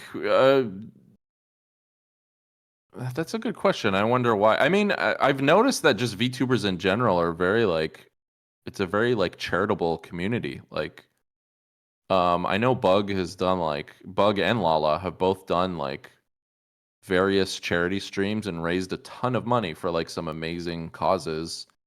And I think that just has to do with like the type of people that VTubing appeals to. I think for the most part, the people that are VTubers and the people that watch VTubers are just like charitable, empathetic people who can get behind like, you know, different causes and want to help people. And yeah, I don't know. That's a good question. I think a lot of people were being. I mean, there were so many charity events everywhere. I just fucking. I was like trying to remember how to spell. I was trying to remember what Lala's ad was, and I accidentally clicked on Chapel Green. Play it. During the answer. Yeah, I closed the tab, but okay, fuck it. play it. It's the perfect underscore for this conversation. It's the perfect underscore for talking about the LA fires. Truly. Yeah, I don't know though. I don't know. I just just personally, I don't think it even was just like centered around VTubing. I think everyone was just being like way generous with the charity for the victims of that whole thing. I do feel kind of bad that I didn't do a fundraiser stream during it, but I was like, I don't know. I felt. No, there's nothing wrong with, you don't have to. I mean, Nilbog did one too. Nilbog did like his own like fundraisers too, and was giving away like drawings and stuff. Oh And yeah. like I mean, I feel bad I because. saw that. Oh, sorry. No, go ahead. The reason I No, feel go ahead. Go like ahead. I feel bad even though because it's like I probably could have found time to do it because the week of the fire I was like there was shit happening like in my life. I was like That's understandable. Look, you don't. Yeah, it's not like you're not obligated to do something like that, but it's cool. Like I don't think I would have. I mean, this was all Big Nose Bug's idea, and she invited me on. I don't think I would have done like a charity stream otherwise, but it was fun in like a group setting, you know. yeah. Hopefully there was never a fire ever again in our beautiful state that has fire be a part of the natural climate. Yeah, I know, right? Till the next one. Go to the next question. Yes. Hopefully no more fire. The next question is the last question. If you have a question, hit the question button. Question me now, Yeah, or never again. Yeah, or else there will never be streams ever again. Yeah, and click for meat, would you? Yeah, we Would you can click for some meat? Next question. What single piece of media would you show someone to convince them of the merits of animation? Oh wow, that's crazy. That's a good question. I don't know. I would probably be the wrong person to do that. Like I would probably just show them some dumb shit that I like. What? That's a really good question. That's a question I would actually want to give some thought. I mean, my gut tells me, because I'm such like a nerd about it and a super fan, and it's probably the wrong answer, but I would show them The Simpsons, just because I think that is like the most perfect animated show in terms of like world building and having a character, a well-defined characters kind of like evolve with the times. It kind of shows how like transcendent animated characters are. Like, look at like the Looney Tunes characters and shit like that, or like Batman or whatever. These characters have been around for like 70, 80 years, and we keep inventing ways of keeping them relevant. So there's like this weird power to animated characters, to just like have these crazy lifespans. But yeah, I don't know. I'm trying to think. I don't know. What would you guys? Do you guys have any recommendations? Like, if you had to show someone who's never seen animation before, what would you show them to convince them it's a great medium? I show them the There's door. the door. I show them What's the that door. one? I mean, I would show them the door out of my home. Oh, I was like, how have I not heard of this film? This film before, the door. So I would show the. Actually, though, I could probably show them some immaculately animated gay furry porn, and they'll be like, "Oh, I get it." Yeah, that's the thing. The obvious answer is to show something that's just like animated really beautifully and really well. But like, that's what that's a good question. Like, what fully encapsulates? Because what are the things about animation that make it so great? I think it's just that it's like boundless. Like, you can, anything you dream up, you can create with animation. So I don't know. Maybe I would show them some really like trippy, imaginative stuff that you would never see in any other format. I don't know. My actual answer would probably be the movie Night is Shore Walk On Girl. Oh, okay. And yeah, here's other suggestions too. People are saying Bakshi, Lord of the Rings, Satoshi Kon. That's Oh yeah, that's a good one. That would be good too. showing my infant child Perfect Blue so they know that animation is art. Yeah, right. I mean, that's a good choice too, actually. Oh, The Wolf House. That movie is crazy. I love that movie to death. Wolf House, That's Tokyo Godfathers, Yogi Bear. I like that answer. Yeah. Look, it's a talking bear. Okay. Oh, I had a crush on Yogi and Choo Choo. Ortho Choo Choo. Wallace and Gromit. Yeah, there's something about stop motion that is particularly magical because it's real. It's like a real object that has come to life, tangible. Like the new Black Country New Um, Road music video with the stop motion bird. That shit's awesome. yeah, there's something about stop motion that is just like, I don't know, it has its own particular magic to it, but Malice and Vomit, the evil Wallace and Gromit. I like that. I would watch that. Next question. Next question. Oh no, I lost the question. Oh no, I found the question. I'm a genius. Why a goblin? Because it was a design that I had that I really liked, that I was just waiting for the right project to use. So Gob, I think I drew Gob for the first time like 5 years ago, and he was just sitting in a folder on my hard drive, just waiting for me to discover VTubing. Next question. Worst cartoon you watched as a kid? The worst? Oh man, wow. I mean, for some reason, I remember watching Care Bears a lot when I was a little kid, and even then, just thinking it was just like slop. I don't know. Oh, that's I don't know. All that sort of like 80s animation that was basically just like a toy commercial. It was still like, technically it looked beautiful, but like it was just kind of soulless, you know? It was always just a toy commercial.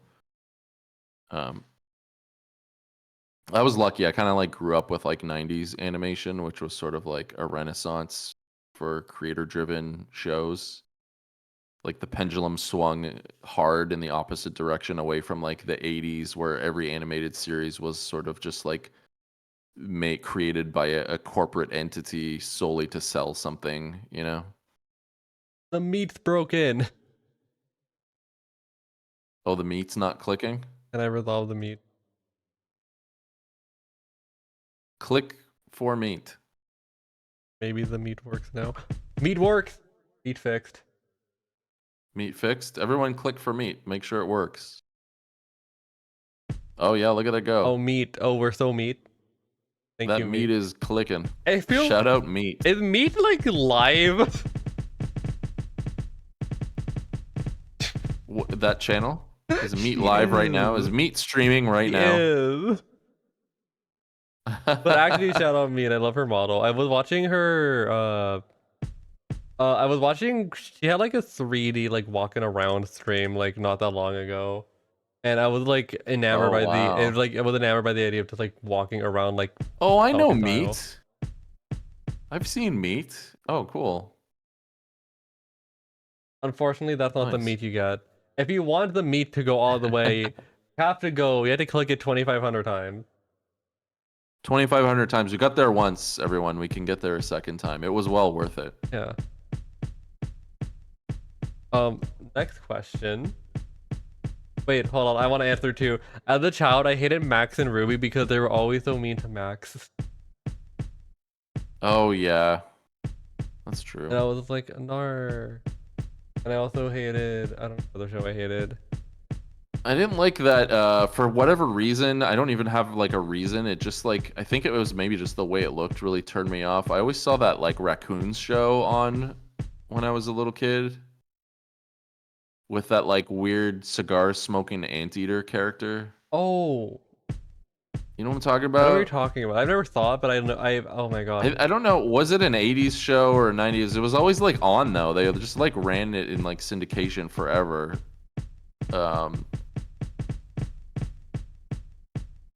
It is clicking.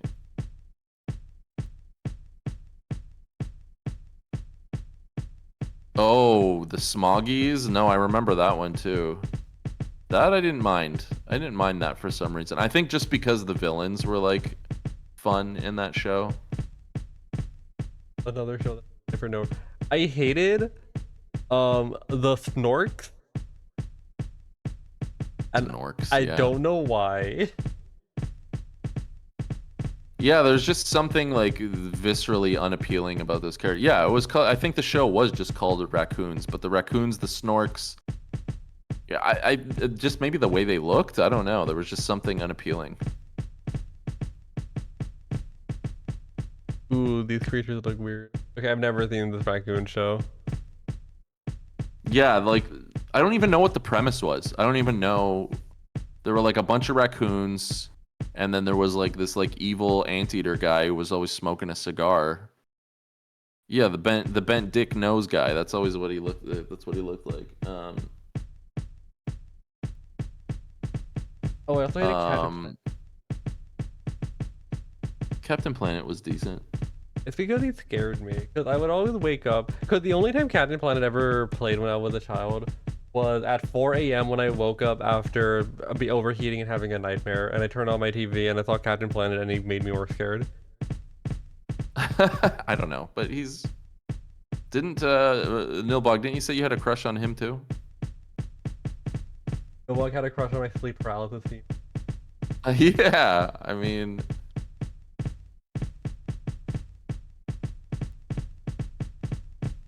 you know, we all have different tastes. It's okay.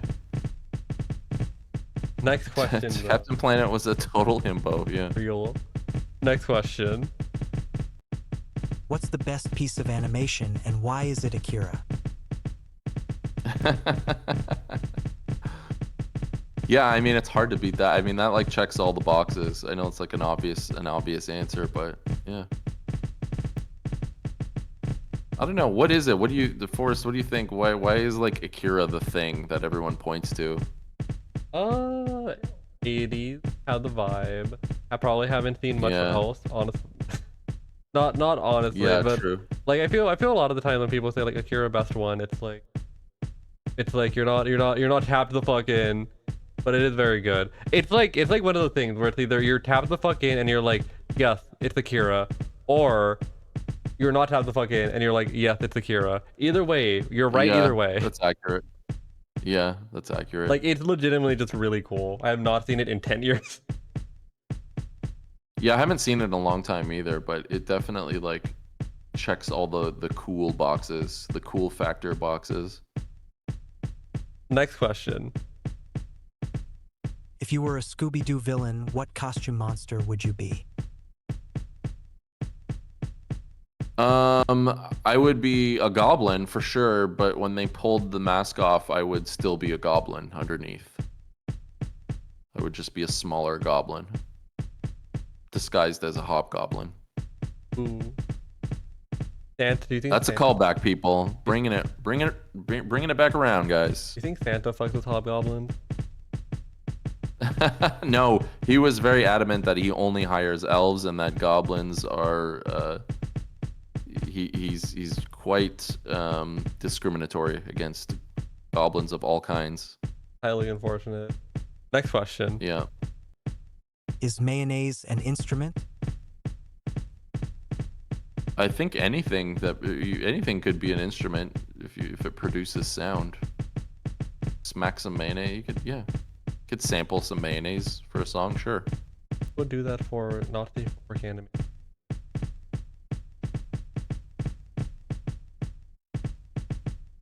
Think. Is that the meme or the mac and cheese? Either way, next question. Next question.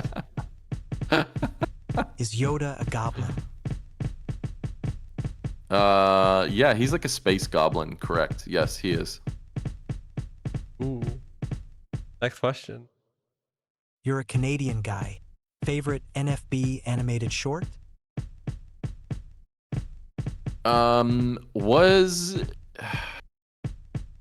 I might not be NFB. I have to look it up. Was Eat NFB? Let me look that up. I don't know. Wasn't there like a short that was called Eat or something? And it was like the first like digital 2D animation or something where like there was a lot of like line transformations and it was like a guy eating Fam the hunger. Yeah. Is it NFB? That was cool. That kind of blew my mind when I saw that because it was very different. Yeah, it was the first use of tweening. Nilbog's got it, guys. Don't worry, Nilbog's here. Nilbog, the animation historian, has got us covered. Yay. Yes, Fem, the Hunger is my favorite NFB short. Yeah, it was the first use of tweening in animation, and I recommend you watch it. It's a trip. It's wild. I will. I've been meaning to look at Very more experimental. Canadian because I need. I mean, all of those NFB shorts are pretty like experimental, which is cool. But that one in particular always like stood out in my mind for some reason. Okay, two final questions. What's the best piece of animation and why is it Homestar Runner? See, that I agree with more than Akira. And that's another thing, man, when I discovered Homestar Runner, that also like blew my mind because I had no idea like the internet, like a cartoon, an animated series could exist on the internet. And that shit was so revolutionary. It was interactive.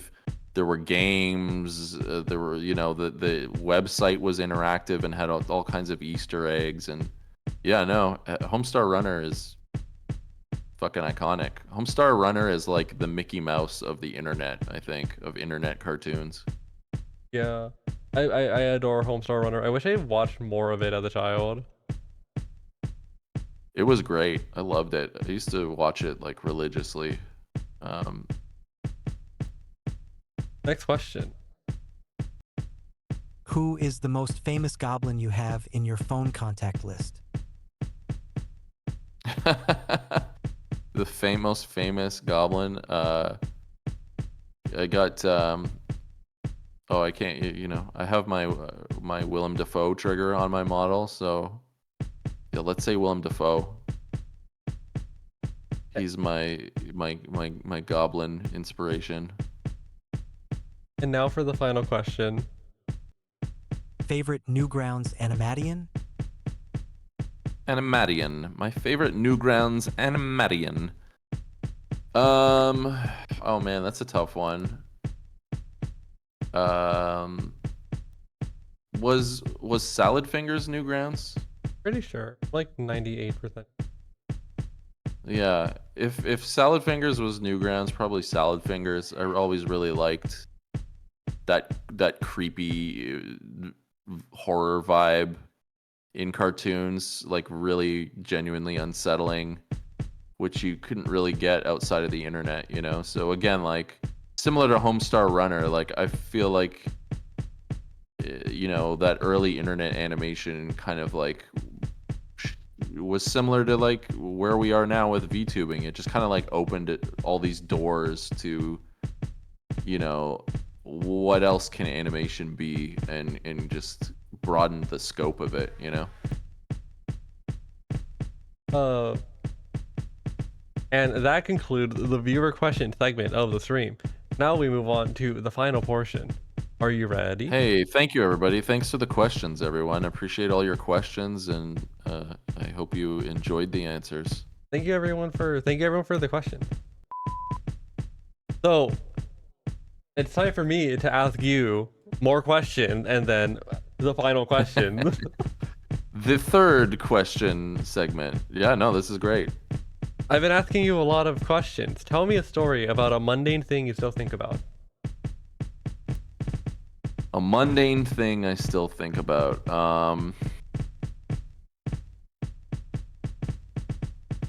That's a good.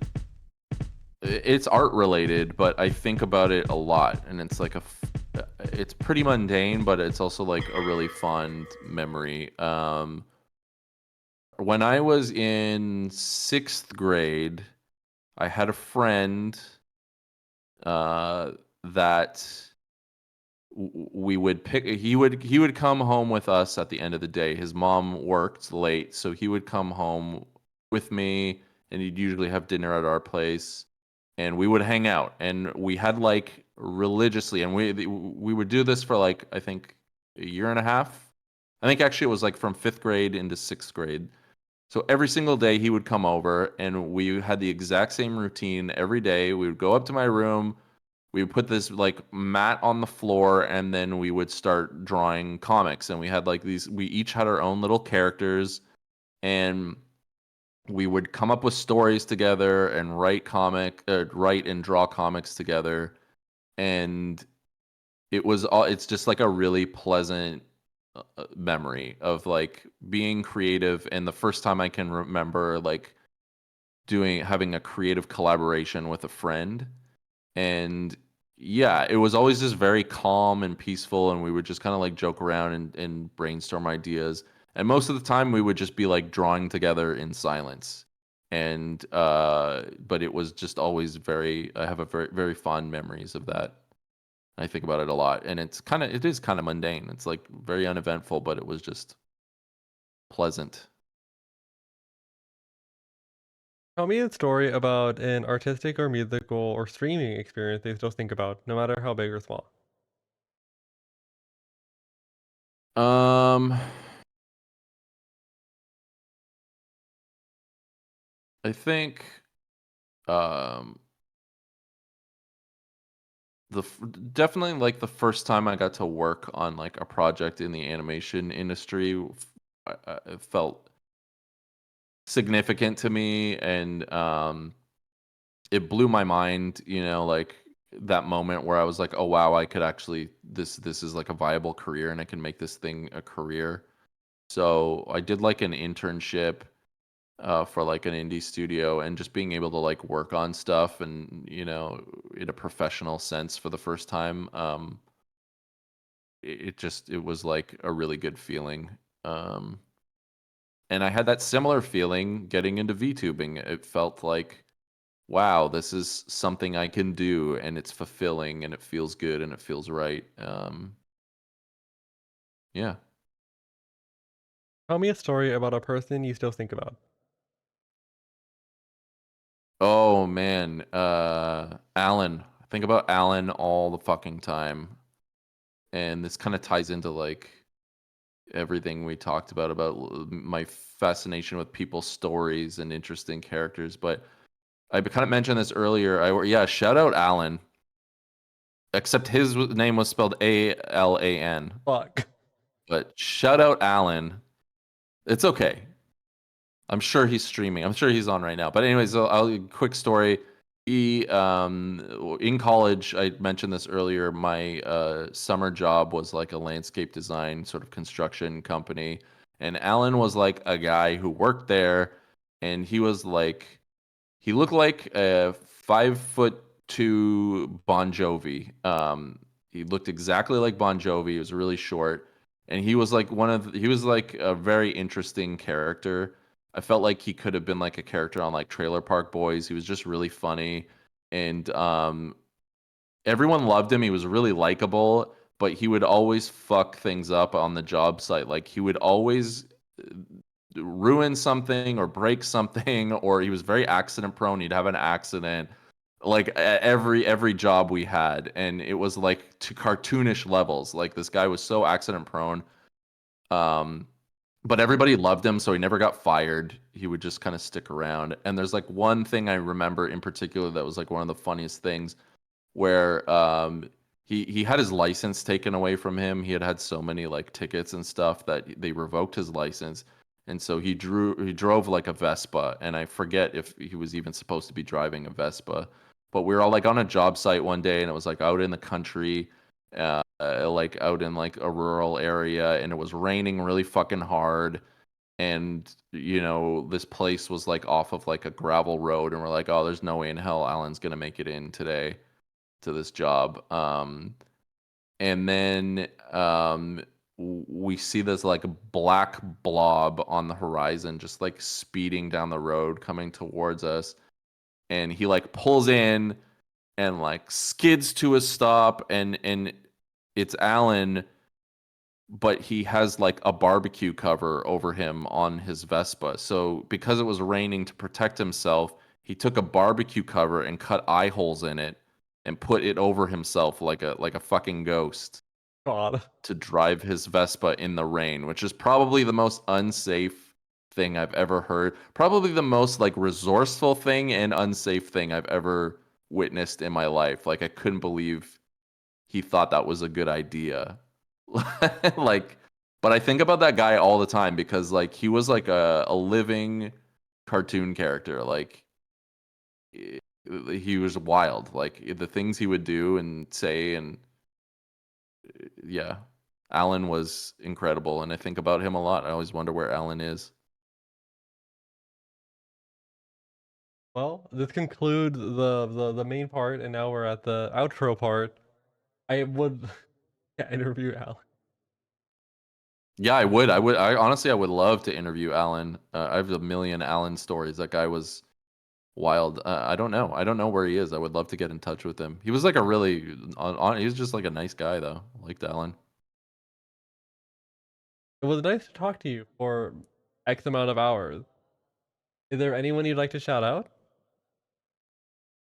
Oh my gosh. I think we've actually thank you, and I really appreciate you like keeping up with the shout outs. I think we gave a shout out to everybody that I wanted to. So yeah, there were lots of shout outs in the stream, but I don't know, shout out to the whole VTubing community. Like we're on to something really special with what we're doing, and I would just tell everyone to like encourage everyone to keep creating, keep making interesting stuff.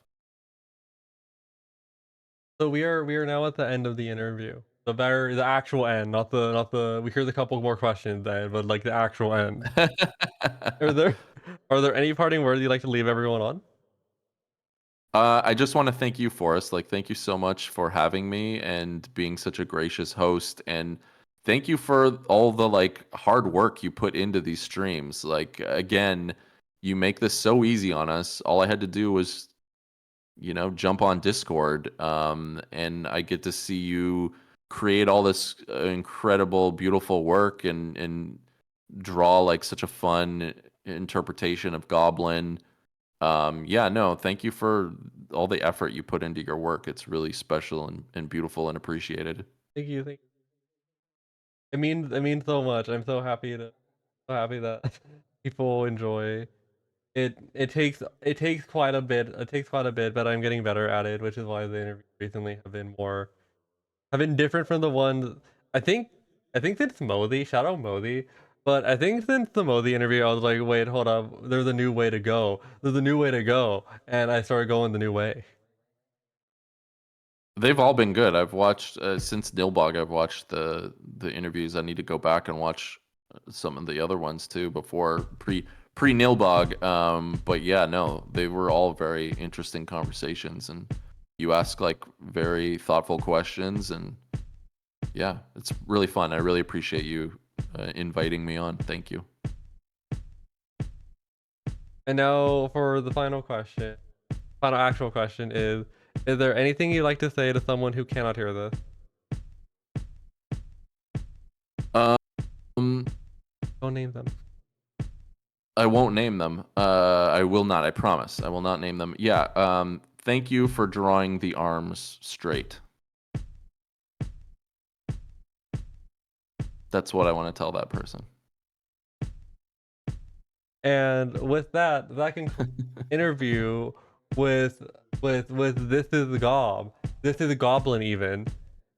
Check out all of the links that are pinned. Thank you, Archibald, for being. Thank you, Archibald, for everything. Thank you, Nobog, for everything. Thank you, God, for everything. Thank you, everyone, for being here. This is not possible this is not possible without attention, without the eyes and the you. Well, and I mean it's not possible without you either, Forrest. So thank you. Thanks to everybody. Thanks chat for coming out. Yeah, have a good night, everybody. And now who to raid? Ooh. Do you have anyone in mind? I don't know who's live right now. Let's go with good old Shindigs. Why not? Shindigs is live. Let's dump into one of our old favorites. All right. Is there any raid method you'd like? No, whatever you want. Whatever you want to do. All right, everybody, just do the regular thing I say with your favorite heart. Go there and your favorite heart emoji, no matter what it is. Thank you all for coming by. I will be back at a time and place in the future. And Bye, everybody. goodbye.